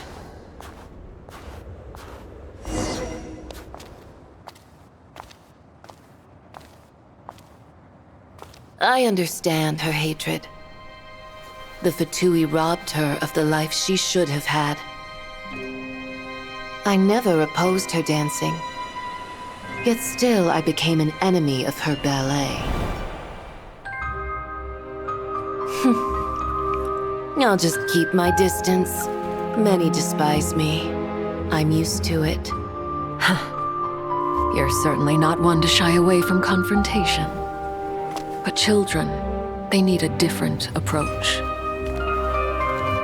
I'm hardly the most maternal figure. Yet she is a child. In my experience, while a father commands authority, he must still yield to love. You should tell her what you think about her dancing.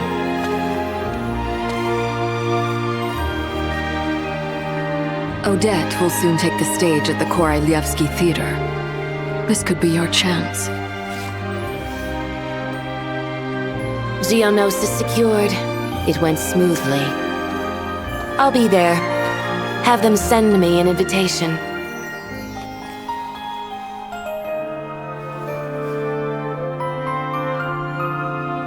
Sadly, things didn't work out. Her final words are inside that block of ice. This? Aren't these for monitoring her subordinates? Not yours. This one isn't her witch's flame, but my two worlds' flames. The two worlds' flames can burn away memories. It was my parting gift to Rosaline.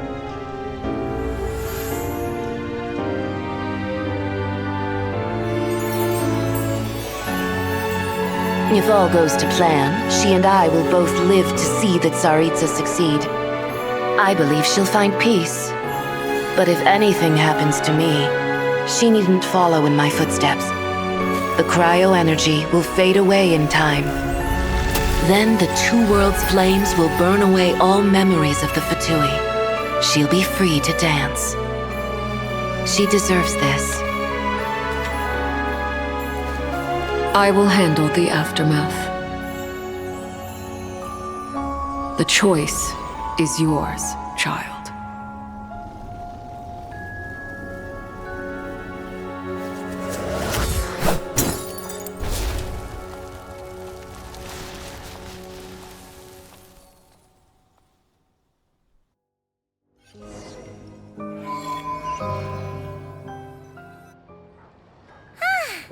Fresh air at last! Paimon's head isn't spinning anymore, and the fever's all gone. Paimon's finally free to fly again! Oh, it's nice to finally know where Paimon came from, too. It did make Paimon a little nervous at first, but it's such a relief now. Like, who cares if Paimon's a creation of Celestia? She's probably not anyone that important. Probably just the fairy of food and fun or something. And like you said, this doesn't have to change anything between us. You're not gonna just... Hey! Hurry up! Why are you walking so slowly? You've spent the last few days lying in bed and stuffing your face. I didn't think you'd be able to fly this fast. Says who? Paimon's as agile as ever. They don't call her White Floaty for nothing. Paimon originally wanted to check out the bookstores in Снежной, but she's more in the mood for flying around right now, so let's save that for later. Wait, they've got light novels from Yai Publishing House here too. Huh? And this is Paimon's favorite mystery story from Fontaine! Wow! It got a sequel! The local Снежная books look pretty interesting too, but also kinda heavy. Not the easiest things to look around. I thought you were in the mood for flying around. Paimon can read while she flies. Hey, look at these two dolls. Which do you like better?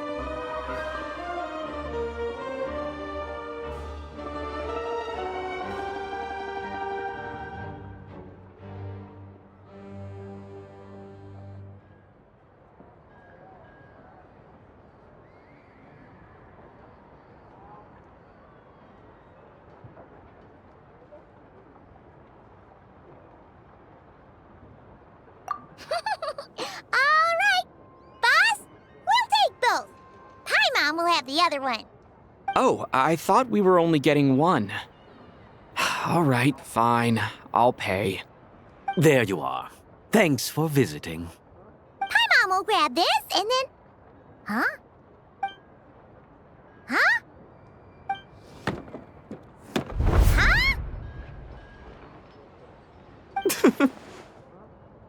How many layers does this thing have? And what are you laughing at? Huh. You knew all along, didn't you? A whole bunch of people are gathered over by the plaza. Hey, look! That looks like Tartaglia! Hey, Tartaglia! I know that voice. Of course. If it isn't Paimon and my old comrade. You're looking well, Paimon. All better? Yeah! The jester knew I was wrong and fixed Paimon right up! Thanks for sending someone to keep Paimon safe, too. Oh, yeah. About that. That was... kind of embarrassing. Who could have known that our director would go looking for you in person? So sorry for the misunderstanding. Oh, right. Let me introduce you.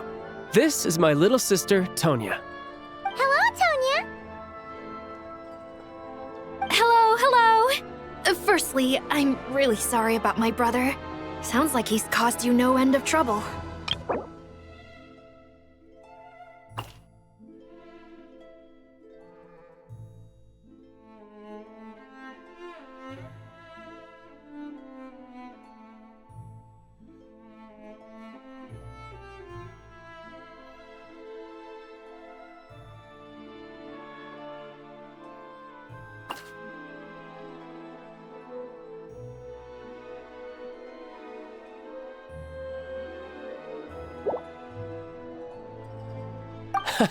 Hey now, why'd you have to start with that?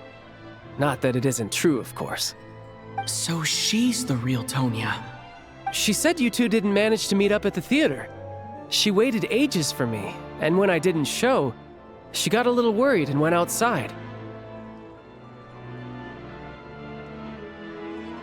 I know, right?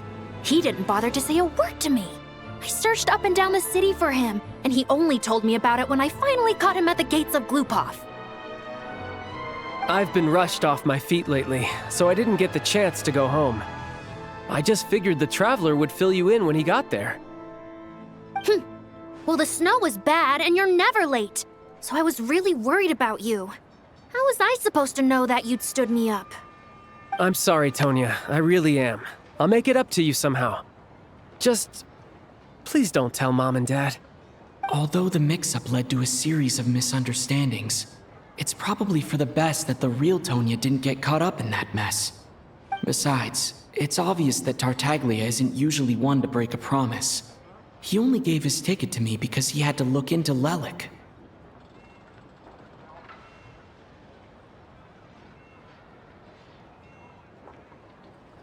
No, it's fine. It just meant I didn't get to see the show in the end. By the way, what did you think? You were one of the first people to see it, you know? I would say... the best is yet to come. Huh? What kind of review is that? Hey, look!